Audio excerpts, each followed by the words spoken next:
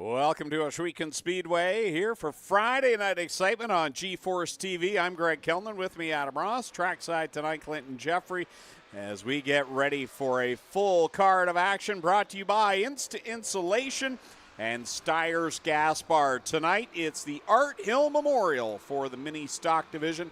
Their biggest race of the year, 42 laps the distance for them. We also have the cars you see on track right now, the Middleport Mechanical Thunder Stocks, the Strickland Brantford Chevrolet Crate Sprint Car Division, and the Cool Kids Ice and Water Core Pack Merchandising Sprint Cars. We are a little bit delayed if you're tuning in on G-Force TV. We had a brief rain shower go through here and dampen the track, but the staff have done a great job. Quickly got that packed in. Everything looks good from here on out for the rest of the night. So we're just getting underway here with our hot lap session. This is the second one for the Middleport Mechanical Thunder Stocks. And for them tonight, there's a big deal. This was supposed to be a regular Friday night race for the Middleport Mechanical Thunder Stocks, Adam, but Ryan Beagle, Dave Bailey have constantly been going to Slack Lumber Victory Lane, and finally the idea of a bounty was set, and I don't think anyone expected it to get as big as it did already in 1 week. I believe it started with $100. Yep. And then very quickly, Brando came up with another $1,000. So I'll add $1,000 to the pot. Then I believe it was Nitro 54 Variety that said we're going to add $5,000 to the pot. So now the bounty on the 49 of Dave Bailey and the 84 of Ryan Beagle is $6,150 on top of whatever the prize money is that night. Yeah.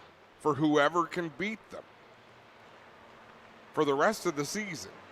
If nobody can beat them by the end of the year, Dave and Ryan get to split that bounty between themselves. Oh, okay. I didn't understand that part, but yeah, that's cool. Well, you know, Clint and I had a long conversation. I've got nothing to do with anything, but he bounces things off me now and then. And there are some rules that have been set up around this big bounty. One of them is the implementation of the spinner-spinnee rule, but only for those two drivers in the feature.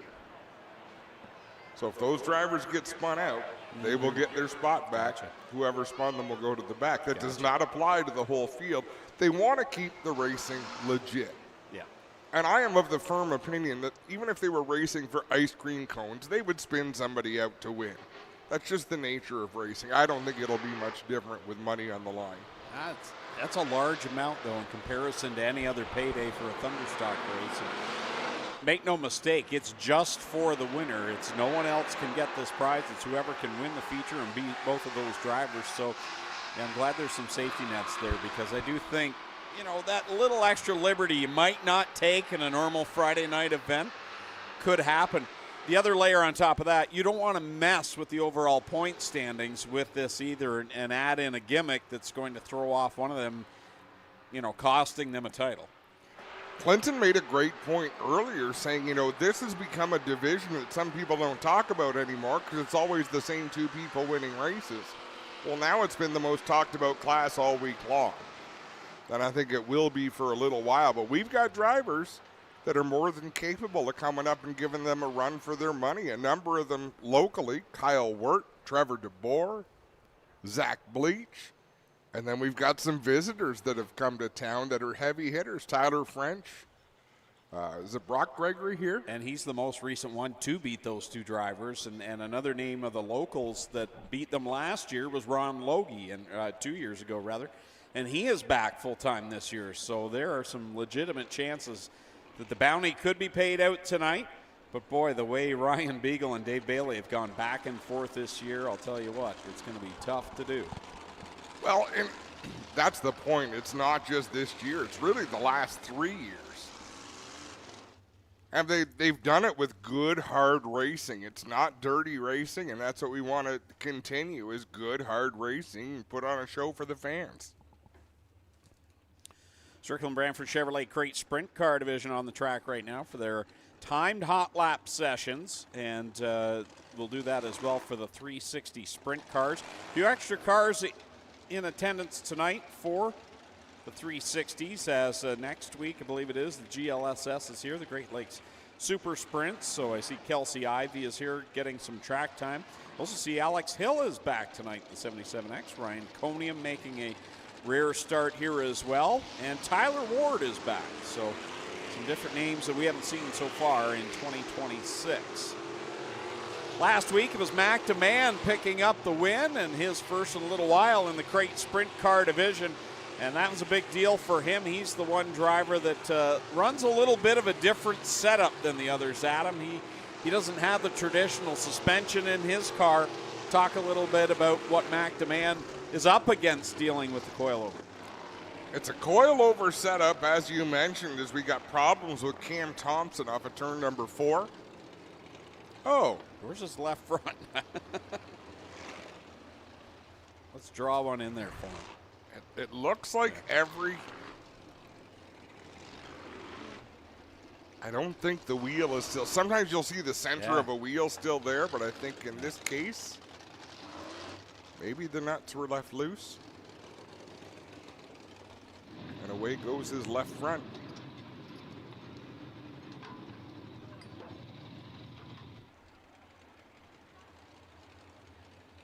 Should be able to bolt that back on, but he's going to have to start at the back of his qualifier later on. So race fans, we know we've got a lot of fairly fresh race fans. Maybe you've never been to Ohsweken Speedway. Maybe you've never been to a race at all. First off, welcome. Things move fairly quickly. So what we are doing right now is basically a practice session. These drivers get 3 laps out here to get some practice, make sure their cars are set up, but they're being timed. So later on, that's how we will set up the starting lineup for their qualifying races. We will break them into smaller groups. I believe we have 35 of these cars on hand, and we only start 28 cars in the feature event. So we will run 4 qualifying heats, or qualifiers. The top 5 finishers from each of those races will go to the night's main event, and the rest will go into a last chance race. And in that last chance race, you've got to finish in the top 8, and you'll start at the back of the feature event. So later on tonight, there'll be 28 cars take the green flag for their 20-lap feature event. We've got 4 divisions. They all qualify a little bit differently, but we'll try to explain it to you. They will all be broken up into smaller groups to get their qualifying done.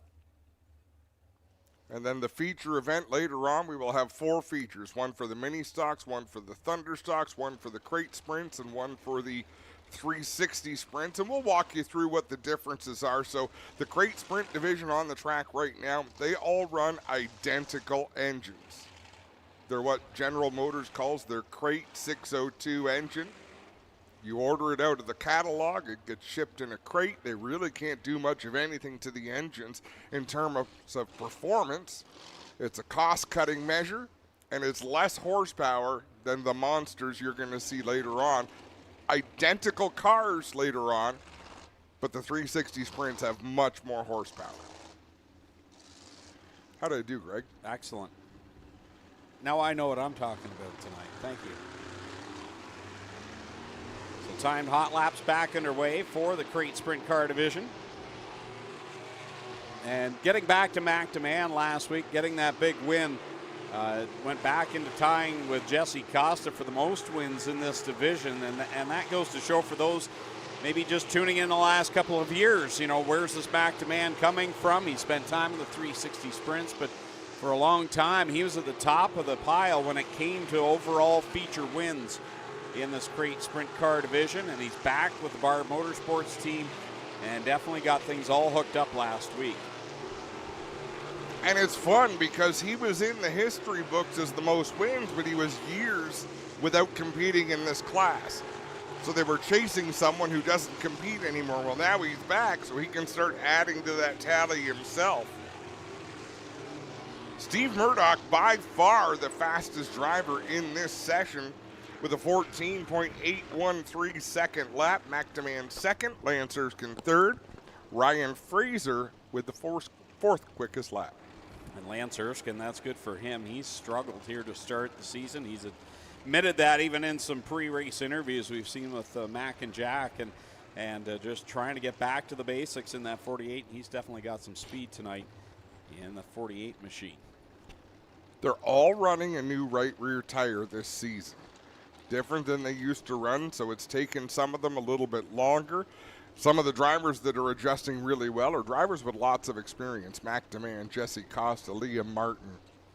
So that is no surprise. Speak of the devil, there's the creative edge number 9 of Liam Martin rolling out now. He was a winner 2 weeks ago, former 360 driver, back with the crate sprint car division where he got his start in sprint car racing. Teamed up with Steve Lyons as car owner. Is that just me or is someone dinging up here? No, that's me. Is that your dinner? It's my dingaling. It's my old friend Dan Harvey saying he's here, right below us in the tower. Welcome, Dan. Great to see Jeremy May back. He took a hard tumble down the back straightaway last week.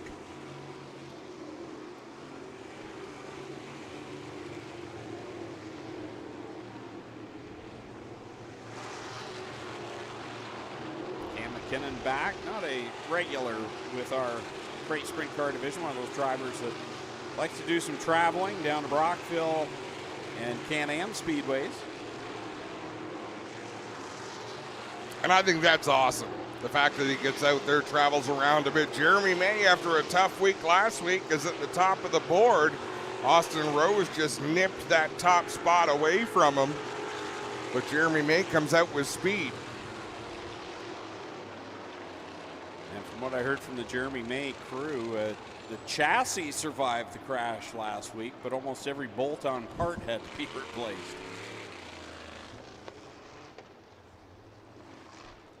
Yeah, you hate to see that. We had a couple of crashes last week that took out some great cars. Curtis Garley, we hope you're feeling better. He is out for a little bit at home. Aaron Turkey not here tonight. Kevin Paul's not here tonight. They were involved in a wreck in turn number 1. But I do see, I believe I saw on the lineup, Campbell Baker's back tonight. Yes. What the heck was he out for? He broke his wrist. They put a cast on it. It's the strongest part of his body now. And if he gets into a skirmish, the little guy can swing it like Cowboy Bob Orton used to in the 1980s. That's win-win. The Iceman, Johnny Miller, in the 20 machine. I misspoke last week, too. I mentioned that Kevin Loveys was helping Brett Stratford, but it's Lee Winger who's been helping Brett Stratford a bit, and I bring that up because he's also been working a little bit with Johnny Miller.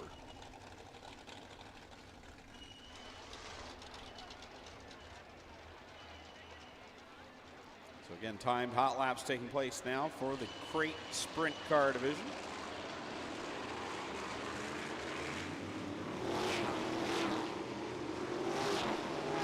Coming into this evening, Jesse Costa leads the way. He's had 3 wins already on the year. And Liam Martin with his 1 win sits in the 2nd spot. Brett Stratford doesn't have a win. And he's running 3rd in the points. Just hasn't quite been the Brett Stratford we expect. We heard from him in the pre-race show and said car was really loose for a while. Then they got things tightened up. And now he thinks maybe tonight if they could get things kind of dialed in between, the car may be a lot better. He knows he's close. How about Johnny Miller at the top of the list? Now Brett Stratford jumps to the top as the checkered flag flies. What a tight bunch. 6 1,000ths of a second between first and second, 87 thousandths of a second. Back to 3rd, Connor Ross up there in the 4th spot. Johnny Miller's going to need some help from the Kenny Upul push truck team sitting down there, the exit of corner 4. Hopefully the car just jumped out of gear. So again, race fans, welcome to Ohsweken Speedway. These sprint cars, all the same. They don't have transmissions. It's either in gear or out of gear. So if they stop, the only way to start them again is to push them. So if it's out of gear like Johnny Miller's is, they'll be able to push him, although I think he's trying to fire that car. Maybe not. If he has it out of gear, it'll just push back to the pits, no problem. If it's in gear, you'll eventually see them pop into life and drive away from that push vehicle.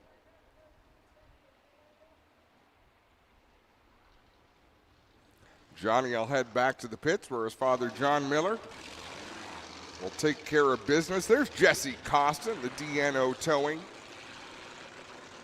Number 52, Tyler LaFantasy in the black 96. He's looked great out there this season. Rookie year in the crate sprints. Logan Schwedick, that beautiful 53. AJ Lewis. One of the unique looks out here, eh, Greg? White wheels on a white car for AJ Lewis in that 24. Well, if you're a supporter of INSTA-INSULATION, that's one to cheer for here tonight. The INSTA-Panels 24 of A.J. Lewis. Multi-time winner here in Street Stocks and Dirt Sportsman. Al Slate in the 2S. Riley Mercer in the 88. Corey Whittam, who has found some speed this season, in that 55. And Brandon Sobeski in the 22X.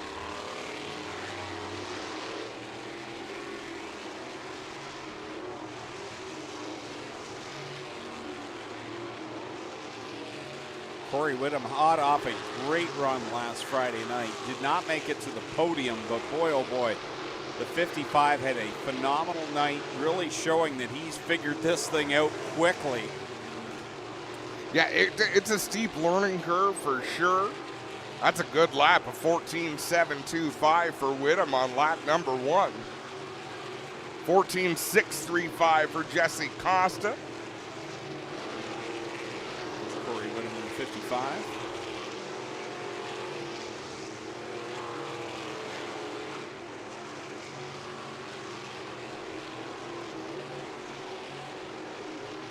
Oh, so close. You see all these drivers bouncing around, knocking one another out of position. The times are so tight. This class is so tight. Very little separates the front from the back in this division. But Jesse Costa out in front, as you can see him pull a tear off if you're watching on G-Force TV.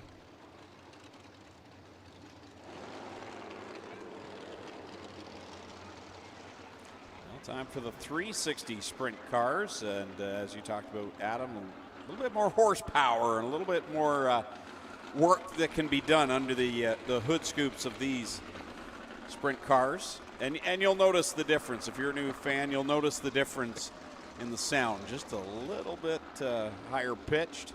If you're sitting in turn 4, you'll notice you're getting hit by little pieces of mud a little bit harder than you were with the crate sprints.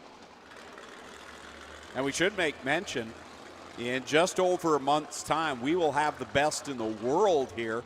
You pick it up another notch to the 410 cubic inch World of Outlaw sprint cars are here July 21st and 22nd. And if you want to see the greatest show on dirt, you'll get to see them here at Ohsweken Speedway. 2 big nights, ohswekenspeedway.ca. You can get your tickets booked, and you're going to want to get your tickets because it's pretty full tonight. It'll be jam-packed for the World of Outlaws. Deservedly so. They put on a whale of a show as we are under green. Cole McDonald comes up to speed.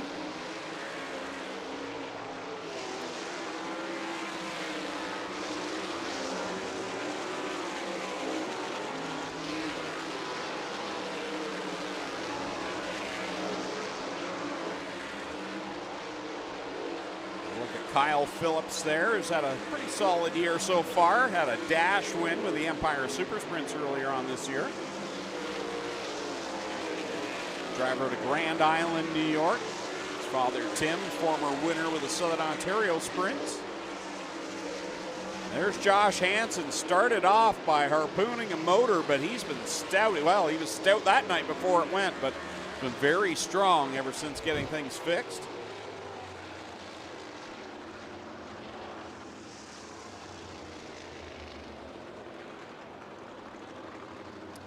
Lap session coming to a close. Still a couple of more to come. 23 360 sprint cars here tonight.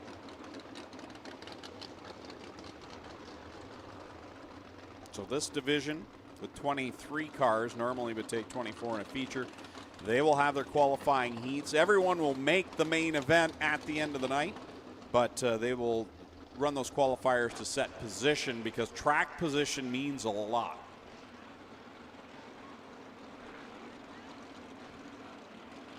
Looks like a great crowd on hand. We want to thank you for your patience getting into the gate. A lot of people to get processed and into the venue. But we appreciate you being here. It's going to be a heck of a show tonight.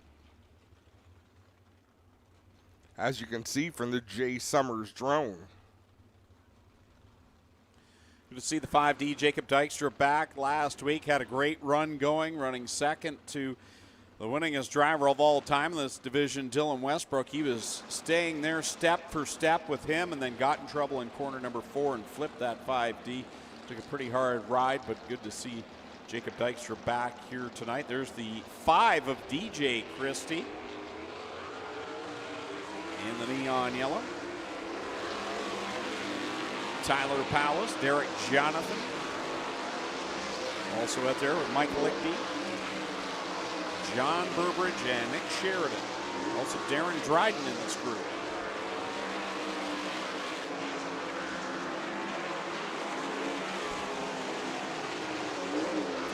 Darren Dryden and DJ Christie were stateside this week to try their luck against the All-Stars down at Wayne County Speedway. Both drivers came close to making the main event, but just missed. The hot lap session 2 will wrap up, and it's going to be Darren Dryden, quickest of all of these cars. A 13.639 second lap. DJ Christie was second quickest with a 13.697 second lap. Nick Sheridan third, Jacob Dykstra fourth. There was a lot of damage to the Dykstra car last week, so I don't know if that's a new car or the same car with a bunch of new pieces bolted to it. Do you, Greg? I do not, no. Third and final group making it out onto the racetrack here for the 360 sprints. Ryan Conium leads the way in that black number 6. Longtime competitor in 360 sprints in this region.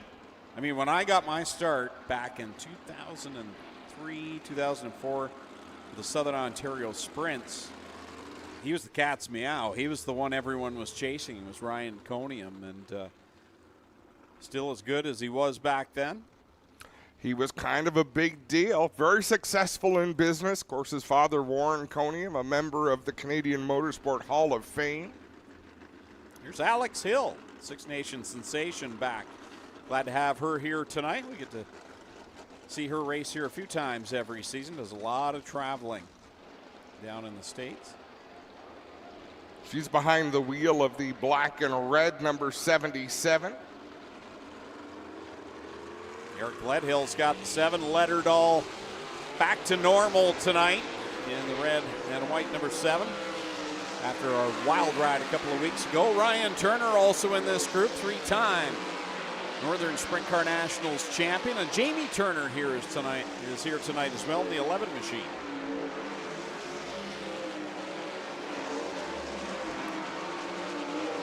That Mobil 1 white flag does look like a weighted blanket that Carter's waving. Yeah, the last group he used the regular white flag. Kelsey Ivey also in this group. Forgot to mention her, my apologies. But Kelsey Ivey, regular runner with the Great Lakes Super Sprints in the 20I. She's out of Fremont, Ohio. They'll be here next week. Eric Gledhill, the quickest by 1/100th of a second. Who are we calling JJ Hickle? That must be, no, it's not Alex because she's got her own. What are you looking at? Does your My Race Pass not have JJ Hickle in the 67? I'm on Race Monitor. Who's it got fourth quickest? Ryan Conium in the 6th. I've got Ryan Conium as 5th. I didn't have that driver. Sorry. Huh.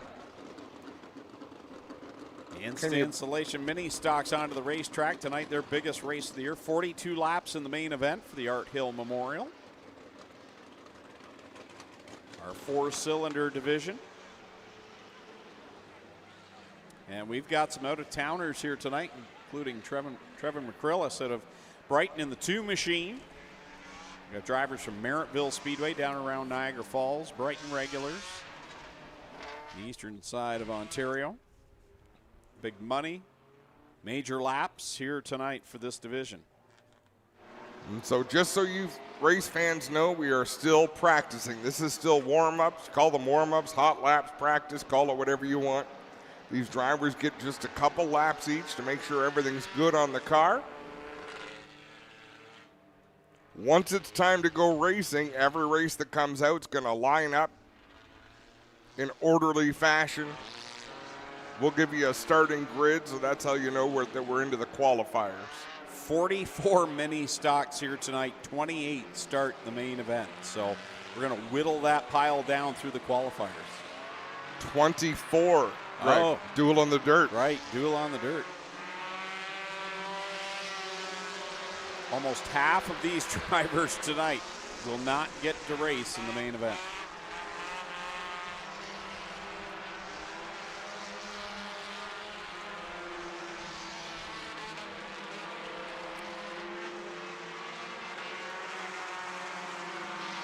Alexander Klotz behind the wheel of the 26.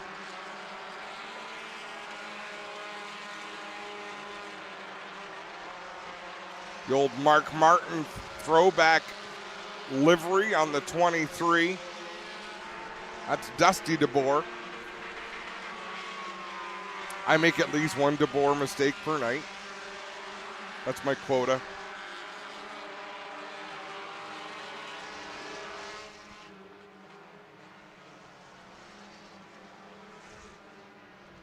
If you're wondering why we're a little bit late tonight, we had some weather come through. So we had to pack the track back in. Cost us what, Greg, about 20 minutes or so? Yeah, we started at 20 after 7. Normally hot laps practice start at 7 o'clock, so it's about 20 minutes behind here. I think we've got one more hot lap session. If you can believe it, it's made Dave Hunsinger even grumpier than he normally is.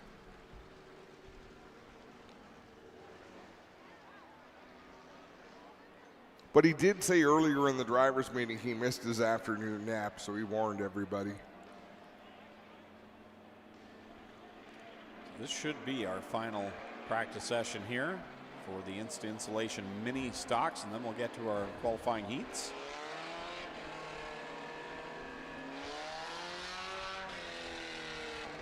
Visitor, home track car, home track car, home track car. So lots, man, all of the home track cars, because there's some who don't make it out each and every week, but everybody tries to show up. Art Hill was the only competitor in the history of Ohsweken Speedway to lose his life in competition here at the racetrack. It's been almost 30 years, and every year since then we run the Art Hill Memorial.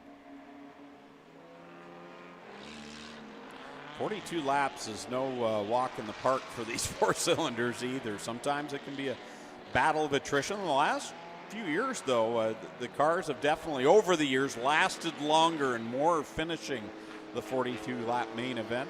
But I remember in the earlier years, if you could finish, you were in top 10. Yeah, it really thinned out that race. But nowadays, these cars are built tough and ready to go for the full haul. Let's work through some shout outs because I've had a few.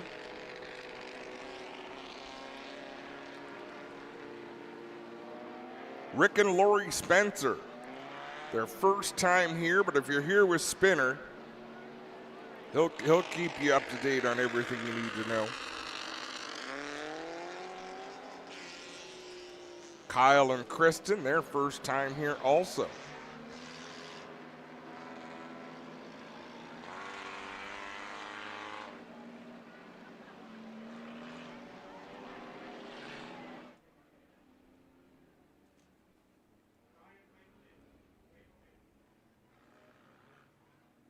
So they're trying to get the 4 of Mason Anderson off into the pits for some reason. We often don't get to hear the why, but we get to hear what they're trying to accomplish in the officials' room next door. Well, he doesn't have gloves on, Adam, and they've been told multiple times, window net and gloves must be up, and I'm pretty sure he doesn't have one way because he's not listening to them, so he will be dealt with. Yeah, that's the 4 of Mason Anderson there that we're referring to in the white machine. Chucky, as he's known, because Chucky rides in the side window. And boy, oh boy, you do not want to start the night off not heeding warnings in the biggest race of the year. You'll be starting deep in this field to even get qualified. No, that can be a bad night, but I don't see bare hands in there. I have old eyes, though, Greg. Well, I'm getting reports he put them on, so it must have had them in the car somehow. He's probably trying to light his smoke. Your dinner's here, Adam.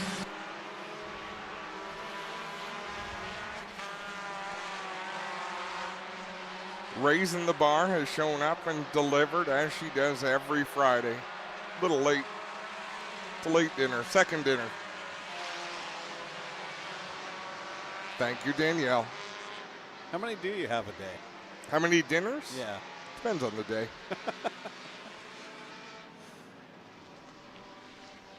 So that will conclude all of our hot laps, and we are ready now to get to our qualifying heat races. Tonight's order of events, things should kick off with the Strickland Brantford Chevrolet Crate Sprint Car Division with their 8-lap qualifiers, 4 in total for them. Thunderstock qualifiers follow with that, our 8-cylinder division, the stock cars.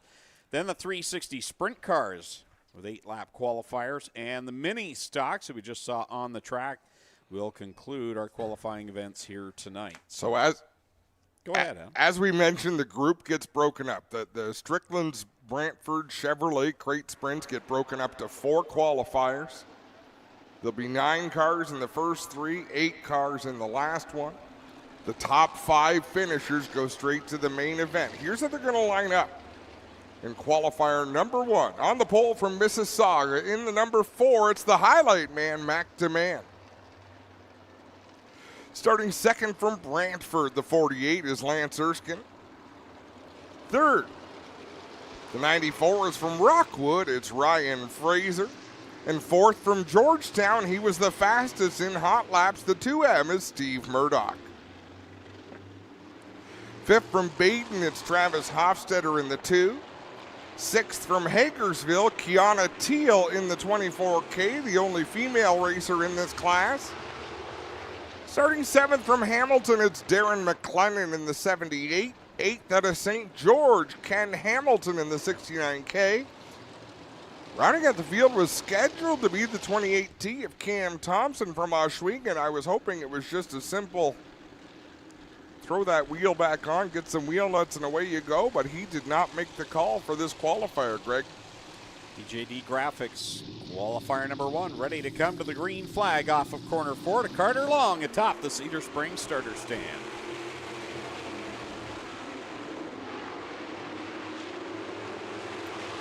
I don't know if it was a bad start for Lance Erskine or a plan to drop right to the bottom. It cost him a spot to Steve Murdoch. Murdoch powers around the outside of the second spot. Mac DeMann out in front in that number 4. Last week's feature winner out in front. Murdoch was very quick in time trials earlier on. He's sitting there in the second spot with Erskine riding in third. Then you've got a very tight battle going on. Ryan Fraser right there with Kiana Teal and Darren McLennan. Kiana Teal got a good aggressive start in that 24K. She is what you call a gasser. Does not like to lift, puts her foot down, and figures it out from there. Steve Murdoch closing the gap on the battle for the lead as Mac DeMann has it. This time by, they'll come to the cross flags halfway home in this first qualifier. And down to the inside goes Murdoch. He'll take the lead at the line. Remember, the top 5 cars move into the feature event without having to run the dreaded last chance race. So Darren McLennan has the 5th spot right now, right behind Kiana Teal. I think he's a little faster than Kiana, but he backed out of the one opening last lap into turn number 3, and now Kiana has pulled away.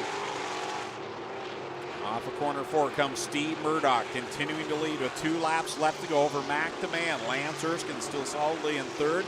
Kiana Teal running 4th over McLennan and Fraser. Ryan Fraser started in the 3rd spot, but he has dropped back outside of a transfer position.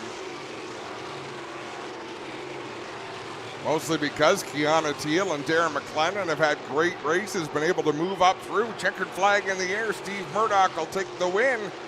Mac DeMann finishes 2nd. Lance Erskine 3rd. Kiana Teal and Darren McLennan punch their ticket to tonight's feature event.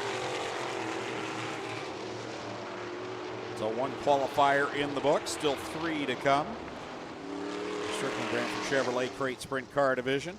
Steve Murdoch was quickest in the timed hot laps earlier on. He moved from that 4th starting spot right up to the lead and gets the heat race win in DJD Graphics heat number 1.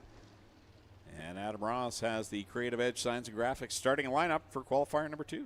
What a great comeback for this driver. He tumbled down the backstretch, did a ton of damage to his car, but he is back and starting on the pole. The number 36 from Hagersville, it's Jeremy May. 2nd from Ancaster, the 16X is Keegan Baker. 3rd out of Caledonia, it's Liam Martin in the 9. 4th, the 3S, it's Austin Rose from Mossley. Starting in 5th from Ancaster, the 51 is Trevor Young. 6th from Ohsweken, the 9C is Brian Nanakoke. 7th from Caledonia, the 89L is Logan Ferguson. 8th from Simcoe, it's Broden Weiler in the 14B.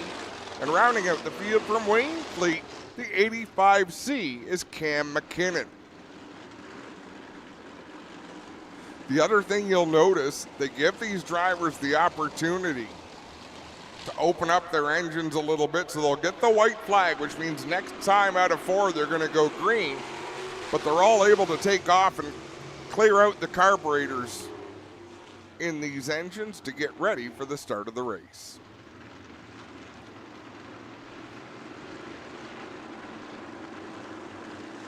Qualifier number 2 coming to the green flag to the WG Truck Center start zone. Down in corner number 4, you see Chris Long with the yellow flag pointing there to the drivers where the start is, and they get the green.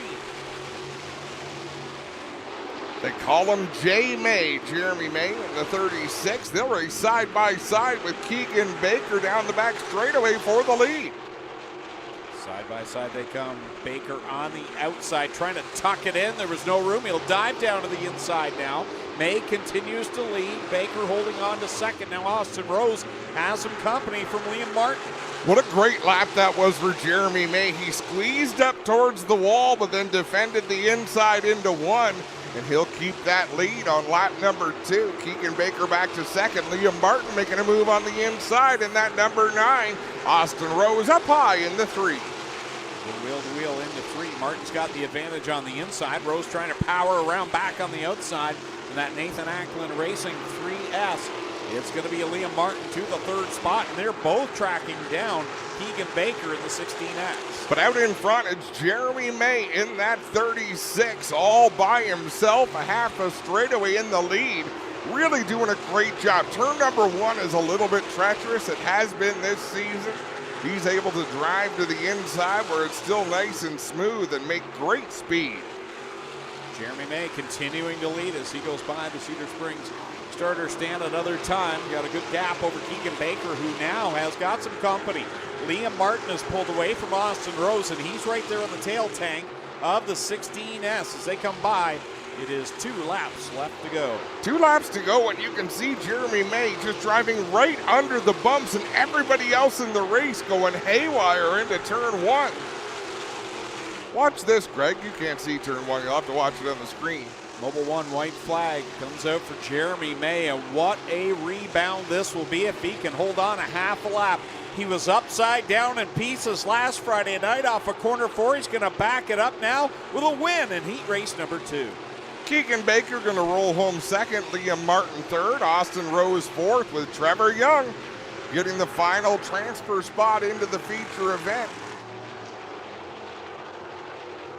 Broden Weiler, Logan Ferguson, Brian Nanakoke, They are headed to the dreaded last chance race, the one final race these drivers will have to try to get into the night's main event.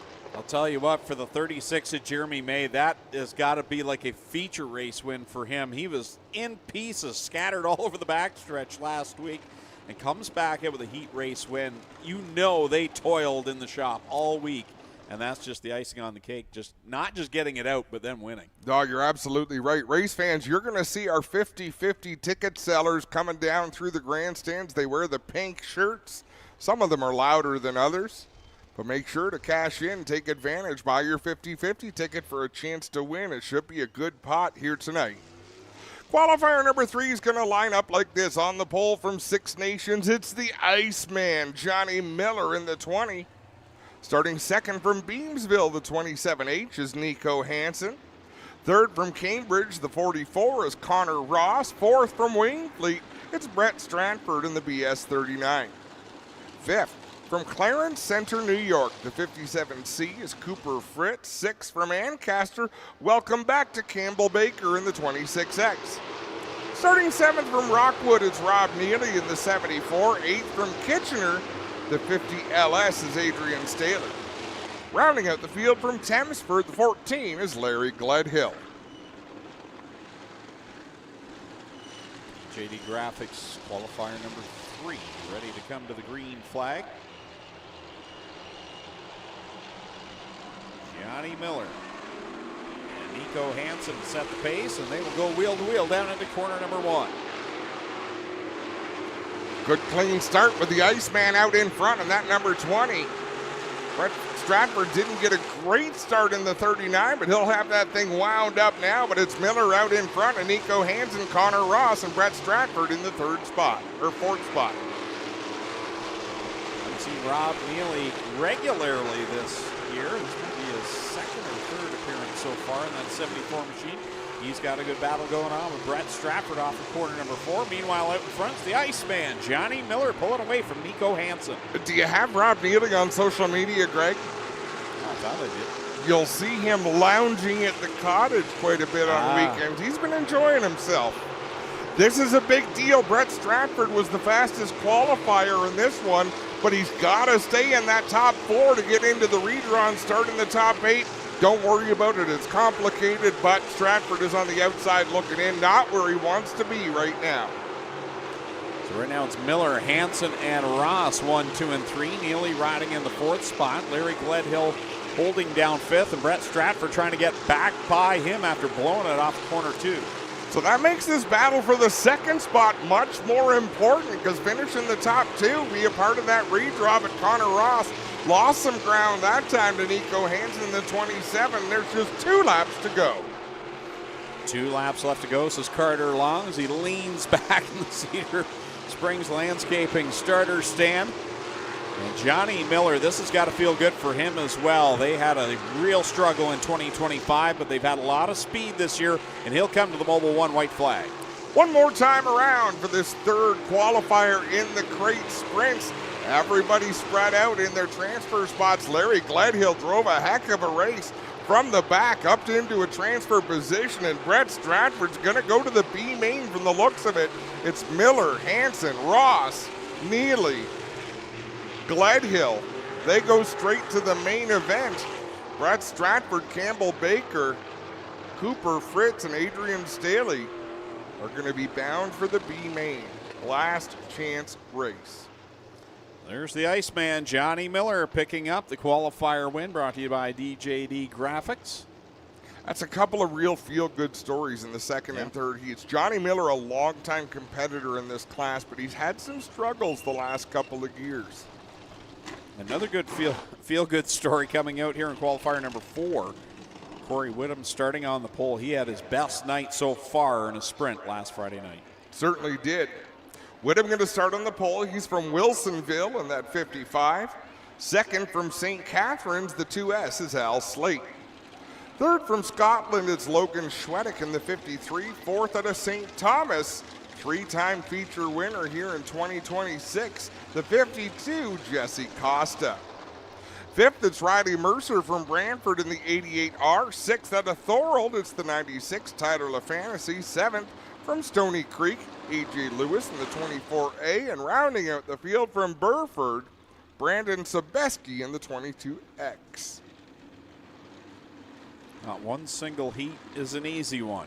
And if you're Jesse Costa, the point leader, starting in fourth means he was quickest out of this group in timed hot laps. It's still not an easy, sure thing that the point leader is going to walk away with a heat race win here. To be honest, Greg, that last heat race looked like a bit of an easy draw for Brett Stratford to be able to move up when he got, Johnny Miller, Connor Ross. Those aren't hot shoes by any stretch. But you just never know because there's so much depth in this field. Connor Ross just needs a better crew chief, and he'd be right there, I think. You aren't or wrong. Whatever your position is. You're right. I'll be happy if the nose ring stays on. Green flag out here in the final qualifier for the Strickland Brantford Chevrolet Crate Sprint Car Division. And it's Corey Whittam pulling out the lead. Had a lot of speed in hot laps earlier. Al Slate right on his heels. Jesse Costa was the quickest, as we mentioned in practice. The top four have pulled away, leaving Riley Mercer in fifth in that final transfer position. But KG veteran A.J. Lewis in that white number 24 just outside of a transfer spot. It's Whittam continuing the lead over Slate. Schwedek's got company. It's the 52 of Jesse Costa trying to work to his outside, but Schwedek holding him off very nicely right now. And really, with the weather that we had roll through here around 7 o'clock, this track is still very heavy. As it widens out and as it gets a little more slick, you're going to see a lot more passing. You're going to see cars sliding around a bit more. But for now, the cars starting up front are really enjoying the fast, clean track. It's all Corey Whittam, Al Slate. Now Jesse Costa moves by Schwedek into the third position. Running fifth right now, having a great run, Riley Mercer. Yeah, Mercer will be thrilled to lock in from the qualifier if he can maintain that spot, and he's opened up a bit of a gap on A.J. Lewis. Both of those drivers have changed lanes. Riley Mercer just got squirrely in turn two. That's going to allow A.J. Lewis to close in as laps are winding down. Just 2 more laps to go. Final 2 trips for Corey Whittam. Came out with a heat race win last week, ran up the top 5 most of last Friday night in the main event. And here he is, back to the Mobil 1 white flag. One more time around Corey Whittam with a bit of a gap back to the 2 of Al Slate. He's just got to keep his line clean as he works through 3 and 4 for the final time. Checkers out. Corey Whittam will pick up the win over Al Slate. Crossing the line third, Jesse Costa over Logan Schwedek. Riley Mercer picks up the 5th spot. And then it's A.J. Lewis, Tyler LaFantasy, and Brandon Sebeski completing the running order. And a winner again in qualifying. It's Corey Whittam picking up the win in the 55 machine. He's taken kind of like a weird trajectory with the learning curve. Most guys go from learning at the back, running kind of middle, and then running at the front. He's kind of gone from the back to, well, I'm just going to run up with the leaders now. From the outhouse to the penthouse. Well, guys, down here in turn number 4, here's your Case IH track report. You called it right, Adam. The moisture has come back here, and it is fairly tacky out here today. So as they start to work it up, the third groove there will be the first one that'll start to blow off a little bit. But there's a lot of action left in this track here tonight. And first off, I want to thank everybody for INSTA-INSULATION. If you're here, thank you so much for coming out. We appreciate you being here tonight. Hopefully enjoy the races, guys. We're getting ready for Thunderstock qualifier number 1. Here's how they line up on the pole. The 51D is Dylan Peckham. Kyle Andrus starts second in the 43. 93K is Mike Lazinga. The 03 is the Gun Show, George Grossel. Clinton Nichols in the 43C will start 5th. 6th, it's Mikey Bobby, Mike Thorne in the 55. Starting 7th, it's Casey Huffman in the 13. 8th is the 19, Kyle Wirt. The 8 is Ryan Denning. The 77T is Carson Thompson. Trevor DeBoer in the 23. Dave Bailey in the 49. Brock Gregory in the 26. And Liam Schwedek in the 53. That was a weird start there. They're going 3 wide already off of corner number 2. And we documented during the hot lap session tonight, the bounty is on. If anyone can beat in the feature, the 49 of Dave Bailey or the 84 of Ryan Beagle, 6,100 $50 going to the winner on top of the regular points money. So you have to beat both of them, and you have to win the race, and they have to be in the race. So Dave Bailey, the 49, Ryan Beagle in the 84, they are the so-called marked men in this one. And one of those hot shoes that have come from out of town is that 26. He's kind of middle to back of the pack right now, that black and yellow 26 of Brock Gregory. He was the last driver to beat Dave Bailey and Ryan Beagle. Certainly was, and you look at drivers like Kyle Wirt in the 19 out in front, Mike Thorne in the 55. We've got drivers who are capable, but Dave Bailey and Ryan Beagle, they're just finishers. They're closers. Oh, trouble on the backstretch. Brock Gregory gets the short end of that stick.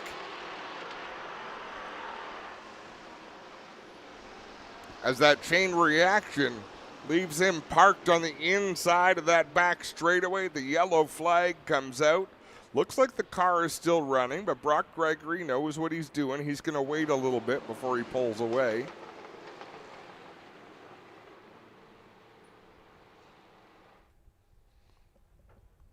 So as we have a look at the Creekside screen on the front straightaway, and you can see that chain reaction. And as Clinton mentioned, our main presenting sponsor tonight is INSTA-INSULATION, the most trusted provider of insulation products and services in Southern Ontario for over 30 years. For more than 3 decades, INSTA-INSULATION has been serving clients across Ontario with fast, dependable service and high-quality products. They've built a strong reputation throughout the construction industry. No job is too big or too small for the INSTA-INSULATION team, from small residential attics to large commercial and healthcare facilities. They've done it all. Have another look there at the replay. And Gregory going again.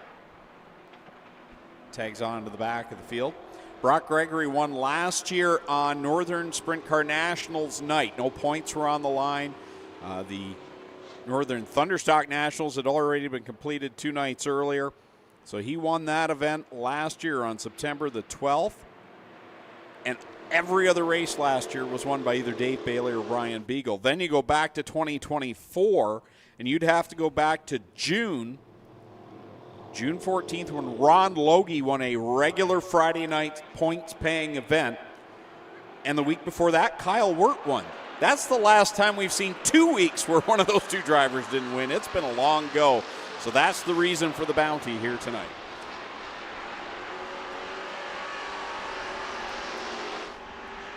It's Kyle Wirt out in front. He's one of those drivers that's usually running right up at the front, and here he is in the number 19. Heavy racetrack. Dave Bailey is so fast when the track is heavy. He's fast all the time, but he loves a hammer-down racetrack, or at least his car does, as he sweeps to the outside of Kyle Wirt. They'll race door-to-door down the backstretch. Kyle Wirt on the bottom. Dave Bailey on the outside. At the stripe another time. Continues to be Kyle Wirt just by a nose over Brewster Baker. Dave Bailey in the 49. Kyle Wirt picked up the pace just a little bit down low. Once Bailey challenged him, Kyle Wirt was able to pick up the pace and maintain that lead. Bailey continues to hammer the outside groove in that 49, but not really keeping pace with the 19. Trevor DeBoer right back there in the 3rd spot. Mike Thorne running 4th, and then the rest of the pack really is never separated. 2 more times around, says Carter, the starter, up in the flag stand. Kyle Wirt continuing to lead. Dave Bailey taking a much wider swing into the turns. Wirt sticking to the bottom of the racetrack. Bailey using a little bit more real estate as we see George Grossel pushing Clinton Nichols through turns 1 and 2. Mobile 1 white flag goes up in the air. It's Kyle Wirt continuing to lead over Dave Bailey, Trevor DeBoer, Mike Thorne, and Clinton Nichols. That gaggle right behind Nichols in the 43. George Grossel again gets right up on the bumper. But out in front, Kyle Wirt gonna win this qualifier over Dave Bailey. Trevor DeBoer is 3rd. Fourth going to go to Mike Thorne. Who's going to get fifth? It's Clinton Nichols over Ryan Dinning, George Grossel, Mike Glazinga, Brock Gregory, and Dylan Peckham. Kyle Wirtz says just pay it out now. Right? He wins qualifier number 1. Pay me. Qualifiers here brought to you by Hunsinger's Plumbing. And with the Creative Edge Signs and Graphics starting a lineup for qualifier number 2, Adam Ross. On the pole from Niagara Falls, it's Keith Dale in the 26. The 44B from Six Nations, it's Bella General in the 44B. Starting third, Brando Green Steiners from Ohsweken in the 81B. Fourth from Harley, the 37, is Rob Hoskins. Fifth from Thorold, the 11, is Go Fast Teeple. Sixth from Binbrook, it's Smokey Tim Phelan in the 427. Seventh from Hamilton, Brian Passetti in the 62. Eighth out of Burlington, Ron Logie in the 97. Starting ninth, the 77, is Mitch Petta from Waynfleet. 10th out of Port Robinson, the 108, is Zach Bleach. 11th out of Victoria, the 84 RK, is the big dog, Ryan Beagle. 12th from Maidstone, the 98, is Andrew Mayu. 13th from Belleville, the 0 is Tyler French. And rounding out the field from West Lorne, the 2G, is John Dunn. I want to wish a happy birthday to Grayson, who's watching from Moncton, New Brunswick. Happy 12th birthday tomorrow.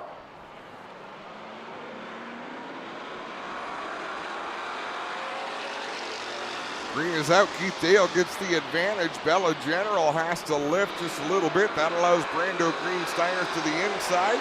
He backs off, but Rob Hoskins didn't. He'll take the second spot on the high side, and Smokey Tim Phelan will follow him through for third. Keith Dale leads lap number 1 with Rob Hoskins there in tow in the second spot. Couple of cars side by side. Ron Logie, one of those regulars at the front, feature winner a couple of years ago. Took all of last year off, but has been back and solid in that number 97. He rides in third, and he'll put the challenge on Rob Hoskins for second. Powers through the inside off of turn number 4 to take that spot. They're fanned out 3-4 wide in 1 and 2, battling outside of the top 5. Ryan Beagle looking for a lane to get that 84 RK through the pack. Keith Dale now feeling the challenge from Ron Logie. Logie digging down to the inside, right along the blocks. He'll pick up the lead. Moves Dale back to the second position. Now here's Phelan working the outside of Rob Hoskins. Tyler French working his way through traffic. The top 4 have a bit of a gap. Ron Logie leading the way. Keith Dale, Tim Phelan, Rob Hoskins. And there's a gap back to Brando Green Steiners in the 81. Ryan Beagle now has worked his way up to position number 6 behind Brando Green Steyers. He'll work to the outside of him. Trouble in turn 2. Mitch Petta in the 77 around backwards. And that's going to draw a yellow flag. Let's see, Land Grill caution flag out. Mitch Petta, a.k.a. Hot Bubby. Hot Bubby. Flat left rear tire. So he's going to take that right to the pits. The 2 of John Dunn. Seems done also. That was kind of that was a reach.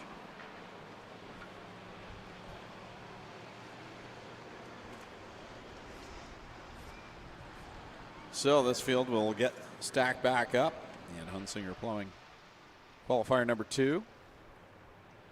Up next will be the Cool Kids Ice and Water Core Pack merchandising sprint cars, the 360 Sprints, ready to go with their 3 qualifying heats. I want to thank Creekside Construction for allowing us to have that great video board down in the infield for a great crowd here tonight. Let's get through our, well, not get through, but let's tell you who some of our other sponsors are. STYRES Gas Bar and Variety, your local gas station right here in Ohsweken, Ontario, located right in front of the Speedway. STYRES offers competitive pricing and friendly service. They're open late every Friday for your post-race fill-up. A big congratulations to Styrers Gas on the completion of their brand new facility on Third Line. Watch their social media for the grand opening details coming soon.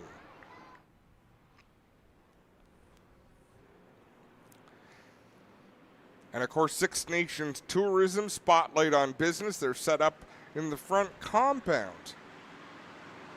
Oh, we're told there'll be samples for the announcers. There weren't there, Greg? I ate mine. Cookies. Have you eaten yours yet? No, I'm admiring them. Green is back out with Ron Logie out in front of Keith Dale. Oh, 3-car pileup into the blocks. Rob Hoskins gets the worst of it. Ryan Beagle fortunately missed all of that. Everybody carries on. Logie out in front. We got one slow up in turn number 3. Now, Rob Hoskins has got something broke on that car. He's all over the track in corner number 4. Brando Green Styrers with a flat left front as we have a look at the replay on the Creekside Construction screen. Hoskins went around. Thank goodness there were 7 cars there to help get him pointed in the right direction. Good 3-car battle right now for the runner-up spot. Here comes Ryan Beagle. He'll slip by both Tim Phelan and Keith Dale into the second position with 2 laps left to go. Can Ryan Beagle chase down Ron Logie? Logie looking good up front. I'm going to say no, he can't, Greg, but just because I like being wrong once in a while, he's going to give it a try. Logie coming through 3 and 4. We'll see the mobile 1 white flag, meaning 1 more lap to go. Good advantage right now for Ron Logie. Ryan Beagle, though, is closing in, but running out of time, as you say, Adam, as we come down the backstretch for the final time. Through 3 and 4, Ron Logie in car number 97 is coming to come to the checkered flag and win qualifier number 2 over Ryan Beagle. Keith Dale, Tim Phelan in 4th, and Tyler French with a great drive up to the 5th position. 6th, Andrew Mayu. Let's go fast. Teeple in 7th. 8th is Brian Passetti, Zach Bleach, and Bella General round out the top 10. We'll take a quick break on G-Force TV and be back with the 360 Sprint Cars.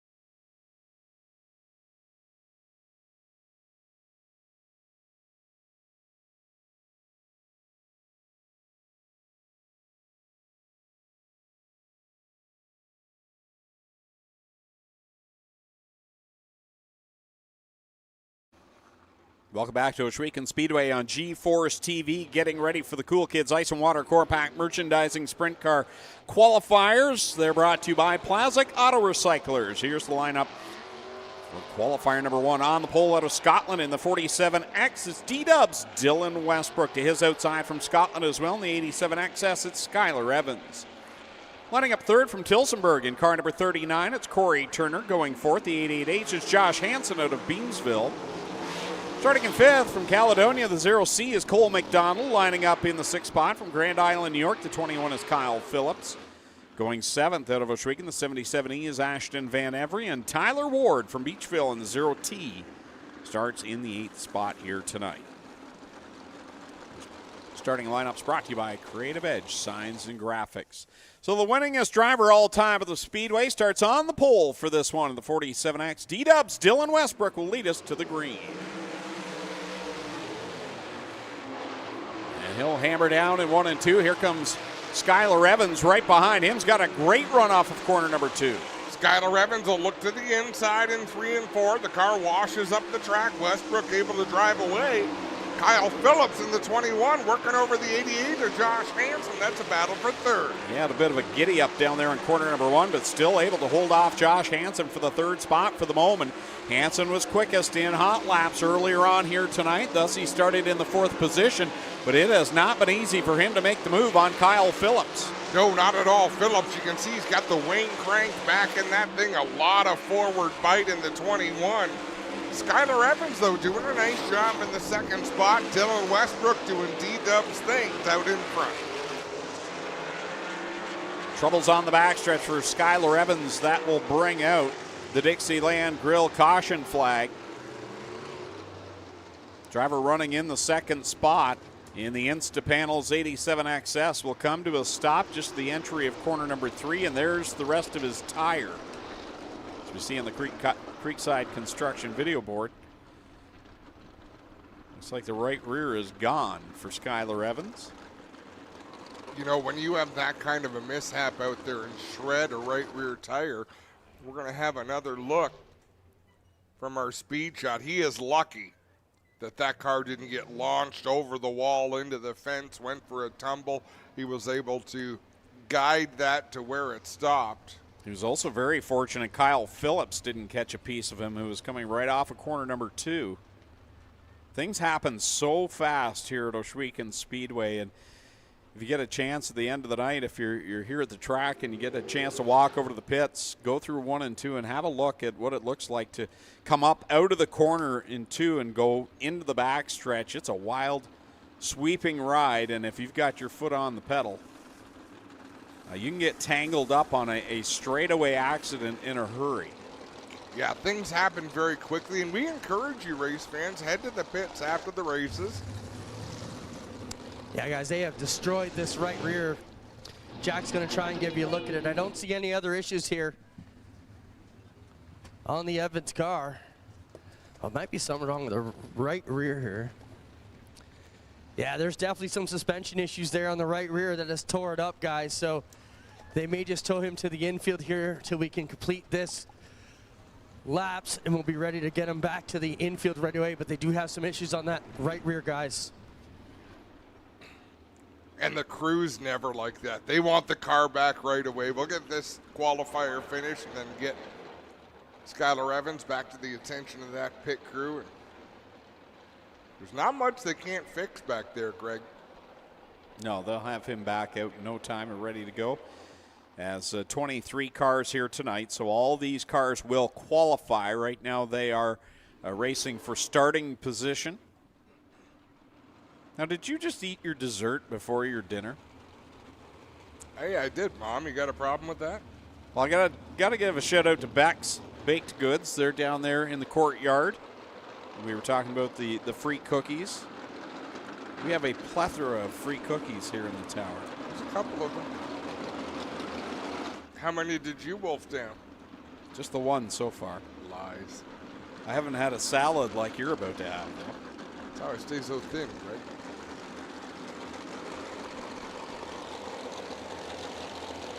Awkward pause. Wow. Back to the green flag. Dylan Westbrook gets some company from Kyle Phillips, but D-Dubs goes around the outside, continues to lead this one. Phillips up on the wheel, but so is Josh Hansen. Hansen races to the inside, picks up that 2nd spot. Lady Luck has not shown on Josh Hansen for a couple of years, but the young man has a ton of speed. Another time by the Cedar Springs Landscaping starter stand, all Westbrook. Then it's Hansen. Phillips still running in that 3rd spot. Cole McDonald having a good solid run right now in the 4th position. Good for him. Yeah, he sure is. Holding off Ashton Van Every in the 77E. Glenn Styres in the 0, as it'll be the Mobile 1 white flag this time. Final trip around for Dylan Westbrook. 100 wins under his belt now in 360 sprint car competition. Looking for the next 100 as he'll head down through 3 and 4 for the final time. Checkers will come out, and Dylan Westbrook will pick up another heat race win. Josh Hansen second, then it's Kyle Phillips in third, Ashton Van Every in the fourth spot over Cole McDonald, and Tyler Ward in the GSR 0T here tonight rounds out the running order. So Dylan Westbrook gets it done again here in qualifier number 1, brought to you by Plazic Auto Recyclers. Clint? Guys, just want to bring you up to a couple speed. The 0 car is a 0T of Tyler Ward tonight. Glenn Styres tried to fire off his car. He put heat in the motor, which means he'll get at least basic points here tonight. But he had shoulder surgery earlier in the week, and Glenn is out for that. He's trying to recover, so he's handed the keys to the 0 over to Tyler Ward tonight. Also want to mention, you asked about the Dykstra car. They tell me that's a brand new car here tonight, so watch for the 5D when he comes back out, guys. Thanks, Clint. Ready to go with qualifier number 2. Again, brought to you by Plazic Auto Recyclers. And the Creative Edge Signs and Graphics starting lineup looks like this. On the pole from Beachville in car number 5, it's DJ Christie. And alongside him from Mount Bridges in the 45, tricky Nicky Sheridan. Going from the 3rd spot, there's that 5D of Jacob Dykstra. He's from Port Colborne.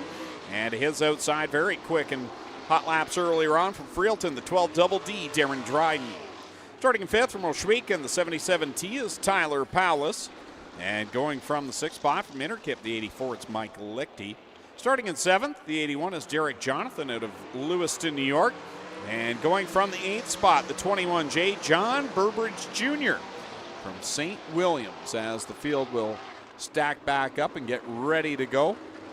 I don't think I've ever seen anyone eat a salad so fast. It's not out of enjoyment, is it? It's out of need. There's still lots left. Pace yourself. You could have taken longer to do that starting grid, but here we go. I'm here for it. I'm just saying. Here we go, back to the green. DJ Christie. Whoa, boy, that was close on a couple of levels. Wow. Nick Sheridan goes for a bounce through 1 and 2, never lifts off the throttle. He'll lead the way down into 3, but DJ Christie and Darren Dryden are right there, hot on his heels. Wow, DJ Christie is itching to get the lead back. He'll sling it up in front of Sheridan. Now back down to the inside comes Sheridan in the 45. Swapping clean sliders there in 1 and 2. Sheridan out in front. Christie back to 2nd. Darren Dryden losing a bit of ground in 3rd as Jacob Dykstra throws a slider on Dryden. He crosses him over. Wow, this heat race means business right now. Nick Sheridan continuing to lead over DJ Christie, and now Darren Dryden beginning to reel in the top 2 in that 12 double D. Tyler Powless and Mike Lichty not losing too much ground to this battle either, but out in front, Nick Sheridan leads the way. DJ Christie is settled into 2nd ahead of Darren Dryden. Christie goes through the rough into 1 and 2. That might have been a good move for him. Nick Sheridan 1 week ago in the feature event looked just okay throughout much of it. And then on a late race restart, he really shot up through the field. And here he is with another good solid run here in this qualifier. Darren Dryden turning some big laps right now, closing in on DJ Christie. They were both a bit quicker than Sheridan that time at the stripe, as we've got 2 laps to go. Final 2 times around for Nick Sheridan, the winner of the Northern Sprint Car Nationals 1 year ago. Sails it through 3 and 4, this time by coming to the Mobile 1 white flag. Sheridan up on the high side. Oh, DJ Christie, bit of smoke coming out of that number 5 as he works down the backstretch. Checkers out, and Nick Sheridan's going to pick up the heat race win over DJ Christie, Darren Dryden. Then it's Jacob Dykstra. Tyler Powless runs in 5th. Mike Lichty is 6th. Derek Jonathan 7th, and John Burbridge Jr. will complete the running order in Plazic Auto Recycler qualifier number 2 of 3. 1 more to come for these 360 sprint cars, and then we'll get into qualifying for our mini stock division. We got 44 of them to get ready for tonight's 24-car main event. Our new fans here tonight, I'm sure you're enjoying the flagging of Mr. Carter Long atop the flag stand. And yes, he is crazy. Absolutely crazy. Hanging out of the perch there, the Cedar Springs starter stand. We've added a little extra for him tonight. He's got that heavy-weighted Mobile 1 white flag. That thing looks like a wet blanket that he's trying to wave. He's switching back and forth. We're just trying to throw some things in there to make it more interesting for Carter, but he does a phenomenal job. He's half the show. There's the races, there's Carter. Lots to watch. Unfortunately, you have to listen to us. I'd bring you in right now, but your mouth is just full of salad.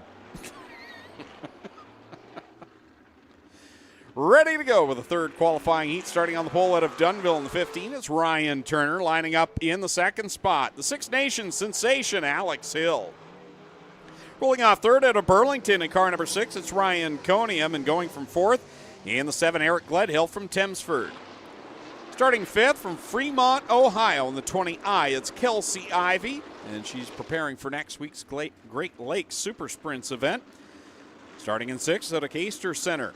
In the 11, it's Jamie Turner, and that will be our 6-car field. Glenn Styres is on the starting lineup, but Clint just mentioned he will not be in competition tonight. Green is out. They charge down into turn number 1. Gledhill with the big move off the start. He'll look to the inside. Ryan Turner for the lead into turn 3. Off of corner 4 they work. Eric Gledhill out in front of Ryan Turner. Turner looks down low, but off of corner 2, it continues to be Eric Gledhill carrying all the momentum through 1 and 2. Ryan Conium had a good run on Alex Hill, lost his forward bite in turn 2, so out in front is Gledhill over Turner. Then a big gap back to Alex Hill in the 77. Ryan Conium and Jamie Turner in close quarters off of turn 2. Eric Gledhill continuing to lead in that 7 machine. 2 weeks ago, ended the night upside down, literally ended the night, because after his flip, the rains came and that was it. Came back last week with that black car. Now he's got it re-lettered and it is hooked up and gone. Eric Gledhill, one of the fastest drivers here at the 360 Sprints. Kelsey Ivey doing a nice job to stay with this pack as well. Alex Hill in the 77, the 11, Jamie Turner, 6, Ryan Conium, 20 at Kelsey Ivey. Great battle. 3 laps left to go for Eric Gledhill over Ryan Turner. Jamie Turner right now putting the pressure on Alex Hill as they work through corner number 2. Experimental engine in that 11 car. I believe that's still the LS engine package. Which, great test, because the 77 will have the best horsepower money can buy. Mobile 1 white flag out. Final time around for Eric Gledhill as he sails it through 1 and 2. Ryan Turner has not been able to touch him. Best battle on the track is this one for third. Alex Hill closes the door down into turn number 1. Checkers in the air for Eric Gledhill. Second, Ryan Turner. Third, it's going to be Alex Hill. Fourth to Jamie Turner, then Ryan Conium and Kelsey Ivey. We're going to take a break. When we come back, it'll be more qualifying mini stock style this time.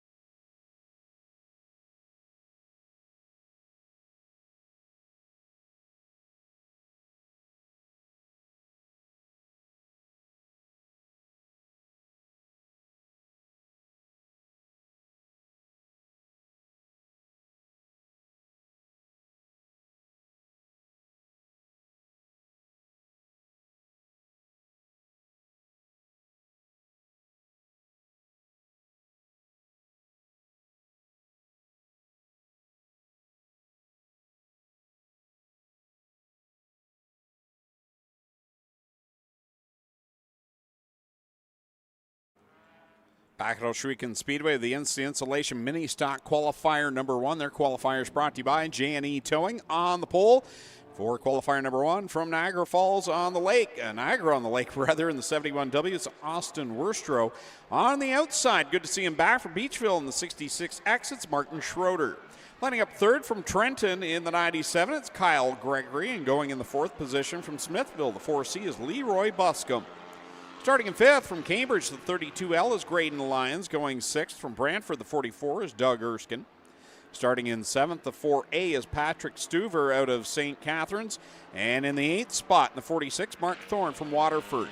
Going 9th out of Woodstock, John Jansen's in the 66. Starting in 10th, he was the winner of the Art Hill Memorial 1 year ago from Niagara Falls in the 5K. That is Ken Hare. And going 11th in car 11 from Caledonia, the Pinball, Mike Giberson. So the defending winner of this event's got a lot of work to do. And again, it's only 24 cars will make it to the main event tonight. We have 4 qualifying heats coming up right now, 11 cars in each. So we start with 44 cars. We've got to whittle away 20 here tonight. And there are absolutely no provisionals. You make your way in through racing, or you sit and watch it. Or you can go home if you like. That's true. You can do anything you'd like, but you can't start the feature if you don't get one of these transfer spots. 5 cars will transfer out of each of 4 qualifiers, and then 4 cars will transfer out of a last chance race. Prestige is on the line, Greg. It's also a great paying mini stock race. It's an APC Duel on the Dirt combined event as well, a series that goes on at multiple tracks throughout the season. So we've got visitors here from Merrittville Speedway, Brighton Speedway, and Ohsweken Speedway as well. So it is a good cross-section of the best here in Ontario. Doug Erskine got a good start in that 44. He's up on the high side, the 46 as well. A Mark Thorne off to a good start. Hare behind them. They got to get up to the top 5. Little contact there we saw with Hare. And the 71 of Worstraw, I believe it was. And now side by side for the lead spot. Martin Schroeder up high, Leroy Buscombe down low. Even lower than that is Kyle Gregory as they're 3 wide for the lead down the front stretch. Schroeder's going to be credited with leading that lap over Buscombe. Buscombe now in the 4C, squirts ahead just a little bit. Right behind this 3-car battle is another good 4-car battle. Martin Schroeder slid up right in front of Doug Erskine, and remember, top 5 cars make it in. All that matters really, Greg, is getting into the race. Yeah. Where you start a 42-lap mini stock race almost doesn't matter. Yeah, you're right. You just want to be in the show, figure it out from there. 42 laps is a long time. They run 15 on a regular Friday night, so here they come off the corner. You want to be in that first pack. Right now, Doug Erskine in the 44 is on the outside looking in.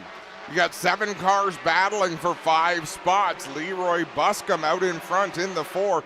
Certainly not safe out there as Graydon Lyons pulls to the infield because the angry pack is still right there. Ken Hare inching his way forward. He'll go to the inside, pick up the 2nd spot. One of the outside invaders leading the way right now, and Leroy Buscombe.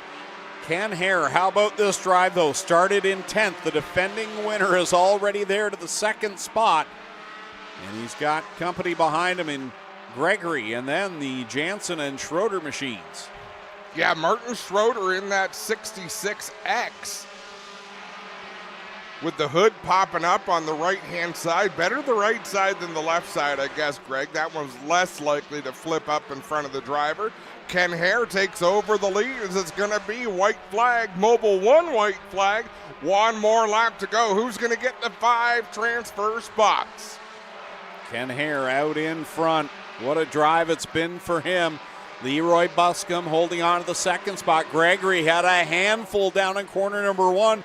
Schroeder and Jansen's are both going to surround him, and Doug Erskine isn't done yet. Gregory got real sideways, lost a lot of speed. Ken Hare going to take the win. He's in. Leroy Buscombe is in. Gregory, Schroeder, Jansen, they all have qualified for the Art Hill Memorial. And that leaves Doug Erskine, Mark Thorne, and the rest to have to go to that last chance race. And only 4 cars come out of that one. So it's going to be a long night now for those drivers that didn't make the top 5.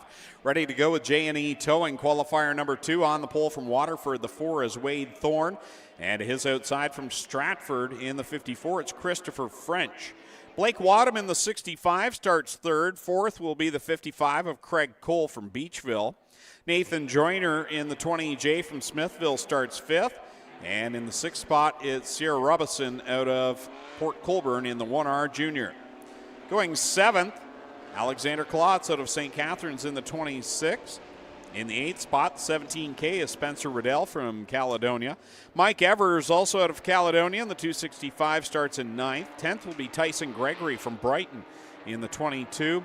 And starting 11th, another one of the hot shoes in this division, the 11E of Jeff Elsliger from Linden, starts scratch in this qualifier.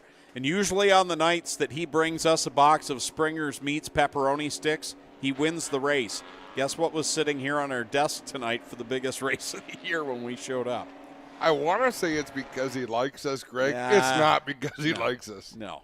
He wants to win. Through the WG Truck Center start zone they go, and this second qualifier, brought to you by J&E Towing, is underway. Clean through turn 1. Jeff Elsliger up to the high side, going around cars 3 wide on the top of the track. Out in front, it's Wade Thorne in the 4.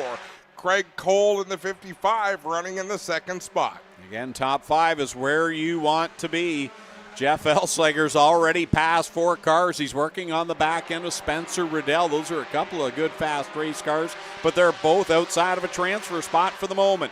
Alexander Klotz, another good car, but Sierra Robinson always runs well when she comes here, so she's not going to be easy. Christopher French, Nathan Joyner, none of them are going to be easy cars to pass. Big gaggle of cars for those final few transfer spots. The top 2 have pulled away. In fact, Craig Cole now working on Wade Thorne for the lead as they go into corner number 3. Then you've got a big gap back to Nathan Joyner in the 3rd position. So for you race fans who might watch NASCAR on the weekends, these drivers do not have spotters. There's nobody on a radio telling them where to go. They don't even have rear view mirrors in these race cars. It is all sensation and sometimes hit the car in front of you. Craig Cole will lead them at the halfway point over Wade Thorne. Then it's Joyner, Robinson, and look at that. Elsliger's made his way to the top 5. He's made his way into a transfer spot, but again, he is not comfortable. Nathan Joyner has no idea what's going on behind him. He doesn't want to know in that black number 20. Tell you what, Tyson Gregory's done a nice job catching up to this pack as well in the 22, one of the Brighton Speedway regulars. Can't count him out of getting the top 5 just yet. Is now at the front. Wade Thorne, I thought maybe he's about to make another charge on Craig Cole, but those two remain nose to tail out in front. Top 2 get into the redraw. So if you finish in the top 2, you get to redraw, start somewhere in the top 8. But look at this battle. Jeff Elsliger on the outside of Sierra Robinson. Alexander Klotz looking for racing room as Elsliger just clobbered that bump in turn 1. He's holding on to the last spot, but Alexander Klotz is right there waiting to try and pounce and get into the top 5, trying to get Blake Wadham to head to the pit area. It was black flag the last couple of laps. As the Mobil 1 white flag comes out, this is it for Alexander Klotz to make his move on Elsliger. He does, down in 1. Elsliger to the inside of Robinson. Klotz was looking to the inside of Elsliger. First and second, Craig Cole and Wade Thorne. They're going to cross the line. The 11 car right now, the final transfer spot. Joyner, Robinson, and Elsliger will get into the top 5. So Alexander Klotz, Spencer Riddell, Tyson Gregory, Christopher French, Mike Evers, and Blake Wadham will all go to the last chance qualifier tonight. 5 more have transferred. We've got 10 more to go through these qualifiers, brought to you by J&E Towing. Having a look at the Creative Edge Signs and Graphics starting lineup for qualifier number 3. It's Brendan LaFrancois out of Niagara Falls in the 24 on the pole. To the outside, Alex Riley in the 17 from St. Catharines. Lining up third from St. Catharines, the 25 is Joe Stevenson. And joining the St. Catharines Brigade, the 215 of Nick Bowman goes fourth.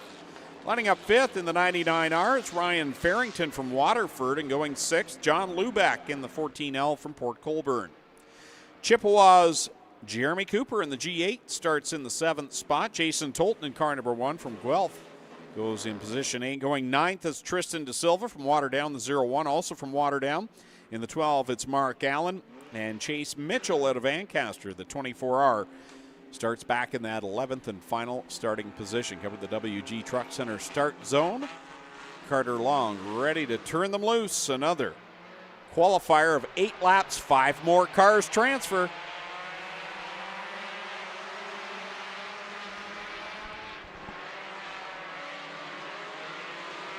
Off of turn number 2 for the first time, Alex Riley up on the high side. Takes that top spot. Brandon Lefrancois runs second in the 24. Alex Riley and that K1 speed number 17 out in front and beginning to pull away just a little bit. John Luback, meanwhile, just got into that 5th transfer position, getting by Joe Stevenson. They're stacked up 3 wide for 6th. Tristan De Silva down low, Jason Tolton up high, a former winner of the Art Hill Memorial. Gets a little squirrely. De Silva and Tolton still side by side. Stevenson not giving up either. It's Alex Riley out in front for Brendan Lefrancois and Nick Bowman, 1, 2, and 3. Jeremy Cooper, John Luback make up the top 5, and there's a gap from 5th to 6th right now. And if they could ever get that settled, maybe one of those drivers could pull away and try and challenge for that final transfer position. I'm a little surprised Luback has been able to pull away because Tolton and De Silva look a little faster to me. So does Chase Mitchell in the 24. Halfway home in this one, Riley continuing to lead over Lefrancois.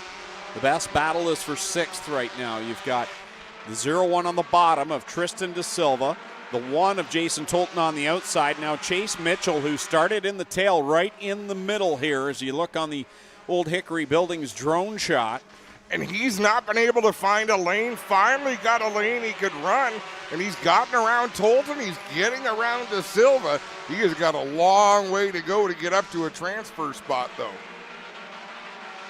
2 laps left to go for Alex Riley over Lefrancois. They've walked away from the field in this one. And then still the 3 cars, 3rd, 4th, and 5th, kind of grouped together in the gap back to 6th. Now Chase Mitchell has broken away a little.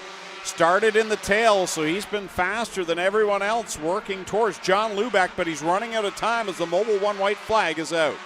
How about Brendan Lefrancois closing on Alex Riley to make that a battle for the lead? Chase Mitchell, I just don't think he's got enough time to get there, but he's got plenty of speed in that 24. So Alex Riley and Lefrancois will come down to the checkered flag. They'll take 1st and 2nd. Luback got a little sideways and 3 checkers out. And Bowman, along with Cooper and Luback, will transfer. So Chase Mitchell, Tristan De Silva, Ryan Farrington, Jason Tolton, Joe Stevenson, and Mark Allen will go to the last chance qualifier, but 5 more have made their way into the big dance. And here's the last qualifier of the night, the final one for the INSTA-INSULATION mini stock. So 5 more drivers set to qualify. Here's how they line up on the pole from Trenton in the 37. It's A.J. Peters alongside from St. Anne's in the 34. It's Randy Allway. Going in 3rd from Hagersville, the 23 is Dusty DeBoer. And going in 4th from Welland, the 9C is Connor Chambers. Starting in 5th from Brantford, the 64 is Nick Erskine. Trevin McCrillis out of Brighton in the 2 starts in 6th. Crystal Souls in the 81D from Hamilton starts in the 7th spot. 8th will be Tim DeBoer in car number 9, the defending division champion from York. Lining up in the 9th position, the 4M Mason Anderson from St. Catharines. And going 10th in the 6X, Mike Sarantakos from Smithville. Keep an eye on the 11th starting spot, the 38P, Bill Pearsall from Puslinch. His first start of the year, I believe, and he was a winner last year. It is his first start, and he and Glenn Hill say they're just here to shake down the car. I'll believe that when I see it. Now it's got the Lexan windshield on this thing. We probably didn't have time to remove it. I hear it was a bare frame on Monday. First time into corner number 3, and Bill Pearsall with a problem in that 38. He pulls off to the infield. Look at this gaggle of cars down the front stretch. Ooh. 4 wide going in corner number 1. Dusty DeBoer leads, and behind him it's a mess right now as Randy Allway goes up the track and gets back on. And then we've got another one headed into the pit area. Yeah, Allway got out of shape, went from basically 2nd back to about 7th. There's A.J. Peters in the 37 that heads to the pits. So that kind of settles things down a little bit. As Dusty DeBoer leads now, Tim DeBoer in the 9 machine. He started all the way back in 8th. He rides in the 2nd spot. Nick Erskine in 3rd. Serentakos in the 6X. Mike Serentakos runs 4th. Serentakos started deep in this field in the 6X. He's in a transfer spot, but don't count out Trevin McCrillis from down near Brighton in that number 2. A spirited youngster. Right on the back bumper of Connor Chambers, who holds that 5th position. Cover the cross flags. 4 in, 4 to go in our final qualifying heat of the night. It's DeBoer, Erskine, Serentakos, and Chambers, but McCrillis is right there. You can smell that final transfer spot. Alway is there as well in the 34. So of that 4-car pack, 2 are going to get in and 2 are not, unless something drastic changes. What a battle. A few of our regular contenders. Dusty DeBoer in the 23, Tim DeBoer in the 9, Nick Erskine in the 64. Out in front in the top 3. They are here each and every Friday night. Running nose to tail this time by only 2 laps left to go for Dusty DeBoer, your leader. Tim DeBoer also close to picking up a win. Was it last week? 2 weeks ago. 2 weeks ago. It's all blending together now, but coming out of 4, got taken out and did not end up in Slack Lumber victory lane, but he's here challenging over to the white flag, looking for the lead. Trevin McCrillis is so fast through the corners, but the car's just not geared right. He is losing a lot of ground on the straightaway. Mobile 1, white flag. He's going to have to pull. Oh, no. Dusty DeBoer in the 23 goes around. He was in a transfer spot. And Trevin McCrillis is in the right spot right now as the Dixieland Grill caution flag comes out. And it wasn't an innocent spin. His right rear suspension has failed. Ruh-roh. You look at the Creekside construction view, you can see that right rear. Go, gadget, right rear. That's a handful. Caught the character down in corner number 1. Eek. Wow, he got some air there with the rear end of the car. He did so. That's going to be a tough one to fix because there's not a lot of time to get that repaired. Well, for Trevin McCrillis, that's exactly what he needed, as that gives him the 5th spot with 1 lap left to go. The Mobile 1 white flag comes out. Next time by, we'll line the back up and ready to go back to the green. So McCrillis is in, but Randy Alway in the 34 is right there. He's had some speed. He's been right there within striking distance, so this is long from over. But I think McCrillis's car will take off like a shot. The gearing is such that it takes off like crazy, but it's no good for these long straightaways. Going back to the WG Truck Center restart zone. Final 5 spots through the heats to be settled right now. 4 more to go in the last chance qualifier. Tim DeBoer leads them into turn 1. Nick Erskine, though, has to feel good on the high side. That's normally where he runs in that 64. Gets a good run down the backstretch. Trevin McCrillis has the 5th spot, but Randy Alway is right behind him. Alway going to look to the inside. McCrillis up high. Mobile 1 white flag is out. Nick Erskine has the advantage for the lead, but the thing to watch is 5th, and Mike Serentakos rather, has trouble, gets squirrely, and coughs up a couple of spots. Yeah, I don't know what went on with the 6X, but yeah, he really slowed down. Maybe a right front flat. Nick Erskine gets the win. Tim DeBoer 2nd, then it's Connor Chambers, Trevin McCrillis, and Mike Serentakos holds on to the 5th and final transfer spots. So Randy Alway, Crystal Souls, Mason Anderson, Bill Pearsall, Dusty DeBoer, and AJ Peters will go to the last chance qualifier. We'll take a quick break, be back with some last chance qualifying racing. For over 80 years, Libro Credit Union has been a trusted financial partner, strengthening financial well-being. And through change, uncertainty, and opportunity, we've stood by you and with you. Join the nearly 120,000 Ontarians and over 12,000 local businesses choosing Libro not just for banking, but for a better future. Bank local. Support local. Loyal to local. Looking for a new race or cargo trailer? Welcome to Kemp Motorsports. Kemp Motorsports specializes in top quality race and cargo trailers from United, Wells Cargo, and Hallmark. From our best-selling Rev Series up to custom 53-foot goosenecks and stackers. We have a huge selection in stock or ready to custom order. With top brands, great selection, and over 30 years experience, stop by and see why Kemp Motorsports is your #1 race trailer dealer. Find us online at kempmotorsports.ca. Back at Ohsweken Speedway, last chance qualifiers, the B main for the Strickland Brantford Chevrolet Crate Sprint Car Division. Here's Adam Ross with the Creative Edge Signs and Graphics starting lineup. On the pole from Rockwood, the 94 is Ryan Fraser. The 14B of Broden Weiler is second. Third, the BS39 of Brett Stratford. Fourth, the 24A of A.J. Lewis. Fifth, Travis Hofstetter in the 2. Sixth, the 89L is Logan Ferguson.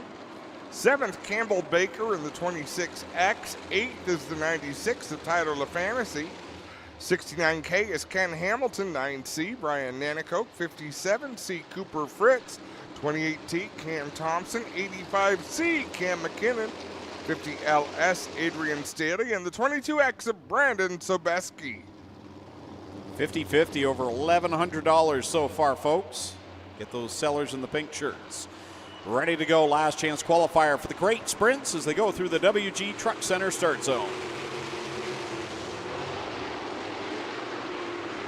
Broden Weiler and Ryan Fraser wheel to wheel down the back stretch. They head into corner 3 for the first time. Brett Stratford in this B main. We don't see him here very often. No, and he does not want to be here. You've got to be in the top 8 in order to run in the feature event. Best way to do that is get out front and run away. Great run tonight for Broden Weiler. Great to see in that 14 machine hanging tough with Ryan Fraser right in it here looking for a B main victory. Weiler is really doing a good job of figuring this stuff out behind the wheel. You know, when you're able to avoid the mishaps and really start to work on your racecraft, that's when you can get it. And Greg, normally, as you said, you start at the back of the pack, you race in the middle, and then you get towards the front. Some drivers, like Corey Whittam, did it a little bit differently. It's Ryan Fraser leading the way in that beautiful Neely Automotive 94 out in front over Weiler, Stratford, and Hofstetter riding in 4th. A.J. Lewis 5th. 6th is Logan Ferguson. 7th is Campbell Baker, and Cooper Fritz holds down the final transfer spot. Right now, Cooper Fritz in the 57 is in. Everybody behind them, Brian Nanicoke, Tyler LaFantasy, Cam Thompson. Those are 3 drivers we expect to see in the feature every Friday night. But you've got to earn it, Greg. Halfway home for Ryan Fraser of Broden Weilers. They work down the back stretch another time. And Fraser showing a lot of speed right now in that number 94 machine. He seems like he's on the cusp of getting up there and competing weekly with the top runners. You know, Ryan Fraser's an interesting example because there's weeks he's a top 5 car. He's been on the podium. Yep. And then there's weeks that he struggles a little bit. But that's a reflection of how hard the racing is in this class. Is Cam Thompson trying to pass for the 9th spot on Tyler LaFantasy. He's got to make that move and then hope to close in on Cooper Fritz. Laps are winding down. It'll be 3 laps to go this time. You want to talk about how hard this division is. A.J. Lewis has probably got double the laps of anybody in the Crate Sprint Car division, and he's 5th right now in the B main. That's how tough it is when you've got those good of drivers in the last chance race. They're closing in. Tyler LaFantasy and Cam Thompson are closing in on Cooper Fritz. Cooper's got the final qualified spot with 2 laps to go. LaFantasy in the 96, the 28 of Cam Thompson. They'll do anything to get there. Mobile 1 white flag out for Ryan Fraser, Broden Weiler, and Brett Stratford. They're comfortable right now, 1, 2, and 3. From there on back, it's not done yet here on the final lap. Who gets in? Ryan Fraser going to take the win off of turn number 4. Then it's Broden Weiler, Brett Stratford. Travis Hofstetter, A.J. Lewis, Cooper Fritz, Campbell Baker, Logan Ferguson. Those are your transfers. Title of Fantasy, Cam Thompson, Brian Nanicoke, Adrian Staley. They are done for the night, and so is Brandon Zabeski. And I misspoke earlier on, Greg, or misread. Let's say that. The new facility on third line is GSR Gas and Convenience. Not what I called it. What did you call it? I'm not going to tell you now. Yeah. It's a beautiful facility. And we're not just saying that. It is immaculate. If you have a chance to go and check it out over there on third line, GSR Gas. And very close to Caledonia, easy to get to from there if you live down that way. Final chance to get into the main event tonight for the Middleport Mechanical Thunderstocks. This one's a smaller affair. On the pole from Brantford, the 13 is Casey Huffman. The 37 is Rob Hoskins. He's from Harley. Starting in third from Hamilton, it's Kyle Andrus in the 43. Fourth from Ohsweken, the 81B, is Brando Green Styres. Fifth from Petrolia, it's Carson Thompson in the 77T. Sixth from Waynefleet, it's Mitch Petta in the 77. Seventh from Ancaster, Liam Schwedick in the 53. And rounding out the field from West Lorne, it's John Dunn in the 2G. Top four finishers. Remember, these are last chance races. It is their last chance to get into the dance tonight. And the top four finishers in this one will get to race for the money. Coming to the green flag from Carter Long atop the Cedar Springs starter stand. And we are on it down into corner number one. Casey Huffman was one of those front runners last week, finds himself in the B main here tonight. It can happen. And it did. Rob Hoskins in the 37 runs second. Brando Green Styres up on the outside in that 81, trying to work his way through, get himself into the feature event.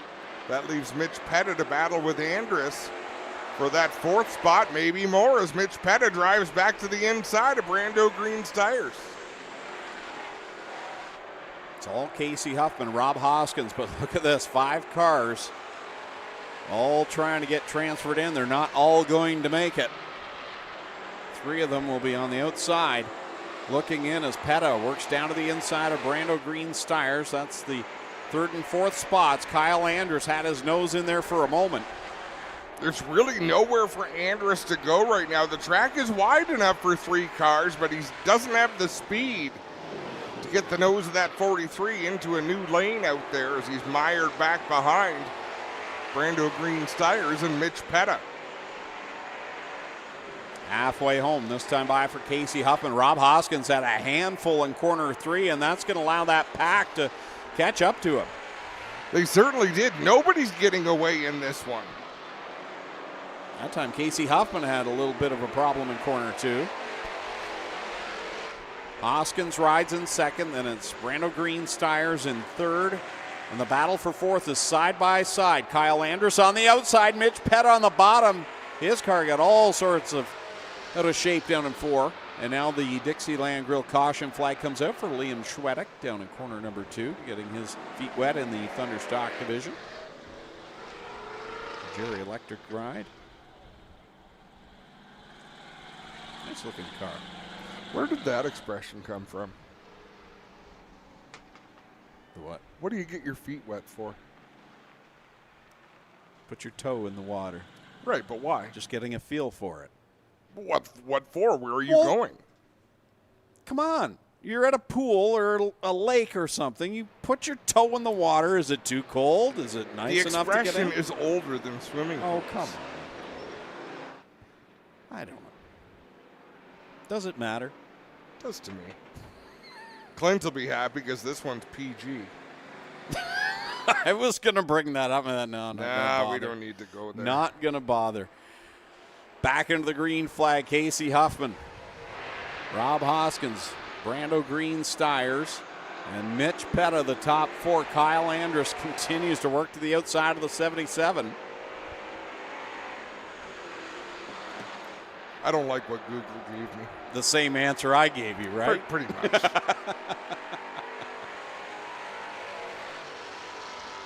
There's usually something really intelligent and profound behind these things.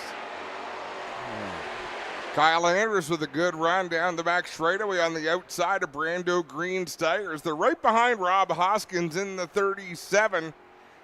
Liam Schwedick has gone around again in that 53. And we will go back to yellow. How lame is this?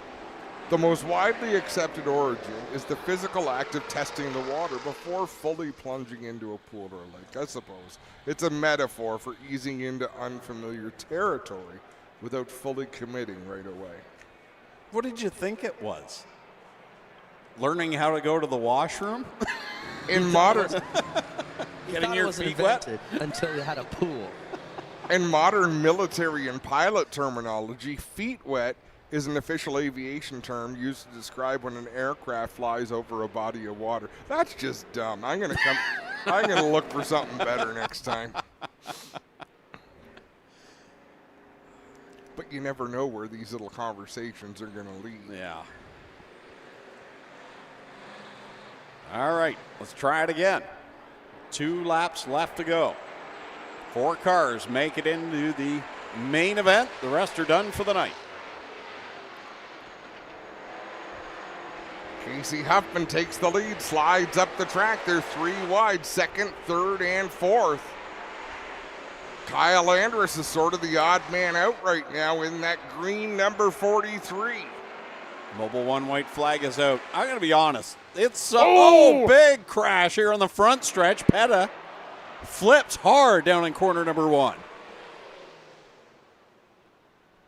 See him moving around. Steering wheel is out. That's a good sign. He is not happy. Petta is flustered. That was a highlight reel spill. Petta getting all the gear loosened off as he prepares to exit that number 77. He is hot under the collar. You can see that. If this were Bowman Gray, he'd be halfway across the track by now. Right? Let's have a look at the replay. Have a look at the Creekside Construction screen on the front stretch. A little bit of contact with Brando Green STYRES, and that thing just dug in.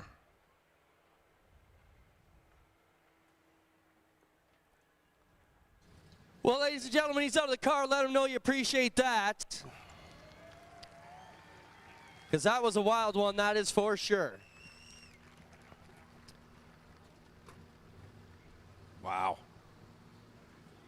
So we will bring in Justin Case and lift up this car and the nose right out of this one. I don't think, Clinton, the damage will be as bad as he might think. You're not looking what we're looking at. Mitch, are you okay? Oh, yeah, everything's good. Not the way I wanted to be on camera, but we're all good to go. He's still smiling, said not the way he wanted to be, Adam. If you look at it, the rat is tore right out. It's up on top of the carburetor. Yeah, but is it leaking? Yeah, it's leaking. Okay, that's a bad day. And we will have to fix this one up here. This was the B main that just wouldn't finish for us. Have one more look at the replay, the drone. Yeah, look how close it gets to this. Rob Hoskins was close to it. Wow.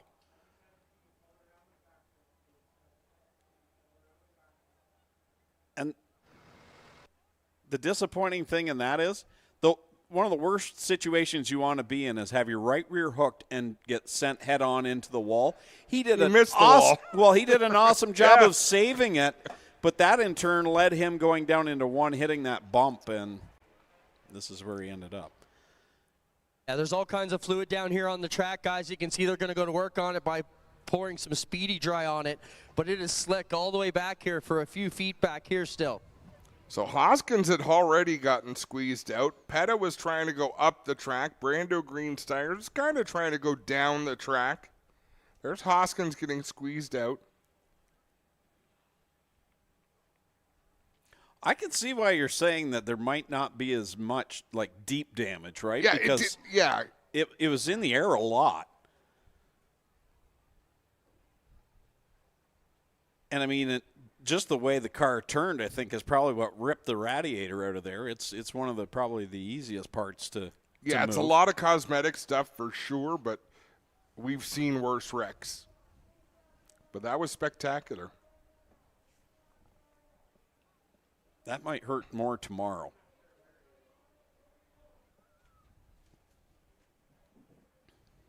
So still 1 lap left to go here and 4 cars to transfer. And I think there's only 5 left. And I was about to say, sometimes it's hard to have like a 7 or 8 car B main and have an exciting B main. This is probably one of the best ones I've ever seen, and then that happened. Yeah, a lot of action. That's how important it is for these drivers to make it into the show. Let's be realistic. Does anybody out there have much of a shot at that big $6,000 bounty? Probably not. But it's important. You so many hours go into working on these cars at home in the shop, and you come out to race. You come out to race the feature event, not the heat race, not the B main, not the practice. You come out to run the feature. And we're down to 4 cars. Yellow and checker come out. Yeah, with the 77 here on the backstretch would not fire. That meant the 4 remaining cars were in. Dave said, we're going to call it. This will be a quick intermission, guys. So we'll take a quick break here on G-Force TV and be back with the last chance qualifier for the mini stocks.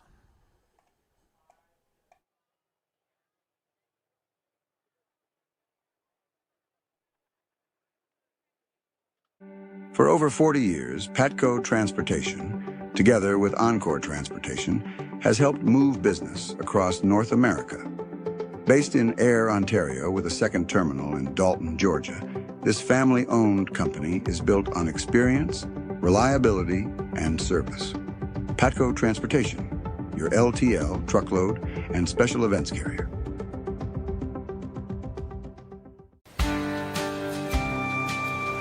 After World War II, my grandfather was diagnosed with cancer, and our neighbors guided my father through his first few years after my grandfather died. This year will be my father's 50th crop. He always reminds me that without the help of our neighbors, there would never have been a first. My name is Randy. I'm a farmer, and I make the best damn tractors in the world because I owe it to my neighbors. Case IH, built by farmers. Scan this QR code now for the best deal on Total Wash. Get the famous wash kit that includes 2 bottles of our revolutionary touchless wash, a foam cannon to efficiently coat any vehicle, and now an extra 3 free bottles of wash. But only at the QR code on the bottom left. This stuff melts the toughest mud and grime off your tractors, ATVs, and even heavy machinery. Thousands of people, from racers to landscapers, are loving Total Wash. So what are you waiting for? Scan the QR code now so you don't miss this exclusive offer.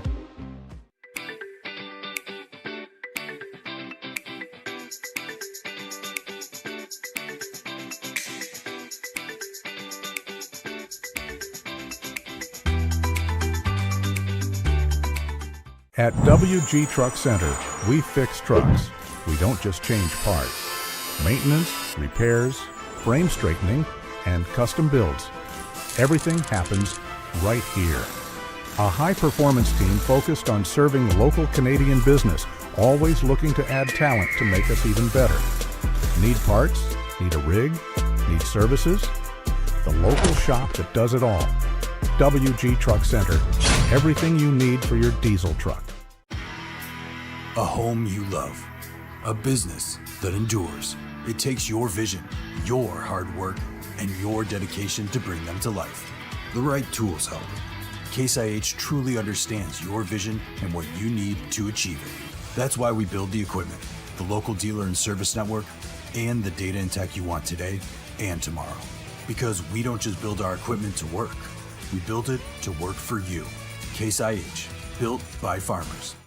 Whether you're looking to make a top cash sale for your used car, want to buy a previously owned vehicle, or need parts for your current car, Kenny U-Pull is the place to visit. Join us and our community of car part pullers in giving a second life to all vehicles while saving you a ton of money. Visit a Kenny U-Pull yard near you today.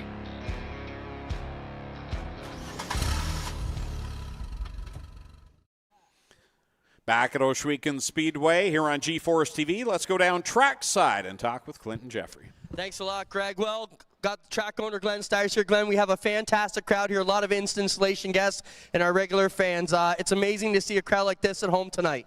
Yeah, it's pretty incredible. I think this is probably our biggest crowd we've ever had here. So thanks for taking the time and hanging out with us tonight. Absolutely appreciate it. Alex, thanks for everything. Thanks, Glenn. Glenn Styres built this in his backyard. Alex, we appreciate what you do for us. You brought a lot of folks here. How about if it's your first time at Ohsweken, make some noise? We love it. Thank you for bringing all the first-timers with us, Alex. This helps us grow the sport, and hopefully everybody gets a taste of what we do here on Fridays. It's been great. I know you got a few things you want to say. I definitely have a few things to say. I know last year I didn't do a really good job of thanking a lot of people, obviously. So first of all, I want to say thanks to Glenn, Tina. I feel I'm super blessed. I get around Canada, Ontario, a lot of races in the States. I see a lot of racing, and people don't realize how great a facility this is, how good the racing is. So super blessed to be able to come here and enjoy the facility. So thank you, Glenn. All right, thank you. Okay, Tina, Glenn, thank you. Huge shout out to all our customers, right? Thank you for giving us work, to my team at Insta. You don't have a good business unless you have customers, so thank you for that. And thank you for coming out today, because it's great that you're a customer, but you're here to support us and support Glenn and the track. It's fantastic. And I want to say thank you to Janine, Lofton, Morgan. Life doesn't happen by accident. Also, huge shout out to Mike Bosveld. Where's Mike? Stand up. Where is he? Good luck finding him. I can't. There he is, right there. Is that him?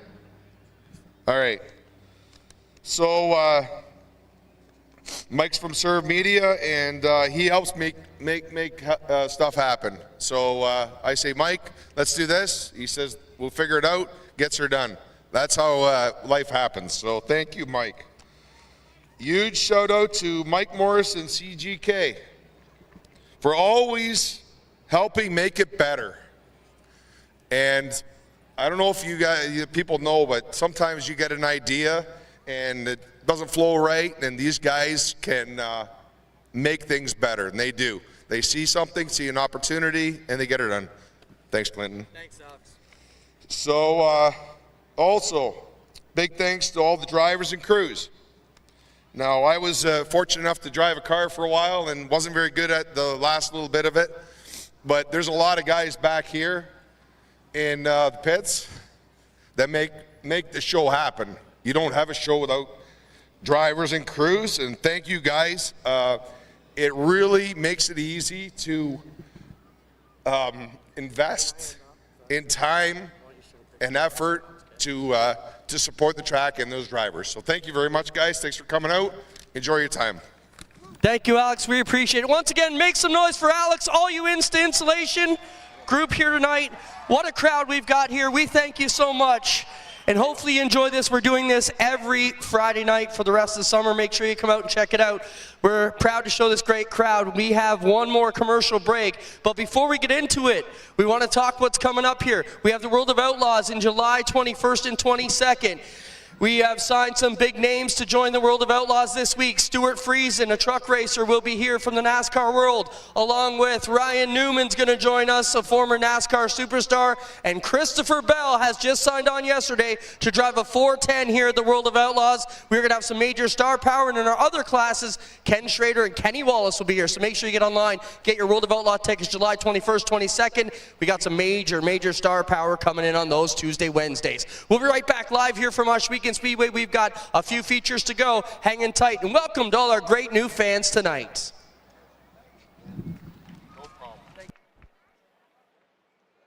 For over 80 years, Libro Credit Union has been a trusted financial partner. Today, as a 100% Canadian-owned credit union, we offer all the products and services you'd expect from a traditional bank, but with a personal, community-focused approach. investing back into the people, local businesses, and communities we serve. Bank local. Support local. Loyal to local. We're blowing away the competition. Get ready to meet the most effective touchless wash on the market. And when we say touchless, we mean touchless. This stuff handles your dirtiest vehicles with zero scrubbing required. No matter the vehicle, Total Wash has got you covered. And right now, only at the QR code below, you can snag 3 free bottles of wash when you purchase our foam cannon kit. The kit comes with everything you need to make cleaning a breeze. So don't miss your chance to try this revolutionary wash system for yourself. Built for a smoother, smarter, simpler season. Built to break new ground every time you break ground. Built for a higher quality harvest. Built to protect your crops with precision while giving you precision control in the palm of your hand. With a local service network built to keep you running. Everything Case IH makes is purposefully designed to work on your farm. Because we don't just build our equipment to work. We build it to work for you. Case IH. Built by farmers. This summer, there is only one way to celebrate.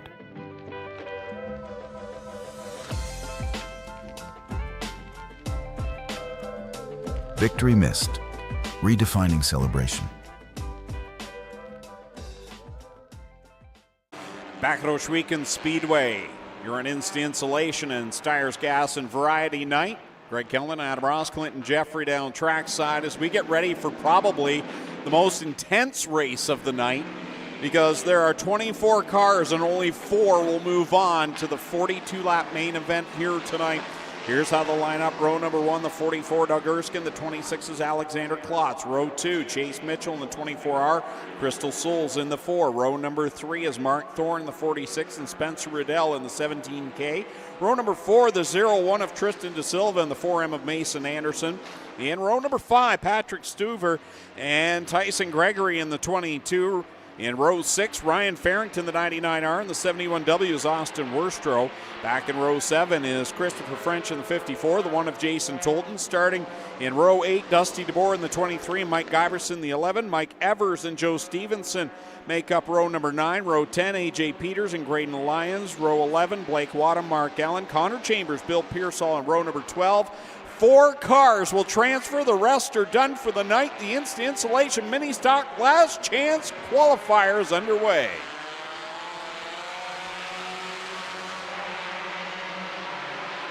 Wow. Doug Erskine out in front. Chase Mitchell, Alexander Klotz. The goal for any of these drivers is to get out front, get away from the pack. Jason Tolton in that number 1 up on the high side, makes a couple of passes early. Spencer Riddell in the 4th spot. Everybody behind there will not get to race in the feature, but Tristan De Silva making a move into the top 4. This is as big a car count as most features anywhere on a regular race night, and some of the biggest star power is buried deep in this one right now. You think of the likes of Jason Tolton and such that are on the outside looking in. Doug Erskine in the 2nd spot. Alexander Klotz opens an advantage. He's out in front in the lead in that 26. Chase Mitchell having a battle with Doug Erskine there for the 2nd spot. Right behind them is Spencer Riddell and Tristan De Silva.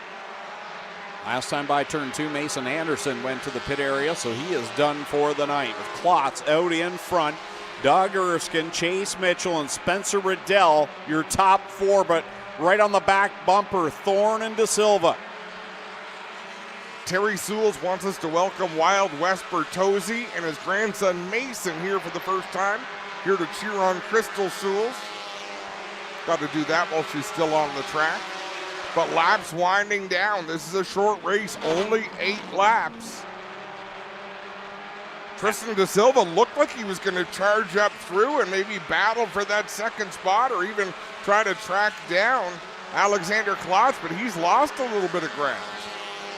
Alexander has done exactly what he needs to do. Got out in front and pulled away. It's a long distance back to Doug Erskine in 2nd. He is far from comfortable. It's 2 laps left to go, and right now you've got 6 cars looking for 3 transfer positions. Somebody is going to be devastated at the end of this one. Spencer Riddell in the tire tracks of Doug Erskine. Problems in turn number 1. Hard lick to the inside of the corner 1 wall. The Dixieland Grill caution flag comes out. And that will slow things down with 2 laps left to go. And for Alexander Klotz, he did not need to see that. Had pulled away and was in safe position to get in.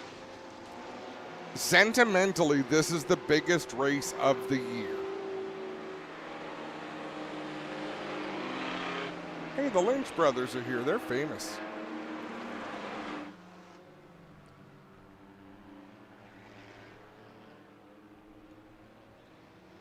So Chase Mitchell right down that 24R, the final transfer position, but still with 2 laps left to go. We'll have a look at the well, I thought we were going to see the replay here, but Patrick Stover is the one that went around. Have a look on the front stretch cam. How do you wind up against the wall? At the outs. Oh, that's how. Yeah. A little bit of help. Sometimes you get by with a little help from your friend, right? Yeah, well, you're not getting any from me, buddy. So many thanks to Phyllis Mallory. She said, yeah, what about that saying? Kind of like break a leg. Where did that one come from? That one is a screwy one. That one I don't know. That one I do know. I'm excited. Finally, I can jump in on this. So, break a leg means back in the day, before people clapped their hands, they would bang the chairs on the floor as a way of showing approval. So, if you made them break the legs off the chair, it meant you did a good job. So that's where break a leg comes from. And it'd be really funny when they tried to sit back down and they fell down and everybody in the row. They were all hoping you broke a leg, buddy. I've broken my share of chairs. Now, that is what you were hoping the toe in the water one was, right? Get your feet wet. It was something obscure. Give me like something good. That was good. I like that. Better get the Google machine, make sure I wasn't full of it. But I'm sure that's what it means. Go with it. Sell it. I hope you're on AI tomorrow. I hope that is the new ChatGPT answer. Green flag is out, and Alexander Klotz, who led much of this, gets overtaken by Erskine and Riddell. Spencer Riddell with a big start in that number 17. Tristan Da Silva looking for a lane, but it's not there in that 0-1. Tyson Gregory had caught the pack as well and had some speed. Jason Tolton's right there, and there's only 1 lap left to settle it. 4 spots on the line. Top 4 finishers will start 25th through 21st through 24th in the Art Hill Memorial. Who's it gonna be? Riddell and Klotz 1 and 2, but keep your eyes. They're about to make it 3 wide. Da Silva through the middle, trying to get to the top 4. Checkers out at the line. Klotz, Riddell, Erskine, and Mitchell. Wow.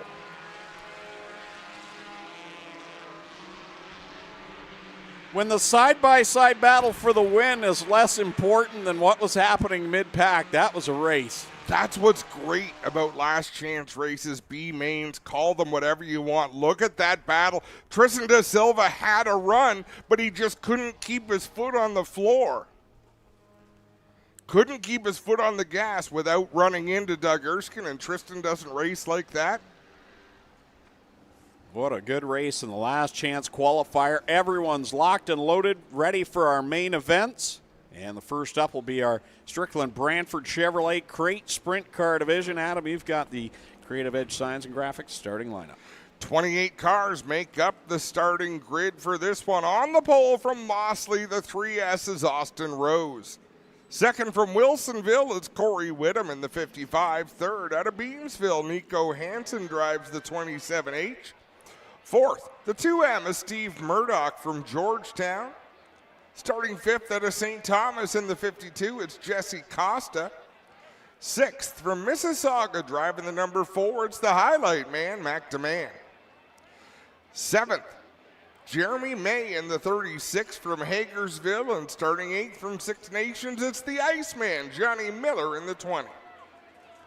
9th from Ancaster, the 16X is Keegan Baker. 10th out of St. Catharines, it's Al Slate in the 2S.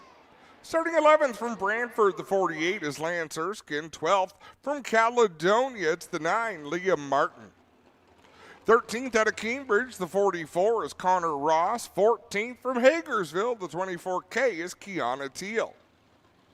15th from Rockwood, the 74 is Rob Neely. 16th, the 53 is Logan Schwedick from Scotland. 17th out of Hamilton, it's Darren McLennan in the 78. 18th from Ancaster, it's Trevor Young in the 51. 19th, driving the number 14 from Thamesford, it's Larry Gledhill. And 20th out of Brantford, Riley Mercer in the 88R. 21st from Rockwood, the 94 is Ryan Fraser. 22nd from Simcoe, Broden Weiler in the 14B. 23rd from Waynefleet, the BS39 is Brett Stratford. 24th out of Baden, the 2 is Travis Hofstetter. 25th from Stony Creek, it's AJ Lewis in the 24A. 26th from Clarence Center, New York, it's Cooper Fritz in the 57C. 27th is the 26X of Campbell Baker from Ancaster. 28th from Caledonia, it's Logan Ferguson in the 89L. That is your starting grid for the Great Sprint Feature event. 28 cars are going to take the green for 20 laps.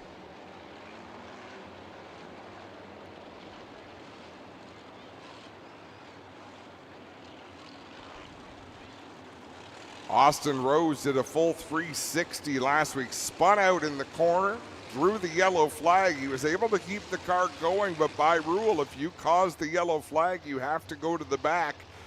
He had to go all the way to the back of the field.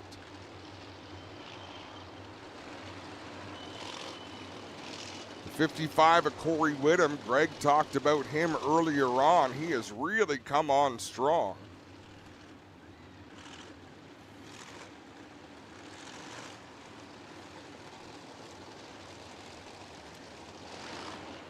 Nico Hansen in the 27 out of Beamsville. His brother Josh Hansen runs in the 360 sprint division. He's been doing so much better. Mikey Krutchka still working on the cars. He has stepped away from the driving duties in the 0-1. We may see him come out later in the year and compete with the 360s. But for now, he's content turning wrenches and supporting the team that way.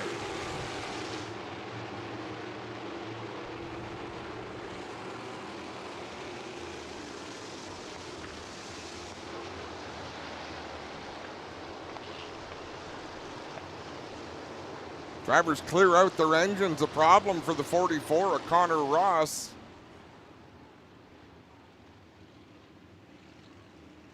Turns that car into the infield. Looks like his night will be done.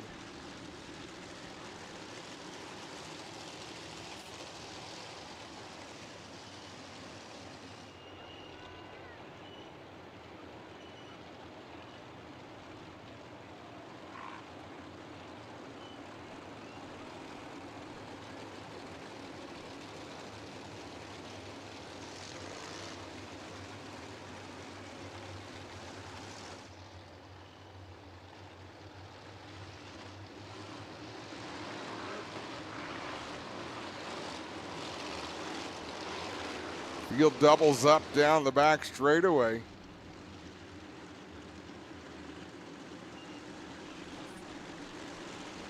As we get set for the green flag, Austin Rose on the inside, Corey Whittam on the outside.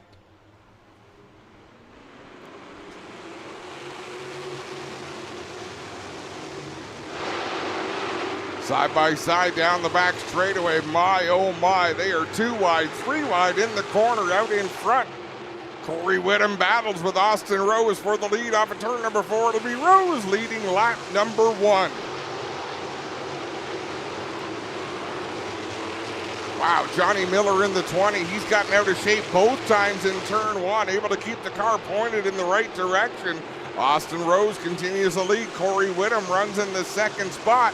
Jesse Costa in the 52, Mac DeMann in that 4. They run 4th and 5th right now. They've got to be the favorites to go up and steal this one away. I think they've won just about all the features so far this year.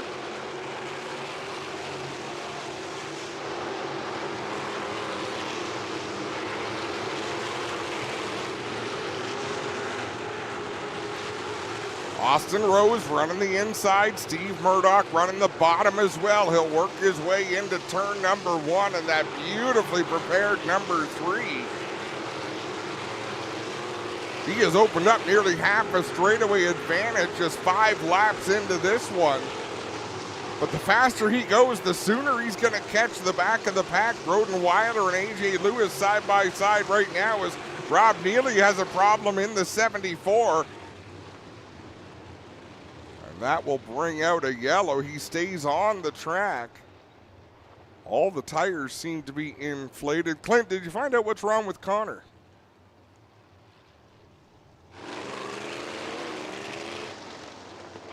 Yeah, Adam Sawyer's trying to get him like there. Yeah, he said there was something wrong with the steering, did not feel good, so he pulled it in.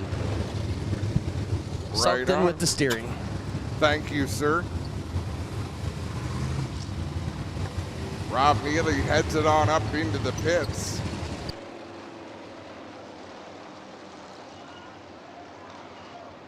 I got Connor Ross here. Connor, what's the story on the 44 car?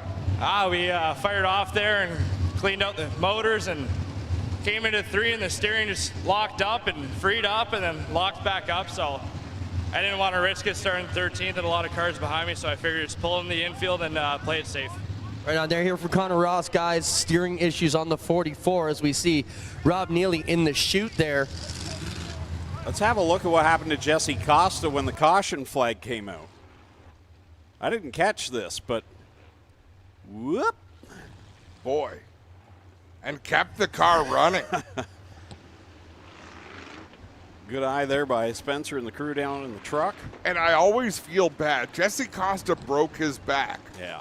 Racing one of these sprint cars. So whenever you see that kind of jostling, you think, oh, that poor guy.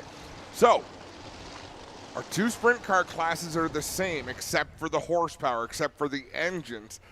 Also, the rules of how they race are different. We use in the crate sprint division, which is this division on track, it is a single file restart. We put that cone out on the front straightaway.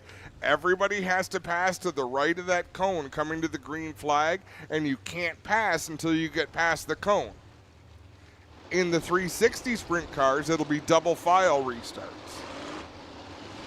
So the one thing this does, Greg, because the pack was double wide racing, so they were about halfway around the track.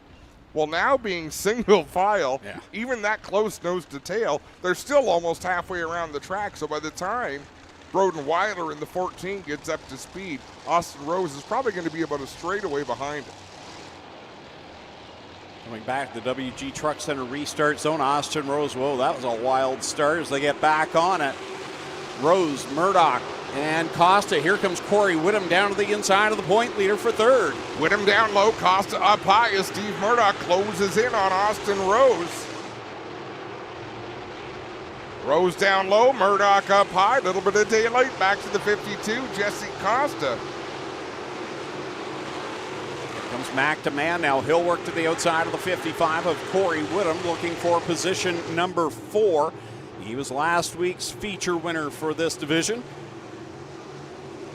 Al Slate having a good run. So is Jeremy May and Nico Hansen. The 36 of May, the 27 of Hansen. They run 7th and 8th respectively.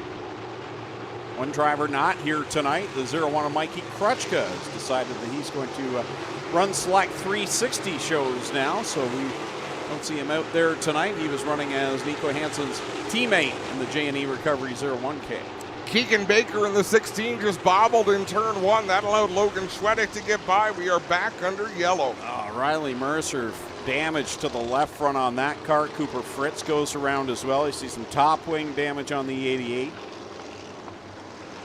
And that puts us back under the Dixieland Grill caution flag. I did not see what happened with these two.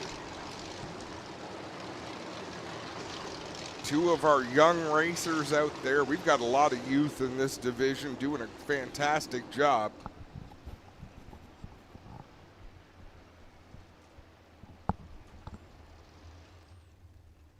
Tow truck going to pick up Mercer from the front end in that 88. We'll see if Cooper Fritz needs a tow or if he can just be pushed off up there.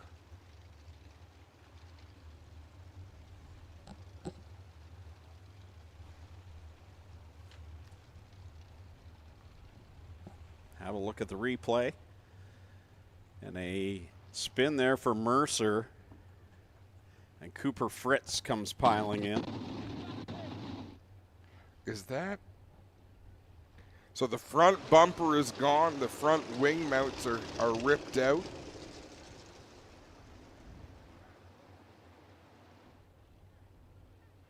Hopefully Cooper Fritz knows that because that front wing won't last long. Great shot there from the Jay Summers drone. Well, we'll get over here and check out. Microphone, Spence? Yep, You're good. We got you. Well, guys. Spencer, we got a mic? Yep, we can hear you, Clint. Well, guys, down here, the 88 of Riley Mercer, and you can see this rim got just obliterated by the front end of Cooper Fritz. And look at that rim, guys. It is beat up bad. Tough break for young Riley Mercer. And over here on the Cooper Fritz 57C, we tried to roll him off. The car looked all right. He said, no, I'm done. The car would not roll, guys, so they're going to have to hook this one from the front as well. So still 11 laps left to go here in this first feature race of the night.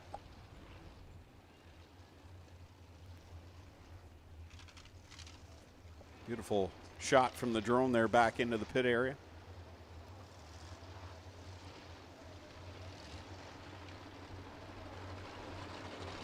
Yeah, we've got some great cameras in some great places here at Ohsweken Speedway.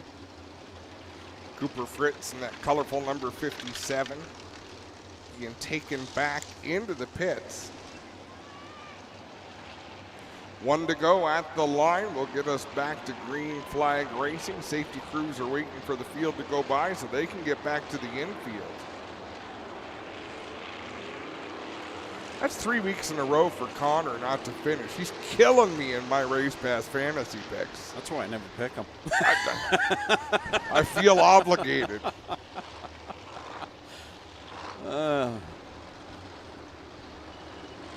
Has nothing to do with him. I like Connor. I understand. It's just out of spite. I understand.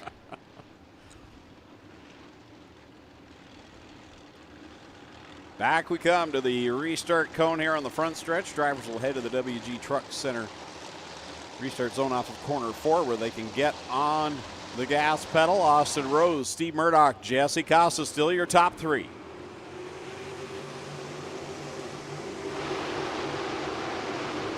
Field goes cleaning past the restart cone. Steve Murdoch to the outside of Austin Rose. Things get skinny down there on the back straightaway. Halfway, Austin Rose leads. Murdoch's doing all he can to get by the 3S machine. Catches a little bit of that berm up there, and it juked the car around, but he's still got foot to the floor. That's been a wild couple laps here for Steve Murdoch. Murdoch is taking the long way around in that 2M. Austin Rose has been smoothed down low. There's a bit of a lip between 1 and 2 up on the cushion, and that keeps straightening the 2M in the corners. So he's having to do a lot of steering up there, but his foot is remaining on the floor. And he's one of those guys so super quiet, yet when he drives, he is no fear all the way. He hit it that time. Did you see how fast he got through 1 and 2? He found the line where he was able to avoid that lip. If he does it again, he's going to take the lead. Nope, he caught the lip just a little bit, but still making good speed out there in the 2M. Closes in on Austin Rose. Rose continues to run the line that's kept him out in front, but here comes Murdoch. Door was shut. He didn't lift as they go down into 1 and 2. Oh, he got it beautifully that time. Great run. Pulls alongside Austin Rose. Side by side, wheel to wheel down into 3 and 4. Rose down low, but he's going to drift up high off the corner. Murdoch has a decision to make. He gives him a boot in the butt as Broden Weiler goes around in 2. Oh, what a great battle for the lead. Did you see Murdoch punt Austin Rose on the straightaway? There is Kiana Teal in the 24K. rolls to a stop on the front straightaway. I think the red light may have come on for a millisecond, so she may have shut the car off to come to the stop. That might be the case. But going back to what you were talking about, Jesse Costa now has come to a stop on the backstretch. So possibly the same thing for both of them, Greg. Yeah, they'll just get pushed off. We did hit the red blip here for just a second. They got it shut off real quick. There's that push off you were talking about, Adam. He's going into corner number 1. Now, normally, two drivers do that. They crisscross off of 4, and someone's got the run. They would dive down to the inside, but Steve Murdoch, he knows where his payday is, and it's going to be around the outside of 1. He wanted to stay up there. I feel like Murdoch is getting frustrated because Rose is driving most of the track on the bottom, but scooting up and pinching him up to the wall a little bit, and I think that was Murdoch's way of saying, hey, bud, you don't own all of it. You may very well be right. Definitely wanted to make an impression. Kenny U-Pull push truck team behind Jesse Costa, getting him underway, and it seems to be more of a discussion here with him. Maybe it's a safety issue. He had the gloves off, maybe dealing with safety belts or maybe one way. Yeah, I hear Dave talking one-way check. That was for Jesse Costa, so maybe that was the problem. So we mentioned earlier these drivers don't have radios like you would see in a NASCAR race, but they are wearing radios so that the race director, Dave, can talk to everybody. He can't talk to drivers individually, but he can talk to everybody on the track when he is giving out instructions. And for the new fans, he just told the 52 slot right in there between the 2 and the 4. Jesse took his position, and we should be ready to go.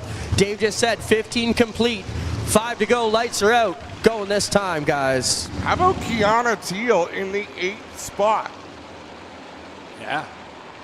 Having a fantastic run right up there behind Liam Martin, right ahead of Jeremy May, who's having a great run as well tonight, and good to see.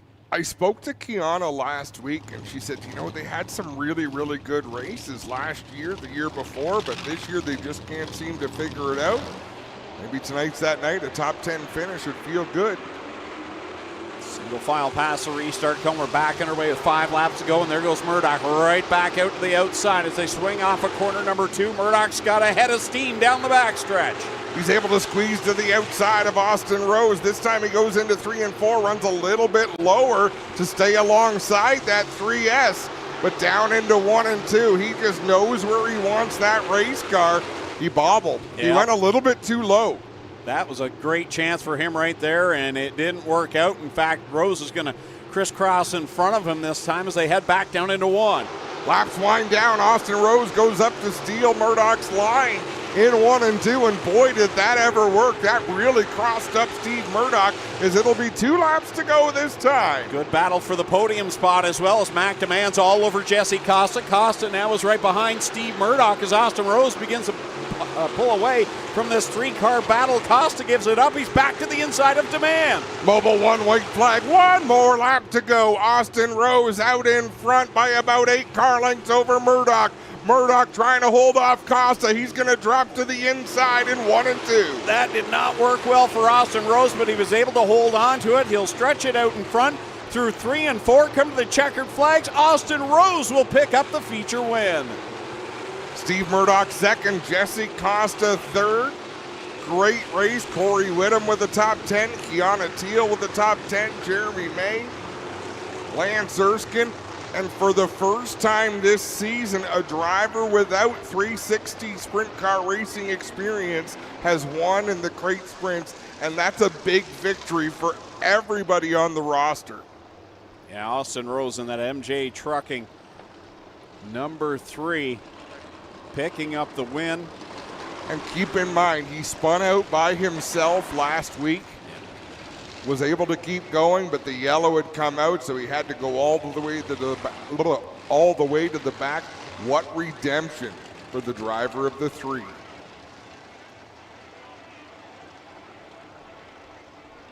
Win number 2 behind the wheel of a crate sprint car for Austin Rose. Steve Murdoch runs in the 2nd spot, and Jesse Costa races back, gets back by Mac Demand to finish on the podium. So the point leader Stay safe atop the pile as Lone Wolf Fireworks lights up the sky here on INSTA-INSULATION and STYRES Gas Bar and Variety Night here at the Speedway.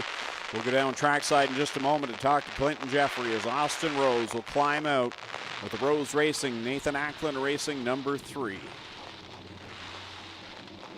There he is unbuckling, and he'll climb out. Let's send it down trackside to Clinton Jeffrey. Thanks a lot, Greg. Certainly going to be an excited win down here. 2 teammates, first and third. Murdoch's in here in second with a great run for them as well. And they've been struggling with that 2 car a little bit here, but Austin Rose out with his dad in. Give him a big hug, and we'll get that safety gear off, bring him around front, and he'll greet all you fine fans here tonight. When we get him up front on the wing, we want to hear you make some noise for our winner, Austin Rose. You see him on the creek side fan view big screen down there, working on his helmet and getting it off, and he's got it off now. He'll get the head sock off and get ready to climb up there and greet you fine fans. And he'll get his Hoosier hat, his Hoosier neckband, and we'll bring him out to be greeted by all you folks here tonight. Here he comes up to the top wing, ladies and gentlemen. Let him know you like the drive here for Austin Rose.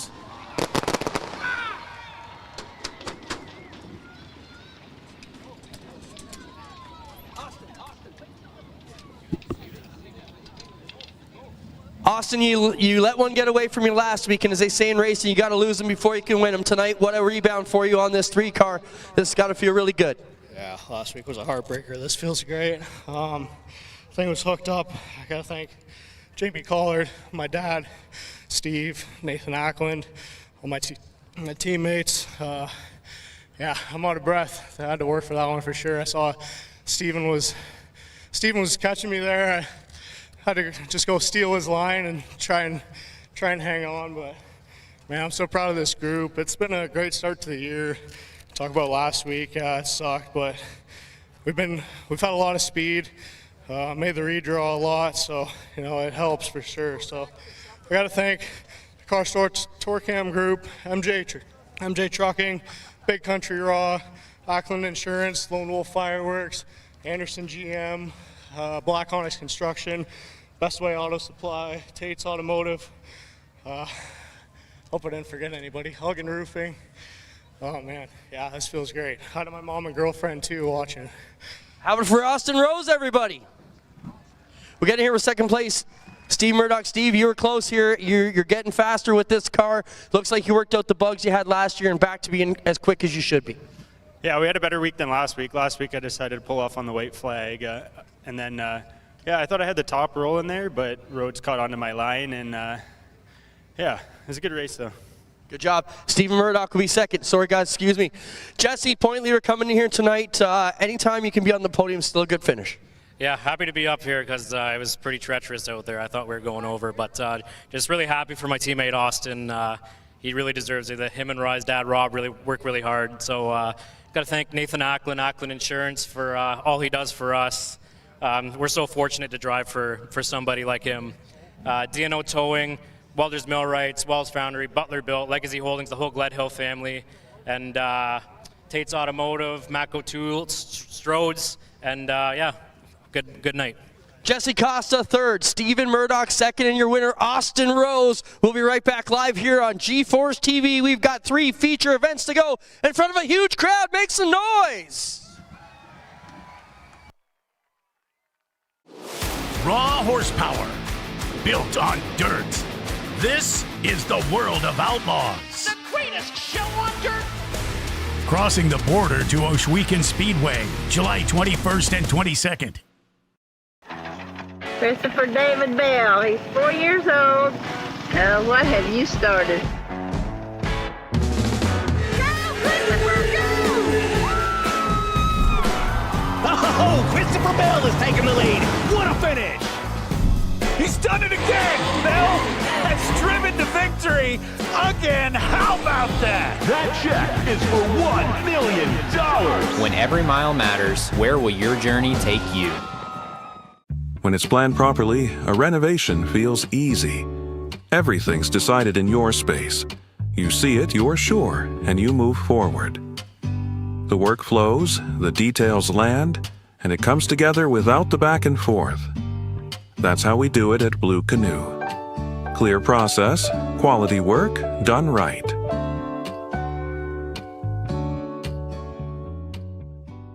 Lockhart's Odyssey is BRP's newest marine dealer for the legendary Alumacraft fishing boats, the luxurious Manitous, and the affordable Sea-Doo Switch pontoons. Come aboard our new outdoor showroom, located here in Cortland at Lockhart's Odyssey, your BRP superstore.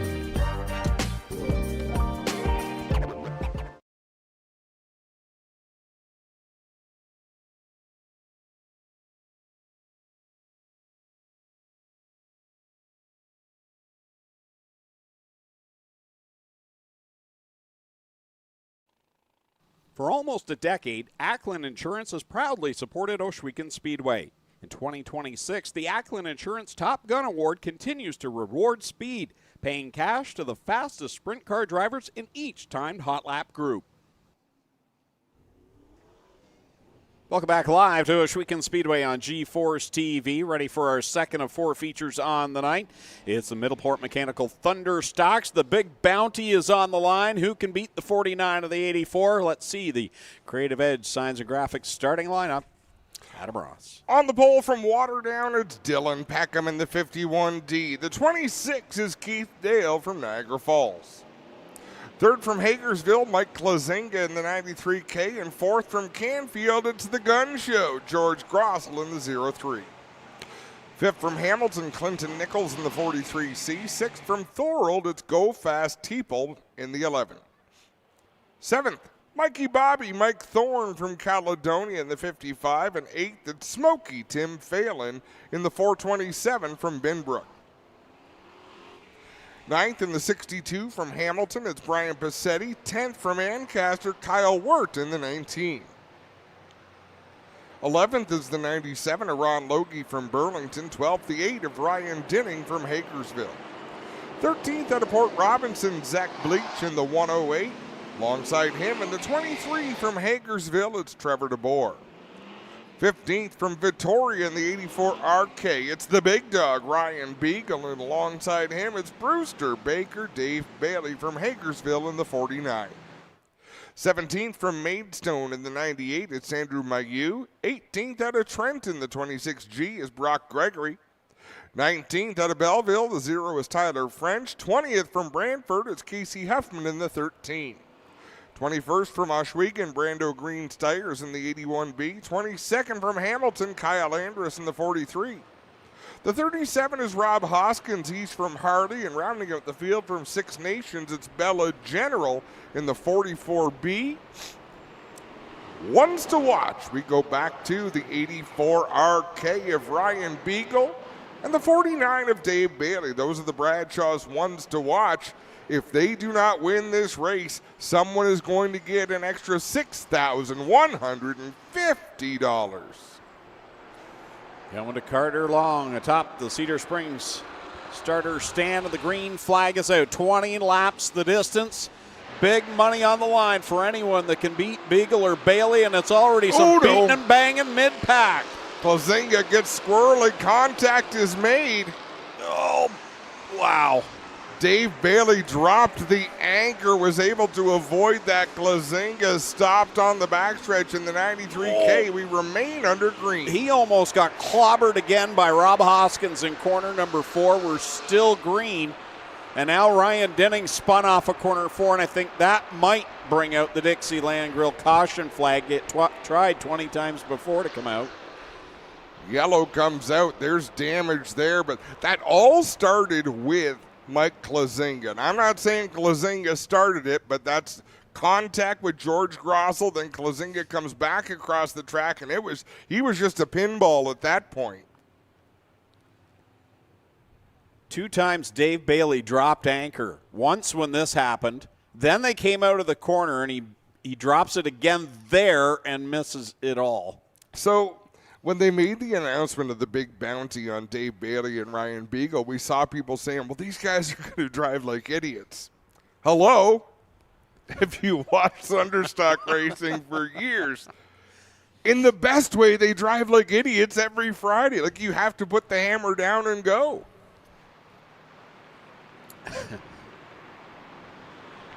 Dave's got a lot of work to do. Ryan Beagle had the better of all of that and was able to miss the tomfoolery on the opening lap.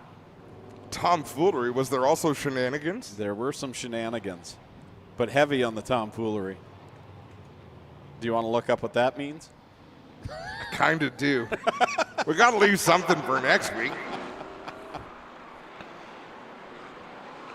So to give you an idea, Clinton, what do these drivers race for on a weekly basis? Is it $750 to win a Thunderstock feature? Typically $500 to $750 is the weekly average. So a $6,000 bonus is a pretty big carrot for these drivers. But as I contend, you throw a cheeseburger on the line, racers are going to race for the win. They're going to do what they have to do. Did you say cheeseburger? I did. Did you see me eat my salad? You were hungry 5 minutes after, I'm sure. Green is out, Dale and Grossel. The gun show on the outside of the front row to restart this one with 1 on the board, 19 to go. Grossel on the high side getting out in front. Ron Logie up into the top 5 already. Kyle Wirt up there in the 19. So a lot of the drivers that we expected would be contenders for this bonus are working their way to the front. But so is Ryan Beagle lurking just outside of the top 5 as they race off at turn 2. Clint Nichols having a great run right now, up inside the top 5 in that 43 machine, right in front of Ryan Beagle. Kyle Wirt to his outside, riding in the 4th spot. A little bit of contact with Brian Passetti in the 62 and the 13 of Casey Huffman. And we've got to give a shout out to the U22 girls, Stony Creek Sabres. They are all here to cheer on Brian Passetti.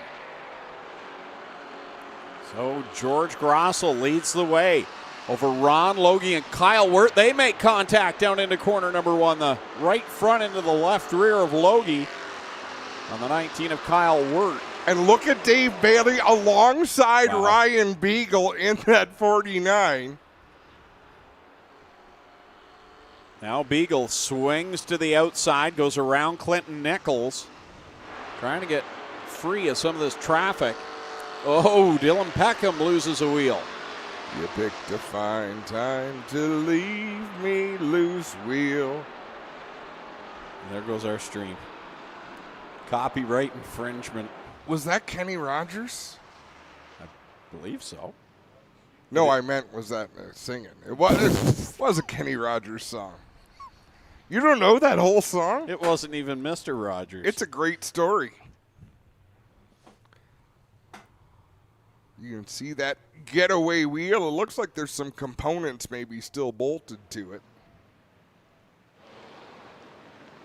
Now, does Dylan Peckham get credit for that lap, even if only his tire completed it? Look how handy that Lockhart's Odyssey buggy is. Scooping up the tire right there on the scene. Hey, Clint, Glenn was given a tour of the tower earlier on. Says he's building us a new one. Really? On top of this one. Ugh. But yeah, let's say a big hello to the under 22-year-old girls hockey team. Would that not be a women's hockey team if you're under? Ladies hockey team, the Stony Creek Sabres. They are here with the Passetti team back in the pits. In fact, I don't see Passetti on the track. So they are right now working on the 62 car of Brian Passetti. Did you see Kyle Wirt's post this afternoon with Dog the Bounty Hunter and everything? Handcuffing Ryan Beagle. And that was some creativity. AI does have some good purposes. This bounty has brought out some great stuff. I saw Brando and Bleach had the bounty hunters coming in. George Grossel posted something today. It's great to bring the spirit back, bring in some outsiders. And, we told the drivers, it's exciting, it's nerve-wracking for some, but when people want to help give money, we got to take it. We will stay under yellow here. Dave did not like something to do with debris on the speedway, so. I'm not going to lie, Adam. I'm hoping Beagle or Bailey win tonight. I want to see this show continue. Oh, big time. As much as I think it's cool, we are all stressed about it. If someone just won it and put it to bed, it would be all right. I think the fans would be happy to see somebody win $6,000+ tonight for a Thunderstock race. Lights are out, getting ready to go this time. Bleach will make his way out of the pits and try and catch the back of the field. We've got 5 in, 15 to go here with 2 features left after this. Whoever wins it is going to have to work for it. We are 5 laps in, 15 laps to go. Beagle and Bailey are 6th and 8th respectively, but George Grossel and Ron Logie and Kyle Wirt out front are going to be hard to pass. Kyle Wirt's been driving aggressive tonight. You can tell he is hungry for a win. He makes it 3 wide on the bottom. Wirt to the top spot. Logie does the same on the outside, and he'll take over second. Ryan Beagle thinks of going to the outside of Grossel, then tries to go to the inside, but Dave Bailey was already there. Ron Logie slinging that 97 sideways off of turn number 4. Looking to make a move on Kyle Wirt, but here comes Brewster Baker. Dave Bailey to the inside. He'll look low on Ron Logie. Door to door with him. Ryan Beagle in tow in the 84. George Grossel behind them. Got sideways. He'll scoop it up, and he's right there. Running behind Beagle, Bailey, Logie, and your leader, Kyle Wirt. The door opens, though. Here comes Bailey. Bailey to the inside, and that number 49, Kyle Wirt would have felt him down there. He's going to lock it down to the bottom now into 3 and 4. Brian Passetti back to the pit area as the 62 slow down the front stretch and up in 1 and 2 as the door opens again. Bailey looks low on Kyle Wirt. They'll drag race down into corner 3, down in front of the Duke Electric camera perch there. And you see the bobbling as they go into corner 3. That was a little bit of cat and mouse going on. Kyle Wirt making sure to close the door. Look at Bailey enter turn number 1 a little bit high, then drive to the bottom. But Ryan Beagle, if Wirt tries to pinch off Bailey, Beagle's going to sail around the outside. Oh, Beagle hit a big bump down in corner number 3. That upset the car. He'll lose ground that time around. Logie will get back by him into 3rd. Kyle Wirt, a lane off the bottom of the track. Dave Bailey glued to the inside. Wirt slides all the way up to the cushion in that number 19. Bailey goes by in the 49. You want to know what it looks like to see $6,000 go by you? It was right there for Kyle Wirt. You want to bet he's going to be chasing him back. This race is far from over. Kyle Wirt is not a one-trick pony. He's got lots of tricks up his sleeve. He knows every lane of the racetrack, but Dave Bailey's just really, really good. Here comes Ryan Beagle now, trying to find the bottom lane to get by Kyle Wirt. Wirt is not going away on the outside. He's right there, gives him a little love tap down the front straightaway into 1. Chases him into 1 and 2, right on the rear bumper of that 49. Ryan Beagle loses some ground on corner exit. It's 7 laps to go this time. Oh, Wirt just about hit a jump going into 3. Here's what I feel like's going to happen. Kyle's going to get so super focused on getting by Dave Bailey, something's going to happen, and Ryan Beagle's going to be sitting right there to drive by both of them.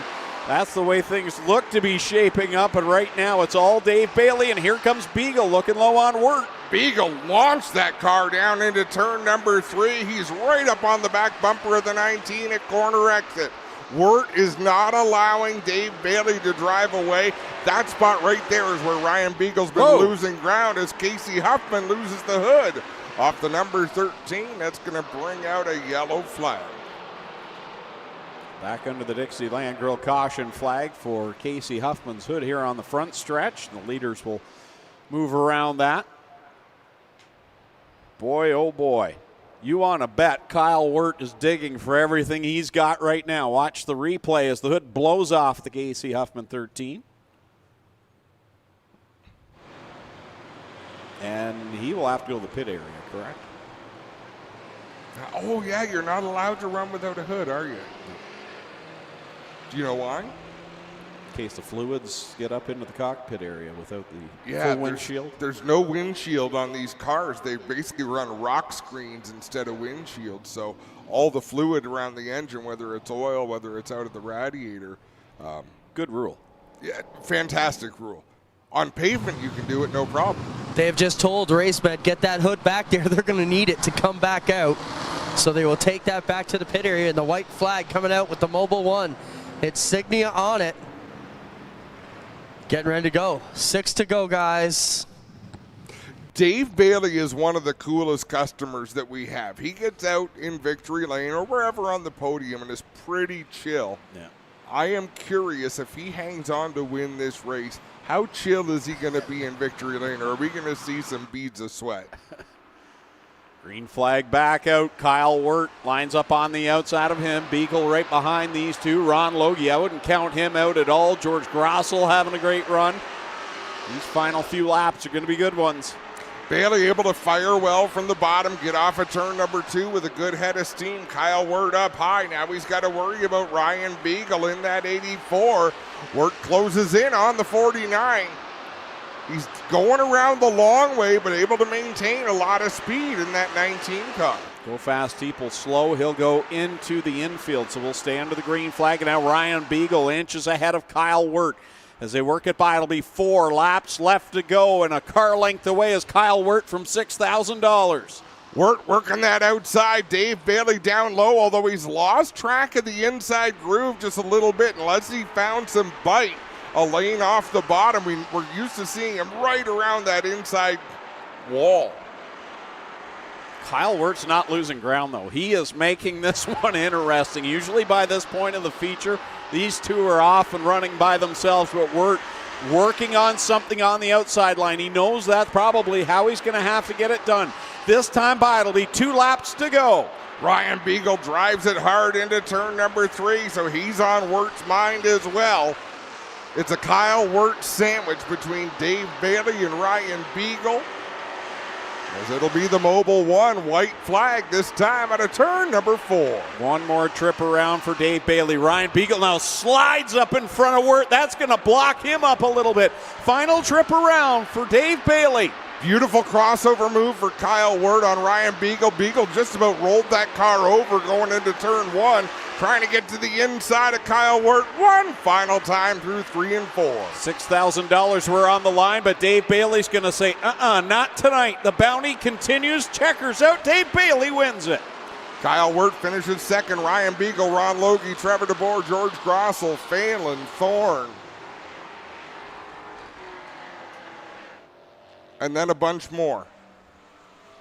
Dave Bailey does it again. The winningest driver in the Thunder Stock division will make that bounty go another week. But boy, he had to work for it tonight. What a great battle. Sorry, Clint, you got another week. Yeah, so Dave, Ryan, and myself get no sleep again. But hey, it's something to talk about, and it grew a lot in 1 week. We'll see if it grows this week. If I'm Kyle Wirt, I ask if I get half the bounty because I beat Ryan Beagle. Lone Wolf Fireworks will light it up as Dave Bailey's going to take home another feature win. And having a look, his 57th career feature win here at Ohsweken Speedway. Well ahead of Ryan Beagle, who has 28. And he's going to unbuckle, climb out of the car, cool as ever. And he'll come and talk to our Clinton Jeff. I don't know. He's huffing a little bit. Here he comes, ladies and gentlemen. He defended his honor. How about it? No bounty tonight. Bailey wins.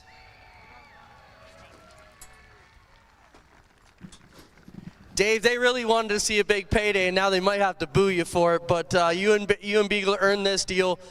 First, talk about tonight's race. Solid drive, man. You look determined.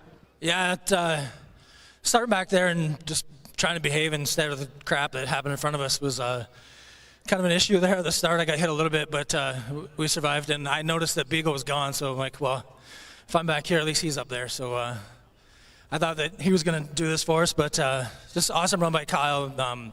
Just a great run. Looks like Ron was good too, but we talked about how hard it is leading on dirt, and we kind of have the advantage now. Like, you don't really want to start at the back, but like we honestly do, because we can see what's going on and just learn, and those guys in front of us can't see what we're up to. So I don't know, just awesome night, fast racetrack, nice big hole, just fast racetrack. You drive around it, and away you go. Your thoughts on the bounty? After tonight, it's fine. Just everybody's kind of worried that someone's going to do something dumb for all that kind of money, but seems like everybody ran respectable tonight, and just we'll keep it going. All right. How about it for your winner, Dave Bailey, everybody? Kyle, man, you were so close to being rich tonight, man. You gave it a good run for that bounty. How about it for Kyle? He almost won 6 Gs tonight. Kyle, solid run, man. Yeah, can't complain. It's just another race until you actually win. So second place is good, and happy to be here. Thanks to everybody that helps me get here, woman taking care of the kid, and all the sponsors that get the money here. You got to feel good, though. Man, nobody's been able to run with these guys the way you did tonight. You didn't fade at all. No, it was there. I was just trying to find it. He obviously picked me off on the bottom. I can't do that, so hats off to him, and it was fun. Thanks a lot. Kyle Wirt, second, everybody. We'll get over here and jump in as I wreck Dale's pictures every night. Ryan, you survived, bud. You and Dave back here on the podium. A great points night for you. Everybody raced you clean. Good night. Yeah, I can't complain. It's pretty neat what's going on here, and just happy to be part of it. Right on. Ryan Beagle, third. Kyle Wirt, second, and Dave Bailey defends the bounty tonight. How about a hand for all our Thunderstocks here tonight? We got 2 features to come. The sprint cars are next. We'll be right back live with a massive crowd here at Ohsweken live on G-Force TV. Looking for a new race or cargo trailer? Welcome to Kemp Motorsports. Kemp Motorsports specializes in top quality race and cargo trailers from United, Wells Cargo, and Hallmark. From our best-selling Rev Series up to custom 53-foot goosenecks and stackers. We have a huge selection in stock or ready to custom order. With top brands, great selection, and over 30 years experience, stop by and see why Kemp Motorsports is your #1 race trailer dealer. Find us online at kempmotorsports.ca. Freight doesn't move itself. It takes timing, trust, and a team that knows the road. For over 40 years, Patco Transportation, together with Encore Transportation, has served the North American marketplace with LTL, truckload, and special events freight. Family-owned, cross-border ready, and built to deliver. Patco Transportation, moving business forward. Farmall. 100 years of can-do. 100 years of milestones. 100 years of family. Generation after generation, its legacy lives on. The one for all since 1923.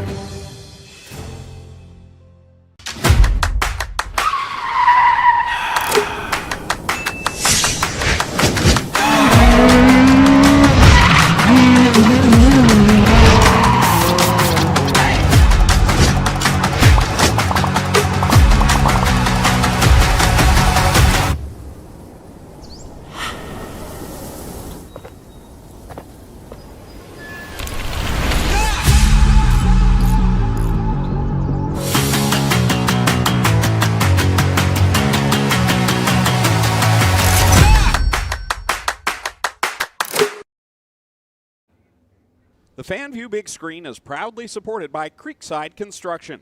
Fans in attendance can catch every lap, replay, and close call on the FanView Big Screen all season long. Thanks to Creekside Construction for helping bring fans closer to the action at Ohsweken Speedway.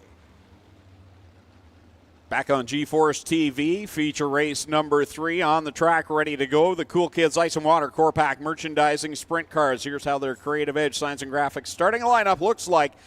On the pole out of Dunnville, he's a 3-time Northern Sprint Car Nationals winner. Car number 15, Ryan Turner, lining up to his outside from Freelton. To the 12 Double D, it's Darren Dryden. Starting in third in car number 7, it's Eric Gledhill out of Thamesford. And going fourth, he's the defending Northern Sprint Car Nationals winner. From Mount Bridges, it's Tricky Nicky. It's Nick Sheridan. Starting in the 5th position, the all-time winningest driver, defending champ out of Scotland, the 47X, D-Dubs, Dylan Westbrook. And going 6th out of Beamsville in the 88H, it's Josh Hansen. Lining up 7th out of Beachville, car number 5 is DJ Christie. And lining up in 8th out of Grand Island, New York, the 21 is Kyle Phillips. Starting in 9th tonight, in the 77X, it's Alex Hill, the Six Nations sensation. And starting in 10th in the 77E, it's Ashton Van Every from Ohsweken. Lining up 11th out of Port Colborne, the 5D is Jacob Dykstra. Going in 12th in car 11, it's Jamie Turner from Caister Center.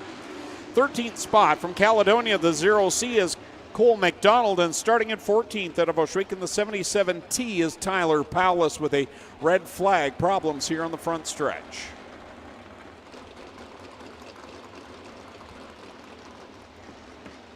And damage on the 45 of Nick Sheridan. Not sure what took place there. Continue on with the starting lineup, but first we want to get to seeing what happened here with Nick Sheridan. Jack down there on the scene with the camera. We're getting reports that something broke on the front end here on the Sheridan 45. The car is in bad shape. Tough break for Tricky Nicky here.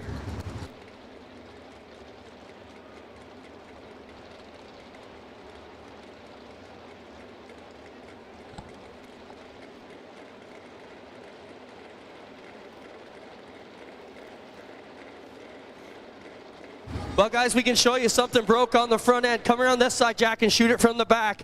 Right here, the tie rod, the bolt has come loose from the front end, and you can see the bolt is broken there, Jack. The bolt broke coming in here, and when that bolt broke, it made the two wheels turn different ways, and that's the end of the night here for Tricky Nicky. Guys, tough break. A $2 part just cost him thousands of dollars.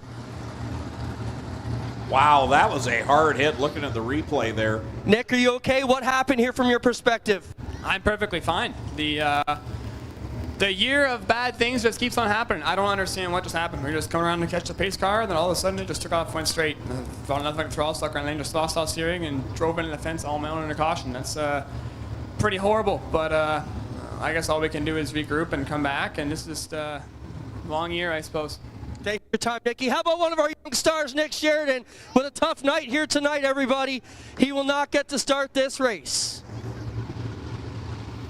Like, that was a solid hit into the wall. Having a look at that replay. See if we can get that again from the front stretch cam. Man, flat right rear, flat left rear. Oh, man. That's a horrible angle. Yeah. Like, we're fortunate he is okay after that collision there. Thank goodness for all the safety gear on these cars. And interestingly, if you were here early enough, they do what's called heating the motors. As I said earlier, these cars have to be pushed to be started. And it used to be a very lax kind of thing. You know, a driver would jump in. They might even be in a T-shirt just to fire the car off, bring it back to the pit so you can knock it out of gear running and let the car run and build up some heat. But was it Glenn? I think Glenn STYRES was the real catalyst for it because he had a throttle hang up and he crashed a ton just trying to start the car. So now anytime they're going to start these race cars, they've got to be in full safety gear strapped into these cars because something like that happens. You want the full safety effect, the full safety capabilities of these race cars. So the Kenny U-Pole push truck team ready to turn these cars loose and get them going again. As Nick Sheridan's car makes it over there to the pit area. See on the Jay Summers Garage drone. Look at the vast pit area off the back stretch. And again, we invite fans after the races tonight to make your way over to the pit area. Once the cars are cleared off the track, we'll open the gates, and you're more than welcome to come over. I enjoy going back to the pits every night after the races, Greg. That's where your pay envelope is. It is so. I love it when I set you up and you're there to knock it right out of the park. Well, because I'm there for the same reason.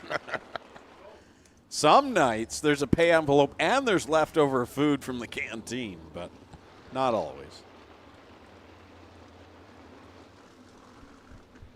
Once again, I want to thank Lockhart's Odyssey, and they're the ones that support Clinton Jeffrey being able to get to the scene so quickly, along with his son Jack, to get on the scene there with the camera and zoom in on things. And Lockhart's big supporters here at the buggies at Ohsweken Speedway. Beautiful equipment that they provide our crew here trackside. I'm so glad Clinton Jeffrey has those creature comforts. Aren't you, Greg? We're just creatures. There he is. Throw us in the tower, toss a couple of raw steaks on the floor at the beginning of the night. We just gnaw away at them, and then when the show starts, we get on the microphone. We talk like we're hard done by. There's no place I would rather be. Speak for yourself. It's part of the reason I love being here. When I can be in my happy place and your unhappy place in the same moment, that's empowering. Well, let's take a look at the back end of the starting order. Row 8 is Ryan Conium in the 6 and Tyler Ward in the 0T, filling in for Glenn Styres tonight. In row number 9, Michael Lichty in the 84 of Interkip and Kelsey Ivey from Ohio in the 20I. In row 10, Skylar Evans, who had that blown tire in his qualifier in the 87 XS from Scotland, goes 19th, 20th. Derek Jonathan from Lewiston, New York in the 81. Back in row 11, John Burbridge Jr. from St. Williams, the 21J. 22nd, Corey Turner from Tilsonburg in the 39. So that is how they will stack up 22, make it now 21 cars to start this 25-lap main event. Did Corey Turner fall out of his qualifier? I don't remember that. So that's. I wondered if something maybe happened through post heat. I don't know.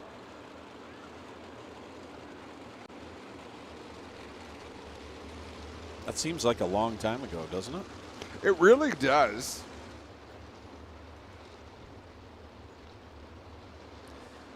But he'll definitely be one of those drivers to keep an eye on because Corey has had a very stout year in that 39 machine, the Lone Wolf Fireworks Mobile 1 ride.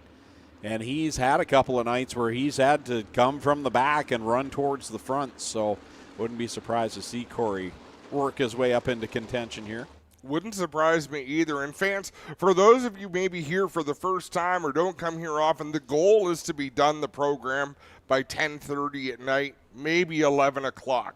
So that's a normal Friday night program. Obviously, we got off to a bit of a late start this week with Mother Nature stepping in. But in case you're wondering, in case you want to come back again, what you can expect, that's the goal. When the World of Outlaws come to town, it will be done by probably 9:45 or so on those nights. Those are early nights at the races. Well, not now that you said that.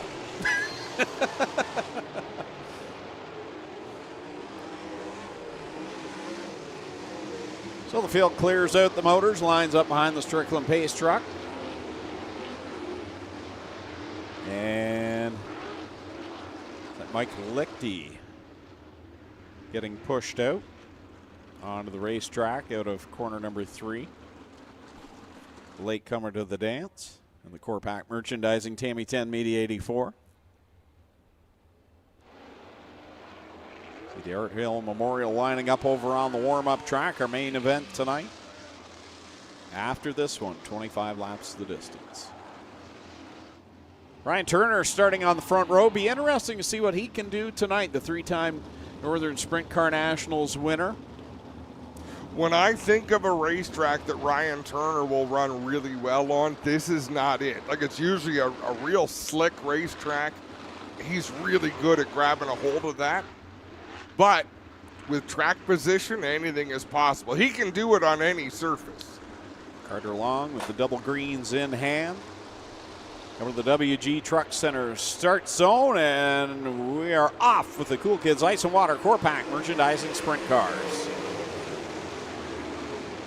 Turner leads them down through 1 and 2. Darren Dryden loses a bit of grip on corner exit. That allows Eric Gledhill in the 7 to take up that second spot. Dylan Westbrook slides up in front of Dryden for 3rd. No, Alex Hill is going to bring out the Dixieland Grill caution flag. She hit the wall down in corners 1 and 2, and now the left front's finally expired on that 77X. As she comes to a stop right down there up against the blocks.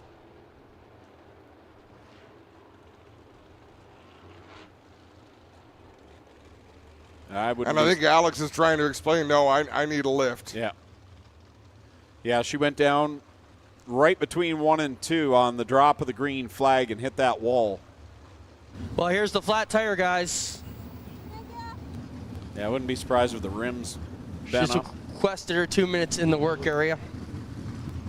And Clint, I'm going to put you on the spot here. Is Alex still in school in Southern California, or did she graduate? I think she might have graduated. I'm not sure at this point in time. We could find out, though. And I thought about it because all the LA symbols on her helmet as she kind of shakes her head at the way things have started off in this one. These blocks will come up and bite you if you're running down close to the wall, and that's the game you play too. Now, obviously, on the initial start, there's only so many lines to run, but during the race, there's still wet, moist clay down there where you can grab a little bit more traction, so you want to be as tight to that as possible. Looks like the rim actually held up for the most part compared to what we have seen. Yeah. Did you see what she just did, Greg? She loosened off her seatbelt so she could sit up and try to get a look. As we look, the bars still look to be straight. When you hit it hard, those bars bend like a banana and your night's done. Almost like a banana split. Just like that. We didn't have any ice cream tonight. Are you jonesing? I'm starting to get the shakes. Is it possible to take ice cream intravenously? The brain freeze would be something. I'm pretty sure my arteries already look like ice cream, so. So Alex Hill will get a couple of minutes in the work area, and like you said, Adam, if there isn't any problem with the steering, it's a simple left front. The drone is in place, so you can see the Creekside Construction screen, and the crew was ready with the left front. So they'll leave it up probably on the tow truck to allow them to change the left front, change the tire, drop it off the truck, and immediately push it back to the warm-up track.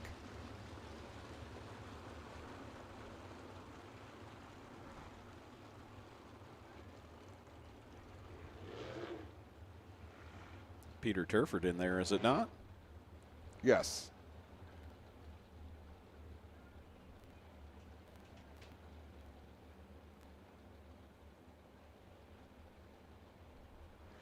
President of the Southern Ontario Sprints. One of the crew people in there, you want there to be, because everything is connected with Hymans, whether it's the radius rods, the steering arm, everything needs to be loose to touch so it can turn. That means there's nothing binding in there. Alex still tapping away on the steering wheel. She will have pulled back tight on the belts. And now she's ready to get back. They can't fire the car here. They have to push the car back to the startup track, which you can see in the top right corner of the screen. So she got to weave her way through the pit. She may take that shortcut to come right back to turn 3 there.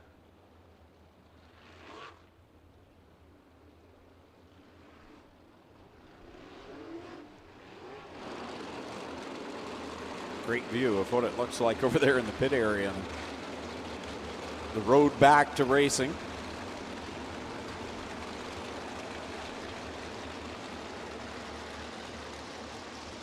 She'll get a redo here. Started up in the 9th spot. We'll have to go back to the tail now as we go back with 1 on the board, 24 to go. Still to come, the INSTA-INSULATION mini stocks with the Art Hill Memorial. 42 laps for them at the conclusion of this 360 sprint car main event. The Mobile One white flag high in the sky. Next time by, we'll come back to the green flag.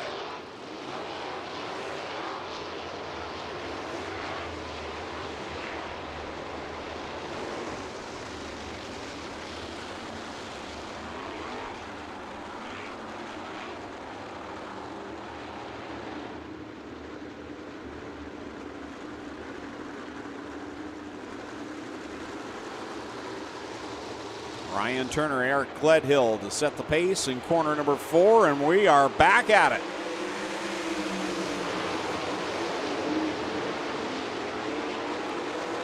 Wow.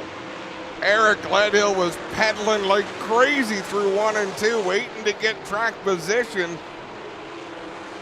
Dylan Westbrook taking advantage of the opportunity on the opening lap. Now he'll pull a slide job. Gledhill was up to the challenge. He knew what was coming, but Westbrook leads him down into 3 and 4.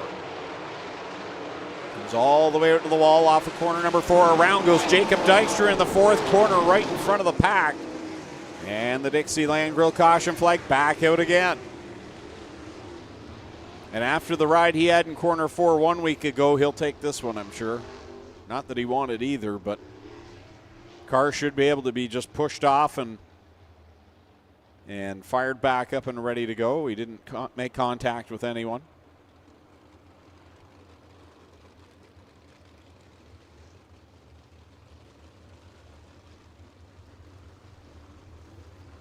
So the Kenny Upel push truck team will get up there to the high side of corner 4, push him back down the banking.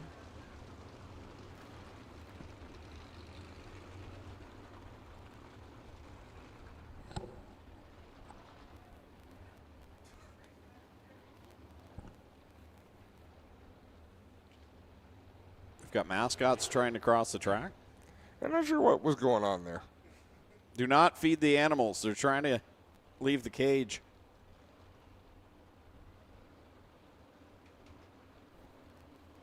Don't make us call the pound.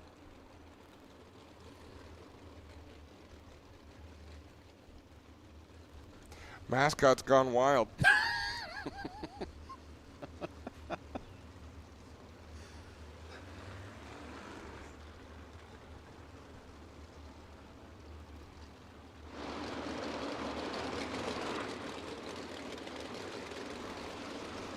It's like they're talking about some sort of great escape here. Right? I'll go high, you go low.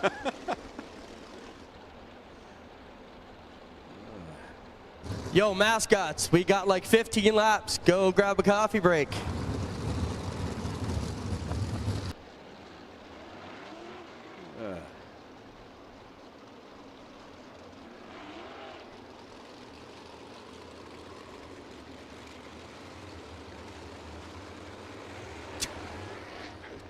They'll come back with picket signs. The thing is, they got no words and they still make more sense than you and me. You're not wrong. Well, let's try it again with 22 laps left to go. Dylan Westbrook, Eric Gledhill, what a battle they had on that last restart.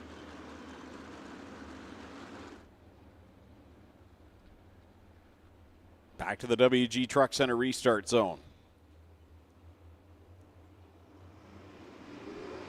Hammer down, off they go, back into corner number 1 again. Westbrook slides up to the high side off of turn number 2. Eric Gledhill keeping pace. Gledhill keeping that 7 car to the bottom. Westbrook using a little bit more racetrack. Josh Hansen up to 3rd in the 88. DJ Christie having a good solid run in the 4th spot. Ryan Turner feeling some pressure from Darren Dryden. Those two go side by side for the 5th position. Gledhill still working that bottom groove, and the DNO towing number 7 having some success too. He's keeping Westbrook in his sights. Only a few car lengths separate 1st and 2nd as Westbrook hits a rut in turn number 3. Now that was a gnarly ride he had through corner number 3, but he maintains the lead. Eric Gledhill following him step for step, lost a little ground there and won. Gains it all back in the backstretch. Yeah, he's really able to come off the corner well. Is Gledhill in that number 7? Wow. He's pulled up alongside Dylan Westbrook like not many have been able to do as of late. Eric Gledhill is duking it out with the best of the best right now. Westbrook closed the door on Gledhill, but he was still right there. And Dylan Westbrook about to catch the back of the field. Who is this going to favor? Gledhill able to come off the corner on the bottom. But the slower traffic seems to be running the inside. That could favor Dylan Westbrook. Big hard charge going on right now for Skylar Evans. He started back in the 18th, make that 19th position, and he has worked his way to 8th already, working now on Tyler Powis. I'm telling you, Eric Gledhill has a great car in that number 7 as he closes again on Dylan Westbrook. They work around the Jamie Turner number 11. 15 laps left to go. The leaders starting to hit that thick traffic. Gledhill closes again. He is the best off a corner 2, I think, and Dylan Westbrook now is going to go downstairs and block his advancements as Jamie Turner is going to bring out the Dixieland Grill caution flag. He'll come up lame on the outside of corner number 4. Josh Hansen was able to run in the 3rd spot.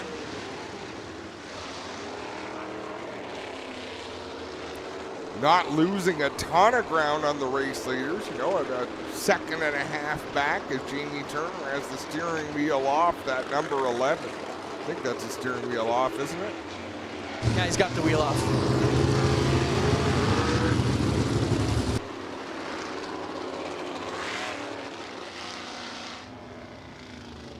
And Corey Turner stopped on the back stretch.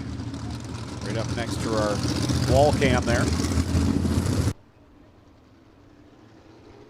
Impressive run by Skylar Evans, as I noted right before we went to the yellow flag. Started 19th. He's worked up to the 8th spot.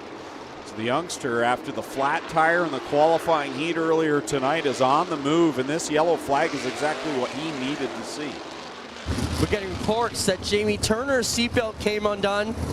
He took the wheel off to get it back in place, guys, so it's a safety issue for Turner here as they work on getting the wheel back in place.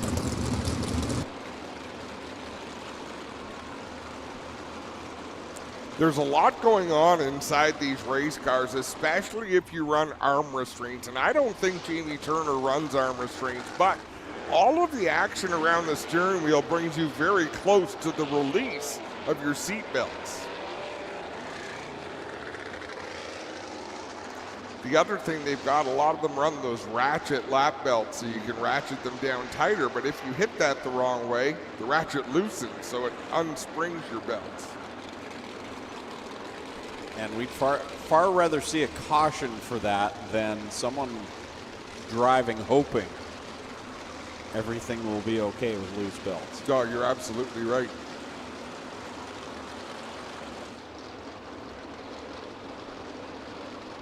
And he'll get pushed off by the Kenny Ucole push truck team. And Corey Turner did as well. And looks to have gotten his spot back. So again, that must have been a safety issue as well. So it was just Turner break time. Yeah. Oval 1 white flag up in the air, indicating next time by we'll go back to the green flag. As Dylan Westbrook and Eric Gledhill will start side by side next time by at the WG Truck Center restart zone. And Eric Gledhill's given Dylan maybe one of the most ferocious battles he's had in a little while. That's for sure, and really Eric Gledhill isn't the first one I would think on the list of people to battle with Westbrook, just with the bad luck he's had this year. Raced a borrowed car last week. But he's looking good out there behind the wheel of that number 7, starting alongside the 47 of Dylan Westbrook. Josh Hansen right there ready to pounce as well. Eric Gledhill did not get the start he wanted. Covers nicely though, in 1 and 2. Yeah, he kept Josh Hansen from getting that spot. He'll be able to try to close in on Dylan Westbrook. Westbrook out in front by about 6 car lengths. DJ Christie up to 3rd of that number 5. Yeah, nice power move to the outside of Josh Hansen. They'll continue to battle there off of corner number 2. Hansen was on the bottom side. This time by it's halfway home. 13 in, 12 to go. DJ Christie running high, wide, and handsome in that number 5, trying to close in on Gledhill now for the 2nd spot. Josh Hansen has faded back to 4th. Skylar Evans up to 6th. Dylan Westbrook still keeping Eric Gledhill at bay. DJ Christie. Oh, Kyle Phillips. Boy, oh boy. He'll even come back on the race surface after that one. He's got to wonder if he's still got 4 tires on that car. Wowzers. And he's going to head to the pit area in the 21 machine as DJ Christie has closed in now on Eric Gledhill. Christie driving it deep down into the corner, using that outside groove. Oh, just about gave it away in turn 1. You and I are watching exactly the same thing. Oh, and he hit another bump in 3. DJ Christie. That lap was a wild one for the 5 car. Right back on the horse goes DJ Christie trying to hit that line. Skylar Evans working to break into the top 5. He battles towards the inside of Darren Dryden in that number 12. DJ is determined. Here he comes back on Eric Gledhill. Looks down low through 1 and 2. Gledhill gets a little bit better run on the outside lines. They work by Derek Jonathan. Dylan Westbrook out in front's got a lap car between himself and second place. Who's going to be second place? It's still Gledhill just ahead of DJ Christie, as it'll be 5 laps to go for Dylan Westbrook this time. Gledhill running low. DJ Christie on the outside line as they work it across the stripe another time. As you mentioned, 5 laps left to go. Westbrook has got some heavy traffic in front. Kelsey Ivey and Tyler Ward. He's just gotten by Cole McDonald. Tyler Paulus and Mike Lichty having a great battle for the 8th spot. They're going down the back straightaway as Dylan Westbrook works through turn number 2. Oh, Gledhill gets bobbled in turn 1. DJ Christie has to bite the brakes. Josh Hansen, while they've been battling, has closed the gap back on them as he's pulled away from Darren Dryden. But in the meanwhile, Skylar Evans got by Darren Dryden, and now he's up to the top 5. What a run for the 87XS. Dylan Westbrook going to see 2 laps to go this time as he comes off of turn number 4. 2 more to go. The battle for second is still heating up. They're heavy in lap traffic right now. Gledhill has the spot. DJ Christie in tow. Josh Hansen now back there in 4th is feeling some pressure. Here comes Skylar Evans looking for the 4th spot. Skylar Evans to the inside in the 87 Mobile 1. White flag is out. Final time for Dylan Westbrook. He'll sail it down the backstretch through 3 and 4. Win 101 for Dylan Westbrook. Checkers out and D-Dubs wins again. DJ Christie just about launched it off the end of the racetrack. Eric Gledhill takes second. DJ Christie third. Skylar Evans fourth. Darren Dryden fifth. Hansen actually fourth. Skylar Evans in fifth. Dryden, Ryan Turner, Lichty, Paulus, and Van Every top 10. Wow. Well, Dylan Westbrook picks up another win, but for you INSTA-INSULATION folks, the Insta Panels 87XS, Skylar Evans started 19th and drove all the way to the 5th spot, so a great run, a great comeback tonight by Skylar Evans, but it's Dylan Westbrook picking up another win over Eric Gledhill and DJ Christie, and no doubt for Eric Gledhill, it's going to be pretty close to a victory for him. 2 weeks ago, he was upside down to end the night in the feature event, borrowed car last week, and now comes out and runs and gives Dylan Westbrook a run for his money in the runner-up spot. Lone Wolf Fireworks will light it up another time as D-Dubs will come out and talk to our Clinton Jeffrey in just a moment. This is going to be a pretty pumped top 3, I think, as DJ Christie ran the wheels off the 5 as well. Let's send it down to Slack Lumber Victory Lane and Clinton Jeffrey. Thanks a lot, Greg. Dylan Westbrook works on getting the 47 off. We asked him to hustle up. We still got one more race to go here. And he will get the bucket off and get ready to go here. DJ Christie out of his car. He will walk over and congratulate the other two. Here comes Dylan Westbrook out of the 47X, everybody. We will get him up to greet you shortly here, and get ready. He'll get the Hoosier neckband on. He gets the Epic Racewear checkered flag. And here he comes up to greet you fans. How about it for Dylan Westbrook, win 101. Dylan, solid drive here today, another one, but these guys aren't making it easy on you. Eric had some good looks to the inside in that one. Yeah, he was really good. I wasn't too sure where I should be running there, but under that caution, I got to look around a little bit and got to pick a better line, which I think helped. But yeah, he was really fast. I could hear him. He kept on getting run, so definitely was an easy one. Right on, Dylan. Another great win. Congrats. Thank you. Dylan Westbrook picks up win number 101. We get over here and talk to Eric Gledhill, whose daughter won last night. 3 generations, 3 different divisions. That's kind of cool for the Gledhill family. Eric, you did a good one tonight. Almost had him.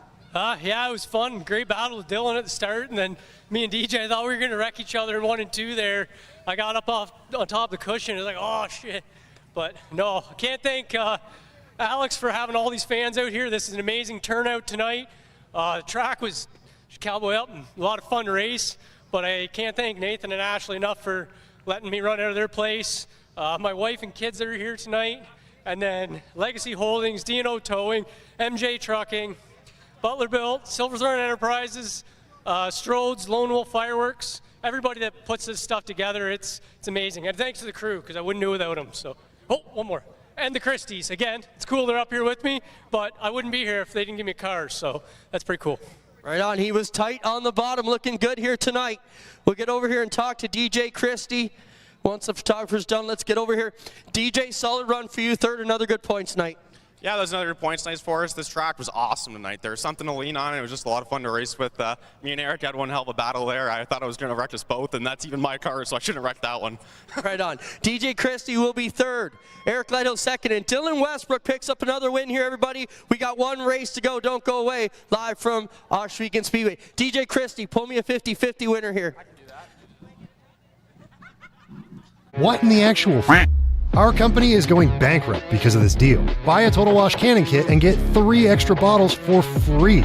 Oh man, this stuff just sprays on, melts the mud, and rinses off with no need to scrub. We even tested it against one of the most popular cleaners out there, and this is what happened. They didn't stand a chance. You know, sooner or later, we're gonna have to take this deal down. So if you're on the fence, you're gonna wanna grab this deal now at the QR code below. For over 30 years, WG Truck Center has been a place where pride lives in the details. Every weld, every repair, every build. And it's our people that make it matter. The ones who take ownership, who work as a team, and who see the future in every truck that rolls out. It's not just a place to work, it's a place to grow while you build something that lasts. WG Truck Center, built by people who care. It all started for us at the racetrack, from dirt to water. We have continued to keep the adrenaline and drive to make sure that we are always in the forefront. We are driven to give our customers the absolute best in service, products, and memories with your family. No matter what your passion is, whether it's on the water, in the dirt, on the snow, or on the road, we will always be here welcoming you over and over again through the doors here at Lockhart's. You're not just a customer here, you are part of our team. A home you love. A business that endures. It takes your vision, your hard work, and your dedication to bring them to life. The right tools help. Case IH truly understands your vision and what you need to achieve it. That's why we build the equipment, the local dealer and service network, and the data and tech you want today and tomorrow. Because we don't just build our equipment to work, we build it to work for you. Case IH, built by farmers. Exciting news. Our Drive to Attract Talent campaign is revving up. We're tapping into the passion of auto enthusiasts to build a powerhouse team of forklift technicians. If you're into turning wrenches, solving challenges, and optimizing machinery, this is for you. Join us in bridging the gap between the auto and material handling worlds. Back at Ohsweken Speedway, ready for the final feature of the night, the 42-lap INSTA-INSULATION mini stocks Art Hill Memorial. Here's a look at the Creative Edge Signs and Graphics starting lineup. Going on the pole out of York in car number 9, it's Tim DeBoer to his outside from Niagara Falls in the 24, Brendan LaFrancois. Starting in third from Beachville in the 55, it's Craig Cole, and lining up in fourth from Brantford, 64 of Nick Erskine. Back in row number 3, on the inside in car number 4, it's Wade Thorne from Waterford, and going in the 6th spot, the winner of this race 1 year ago, the 5K, Ken Hare from Niagara Falls. Lining up in 7th out of Smithville, the 4C is Leroy Buscombe, and going in 8th, it's Alex Riley in the 17 from St. Catharines. Starting in 9th, the 66X is Martin Schroeder from Beachville. Nathan Joyner from Smithville in the 20J starts 10th. Back in row number 6, the 215 of Nick Bowman from St. Catharines and the 2 of Trevin McCrillis out of Brighton. Starting in 13th, Kyle Gregory from Trenton in the 97, and Sierra Robinson out of Port Colborne in the 1R Junior starts 14th. In row number 8, Jeremy Cooper in the G8 from Chippewa, and going in the 6X, it's Mike Sarantakos out of Smithville. Starting 17th, John Jansen from Woodstock in the 66, and Jeff Elsliger out of Linden in the 11E goes 18th. 19th, John Luback from Port Colborne in the 14L. Randy Elway from St. Anne's in the 34 goes 20th. Row 11 is Alexander Klotz in the 26, and Spencer Riddell in the 17K. Doug Erskine in the 44, and 24R of Chase Mitchell in row number 12. The Art Hill Memorial ready to go. Double greens in the air in just a moment. Ken Hare in the 5K will be one of our Bradshaw Brothers ones to watch. The winner 1 year ago. He'll start from position number 6. And Jeff Elsliger starting 18th in this one. He's got a feature win already this year. He is our other Bradshaw Brothers ones to watch here in the Art Hill Memorial. Good clean start. Craig Cole leads the way into turn number 3. Nick Erskine with a big run up into the 3rd spot in that blue and orange number 64.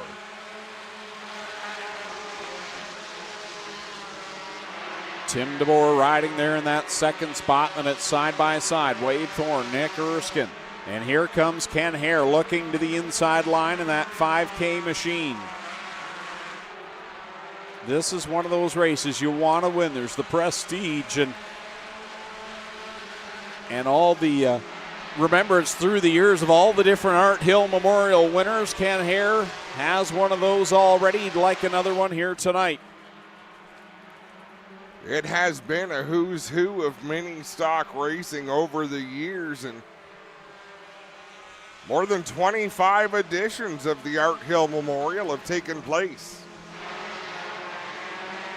Track has a lot of character now tonight after all the racing that it's seen for these small 4-cylinder car tires that they have on these, so attrition might play a part throughout this event.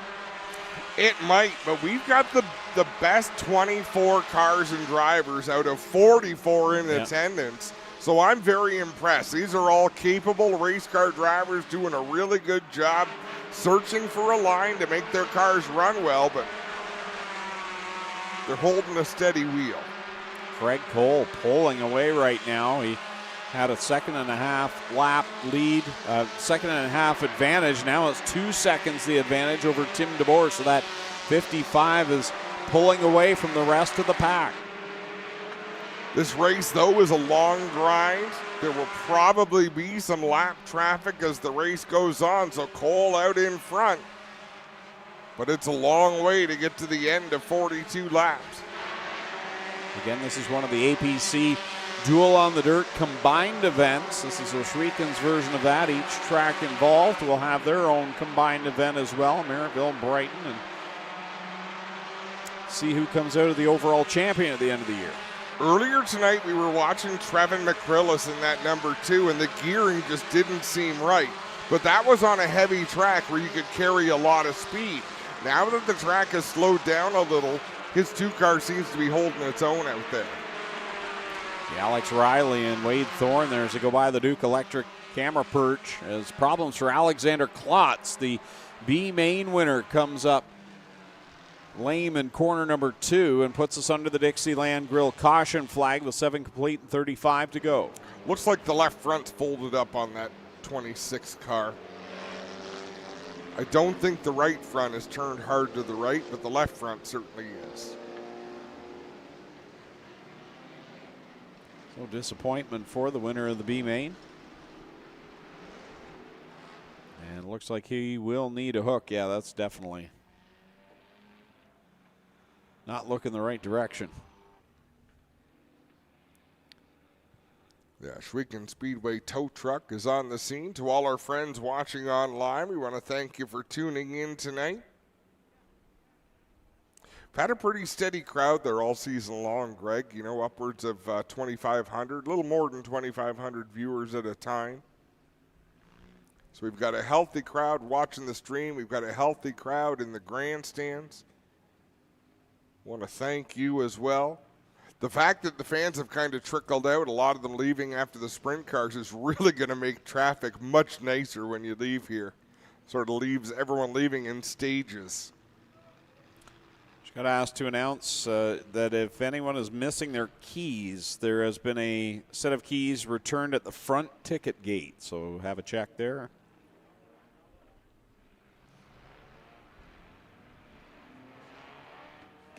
What are you doing the rest of the weekend, Greg? Well, not much. No? No. You? Races? No, this is our only Saturday off, I think, between now and Thanksgiving. And I've rented some heavy equipment that I have no idea how to operate. And I'm going to move some land at the house. What could go wrong? So I'll watch Facebook next week for your trip to the ER. All the photos. Yeah, it wouldn't be a bad idea.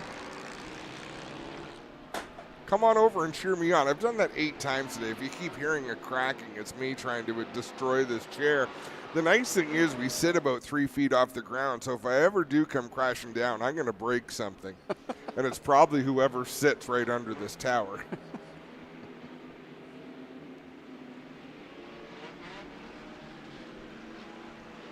They are creeping back to the WG Truck Center restart zone.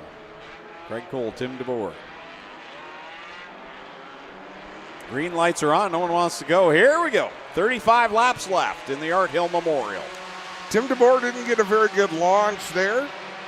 Nick Erskine did with plenty of help from behind. He was getting pushed all the way into turn number 1, but Craig Cole out front in that 55. That car just flies around this track. Ken Harris been progressively working his way closer to that lead spot. He's working on 3rd place right now, and another car that's always stout here, that 17 of Alex Riley right there on his back bumper. How about Kyle Gregory in the 97? A visitor from the east side of Toronto, a regular down at Brighton Speedway. He's trying to race his way into the top 5. Yeah, right there with Wade Thorne and Nick Erskine. Nick Erskine's back bumper is going to be used up by the time this one's over. He took about 3 more shots there down the front stretch. But the nice thing is, if they're hitting your back bumper, they're not passing you. Exactly. Thorne's trying on the bottom, top 5 now, nose to tail. Some good racing, middle of the pack right now. Got some 3-wide action through the pack. Jeff Elslinger in the 11. He would have been one of the pre-race favorites. Before we dropped the first green flag tonight, Jeff Elslinger would be in a lot of people's mouths as a favorite to win this one, but it's been an uphill battle from the start. Started 19th, make that 18th. He's up to 14th so far in the 11. Still a long ways to go in this one.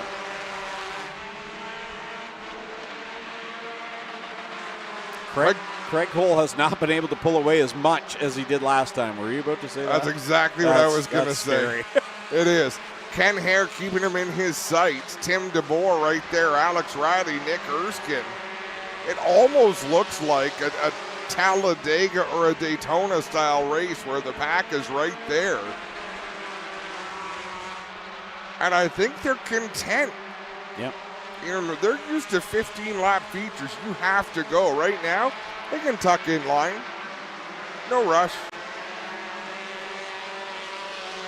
Cole, Hare, DeBoer, Riley, and Erskine, your top 5. And the impressive thing is, for as long as this green flag run has been now, the pack is still fairly tight and close together. Still within a half a lap, because normally these races get strung out really quick. Yeah, they do.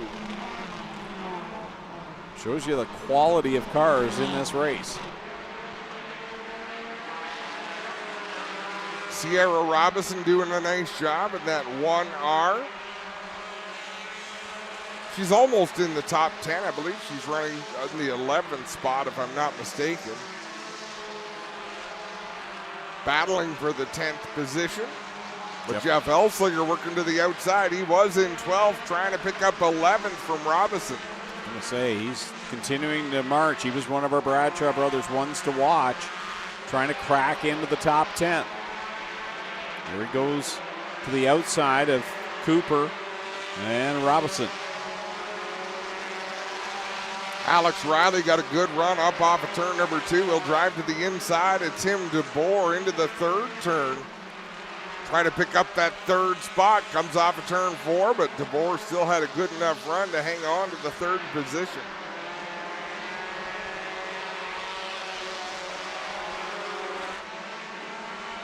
Riley and DeBoer, as you see him go by the Duke Electric camera perch there. Peeling into corner number 3. Riley on the bottom, DeBoer on the outside.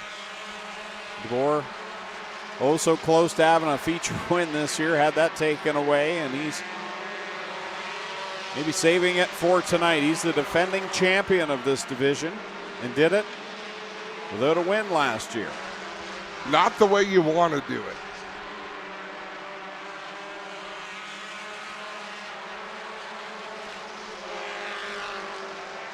Craig Cole searching around a little bit now. He moved up the racetrack about 3 lanes that time in 1 and 2. Quickly approaching the halfway point here. As there are now 22 laps left to go. So next time by the stand, Craig Cole, if he's a leader, we'll see the halfway point here. Looks like he's going to extend the lead that time off of corner number 2. And the cross flags are out. 21 in, 21 to go.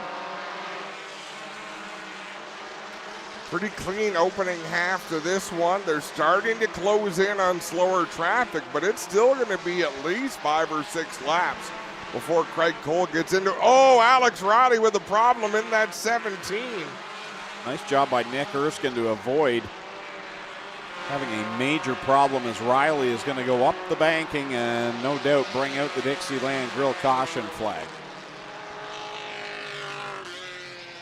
So more heartbreak for Alex Riley in the Art Hill Memorial. It's not a flat tire. Not sure what went wrong there for the driver of the 17. It's that damn light in the front of it.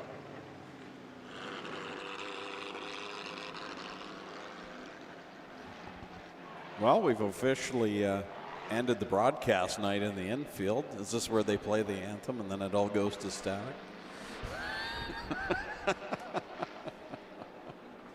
I think it is. I like your shirt tonight, by the way. Thanks. It's very tropical. They made fun of me at the sign-in shack last week. Said, you look like an old man. I wore that black and gray plaid shirt. It's kind of classy. They didn't say that tonight, did they? You should be wearing colors. So, yeah, I walked up tonight, and they similarly were unimpressed. But at least I didn't look old.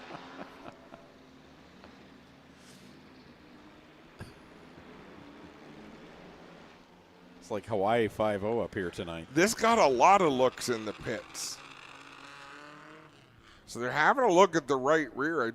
I don't know that they're sure what's wrong with that 17.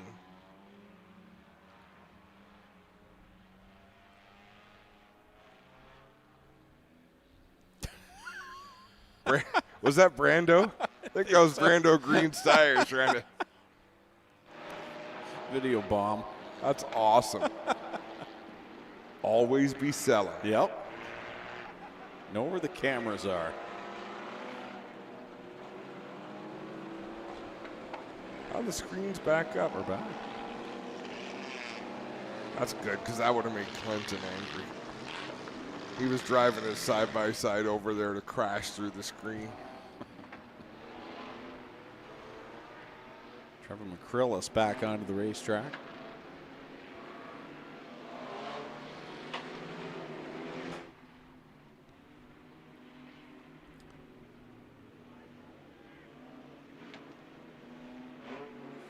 Okay, coming back to the green flag. Craig Cole in the 55 is led from the drop of the green, but Ken Hare is right there. Tim DeBoer in the 9, the 64 of Nick Erskine, the 4 of Wade Thorne.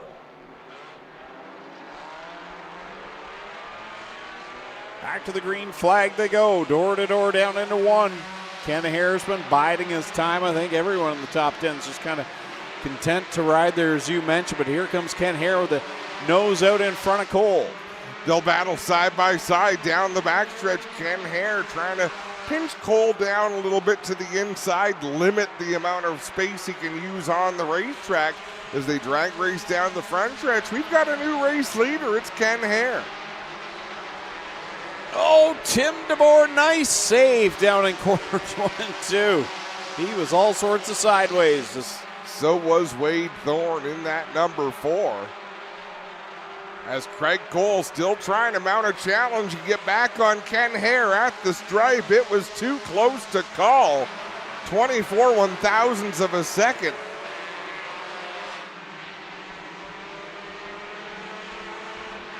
Side by side they go through corner number 3, and then it's a side-by-side battle behind that with Tim DeBoer and Nick Erskine. And look who's there in the 5th spot. Jeff Elslager started 18th and has worked his way up here into contention.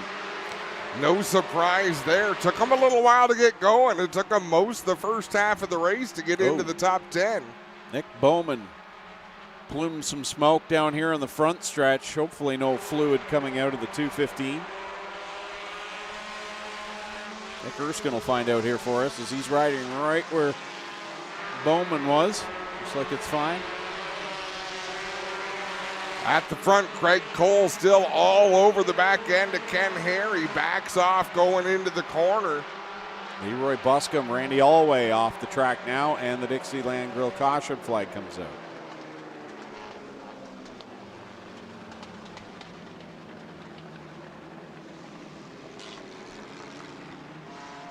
I think Dave just wanted to push the button.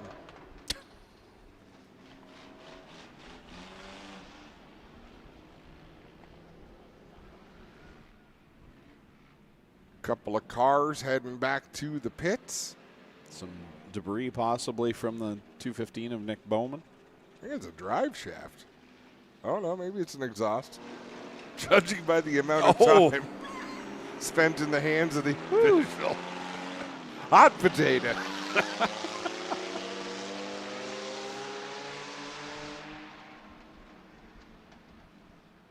That's a hot bubby.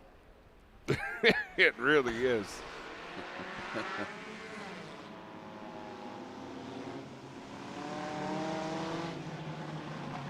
That's dedication to your craft. That is.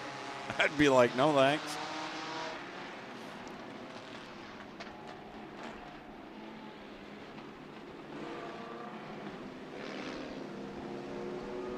Uh-oh. Kyle Gregory is stopped in turn number 3. Spencer Riddell is just pulling away in turn number 4. Kyle had been in the pit area before that last restart as well and came back out.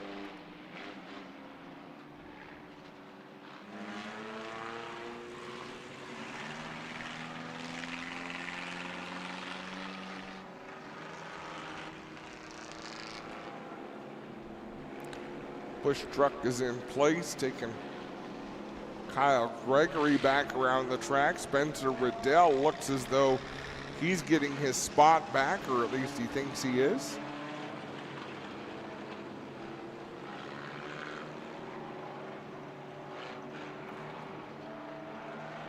Lights are out. We're coming back to green, hopefully with the Race Med truck not still on the back stretch. About to say, are we adding a chicane for the final 16? Now hear me out. What if? I'm not touching this one. That last one was hot.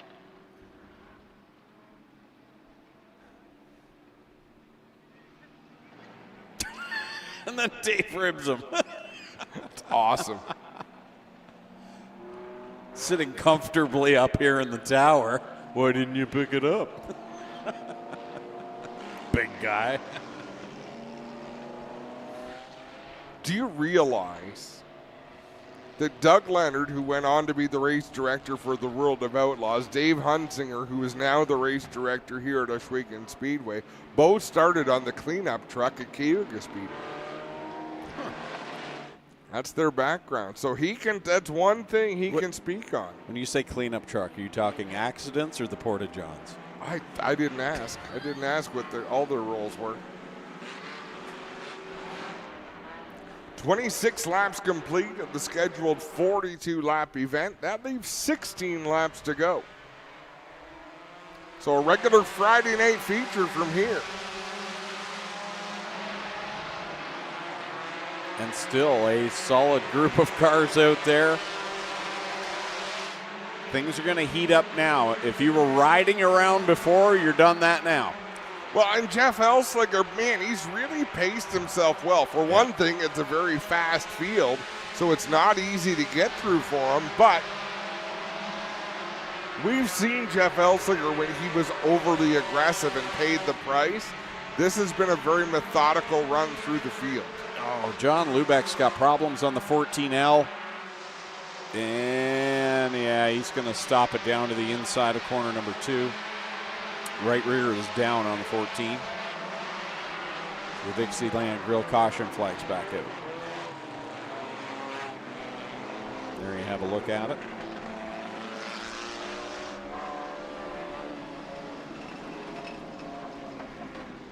Should be flat. Only on the bottom. Looked much like when I went to put the donut on my, well, I didn't do it. Ricky did it. Pulls the donut out and first time in history you didn't shove the donut in your mouth. I know, right? There wasn't any powder on it.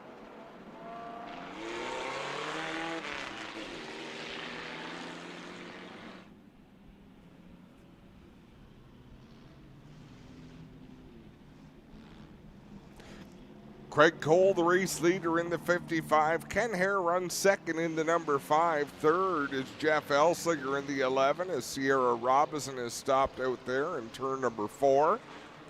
Fourth is the 9 of Tim DeBoer. Fifth, the 64 of Nick Erskine. Sixth is Jeremy Cooper in the G8. Seventh is Wade Thorne in the 4. Having a look at the replay, Lubeck is going to be way back there, and he could realize in turn 1 something was wrong. Rode it out to turn 2 and finally spun out towards the inside wall. Got to go back to the 8th spot in Brendan Lefrancois to see the first visitor in the running order.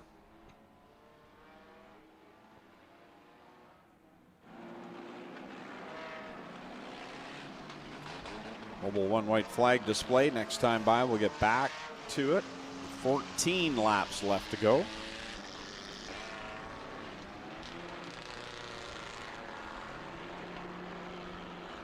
Jeremy Cooper's had quite a drive tonight, too. Started 15th in the G8.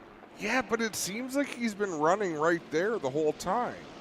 Like in that 5th to 10th range. But he hasn't.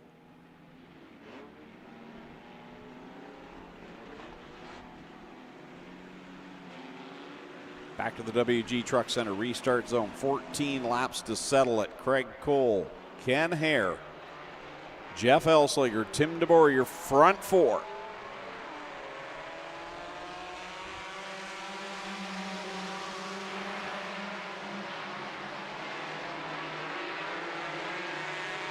Jeff Elslinger giving challenge to Ken Hare as Craig Cole gets out in front. Problems for Nick Erskine in the 64 as he's starting to fall back through the field. I didn't know if he had a, yeah, maybe, I guess he does. I thought maybe he got some help from behind, but he definitely seems off the pace now, which is a shame. He was in the top 5 all event long. Yeah, that whole race doing a good job. It'll be 30 laps complete this time by, 12 laps to go.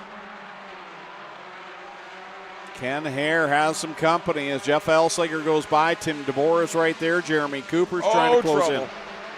Chase Mitchell has lost a right rear. Wow. That car should have just barrel rolled. And he has no idea he's one tire short now. It's coming back to do another lap. I think he's probably got a pretty good idea, but he's going to drive that back up into the pits. That was impressive. That gets my Sportsmanship of the Night award. Jeff Elslinger now trying to close in on Craig Cole. Here's the replay of what just happened. Whew. That'd knock everything out of the trunk. Sure would. How about John Jansen's in the 66? He's up into the 8th spot. Trevin McCrillis in the 2, trying to work his way through. He's up into the top 10. Out in front, though, Craig Cole continues to lead. Jeff Elslinger, Ken Hare in the 3rd spot. Don't forget, Trevor McCrillis actually went pit side during one of the yellow flags, had to restart in the tail, so that too has done a good job to work his way back up there.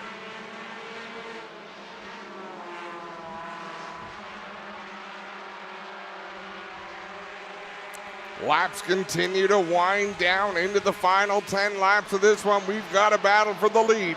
Jeff Elslinger looking to the outside. Craig Cole slowly drifting up the racetrack. Take away a bit of Elslinger's line. Jeff Elslinger going to drive it deep into turn 3. Got a little sideways there through 4, but keeps a foot in the throttle. They're door to door as they go by the Cedar Springs Landscaping starter stand. As these two battle, Ken Hare should be able to close that gap. 6 laps remain this time. Here comes Ken Hare in the 5K. Craig Cole continuing to battle with the 11 of Elslinger. That time by, Elsliger's your leader over Craig Cole and Ken Hare. 3-car breakaway. Hare did not have a good run through 1 and 2, and he's lost power going down the backstretch. Problem for Ken Hare trying to get things back in order as he drives into turn 3. Tim DeBoer down low. He's going to pick up that 3rd spot. Ken Hare slows, heads to the outside of the track. Jeremy Cooper up into the top 5. He will not defend his Art Hill Memorial win as he gets bounced off of there up in corner number 2. Craig Cole starting to close that gap again on race leader Jeff Elslinger as we get a look at this battle from the drone camera.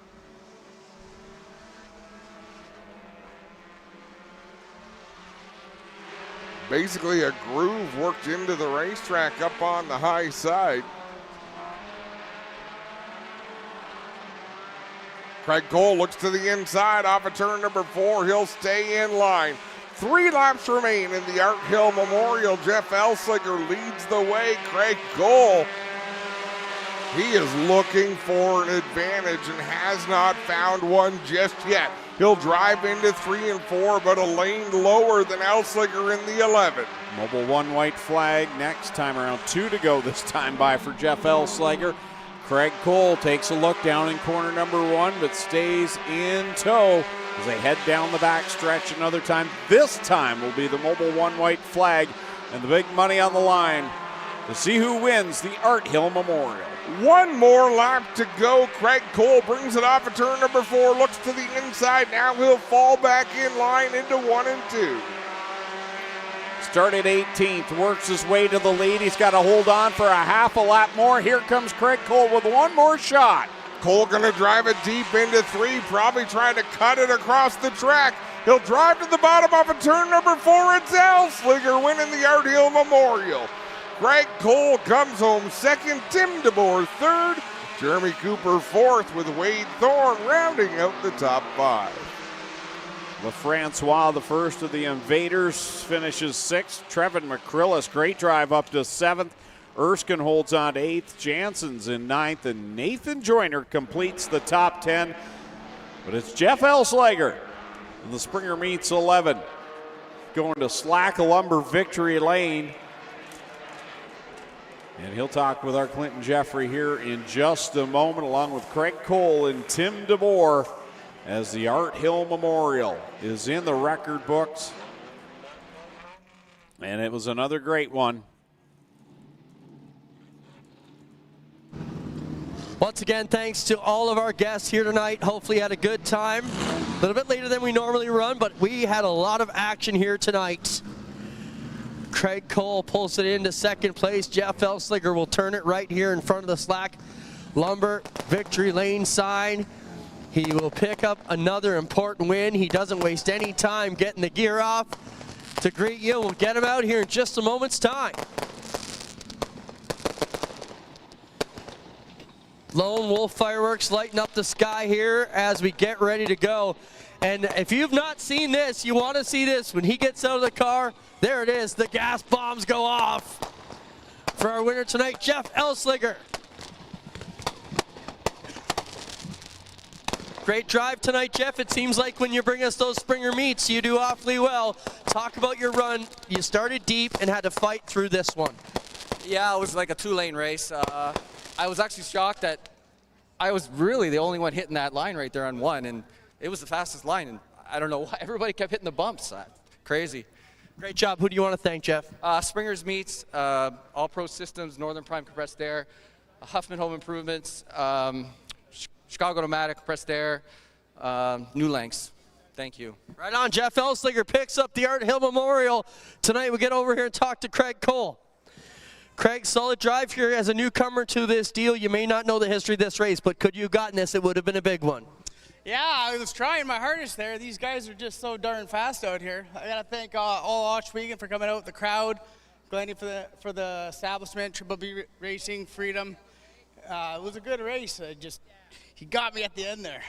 Right on, man. You're doing very well as a newcomer to the dirt. Thank you. Craig Cole will be second. We'll get over here and talk to third place. Sorry, Derek. Uncle Timmy. Tim DeBoer, reigning champ here. Tim, not a bad recovery for what happened a few weeks ago. This is always a good run. Yeah, this is a good run for me. It was a real interesting track to try to get a hold of, but that's half the fun of this stuff. I tweeted somebody off. I didn't see him in the outside corner there, and it got all squirrely, but it was fun, man, and I can't wait to show up again, try it again. Look at the whole gang's here. Awesome, we love it. Get a shot of the kids there, Jack. All right, how about it? Tim DeBoer third, Craig Cole second, year Art Hill Memorial winner. Jeff Elslinger, guys, take us home. It's been a wild night down here trackside. I want to thank INSTA-INSULATION and STYRES Gas and Variety for a great night of racing. On behalf of the STYRES family, all our staff, crew, and officials, and on behalf of Clinton Jeffrey and Adam Ross, I'm Greg Kellnan saying so long. We'll see you next time on G-Force TV.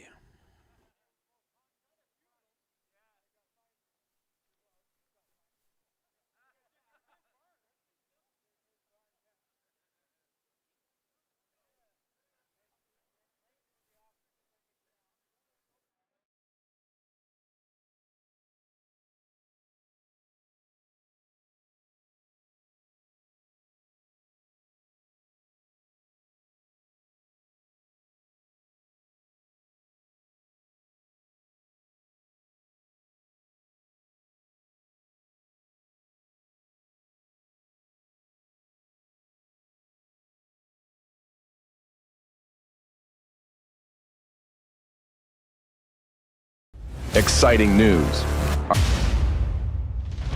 This copyrighted broadcast may not be reproduced, retransmitted, or used in any form without the authorized written consent of G-Force TV. G-Force TV would like to thank you for your support and for watching today's broadcast.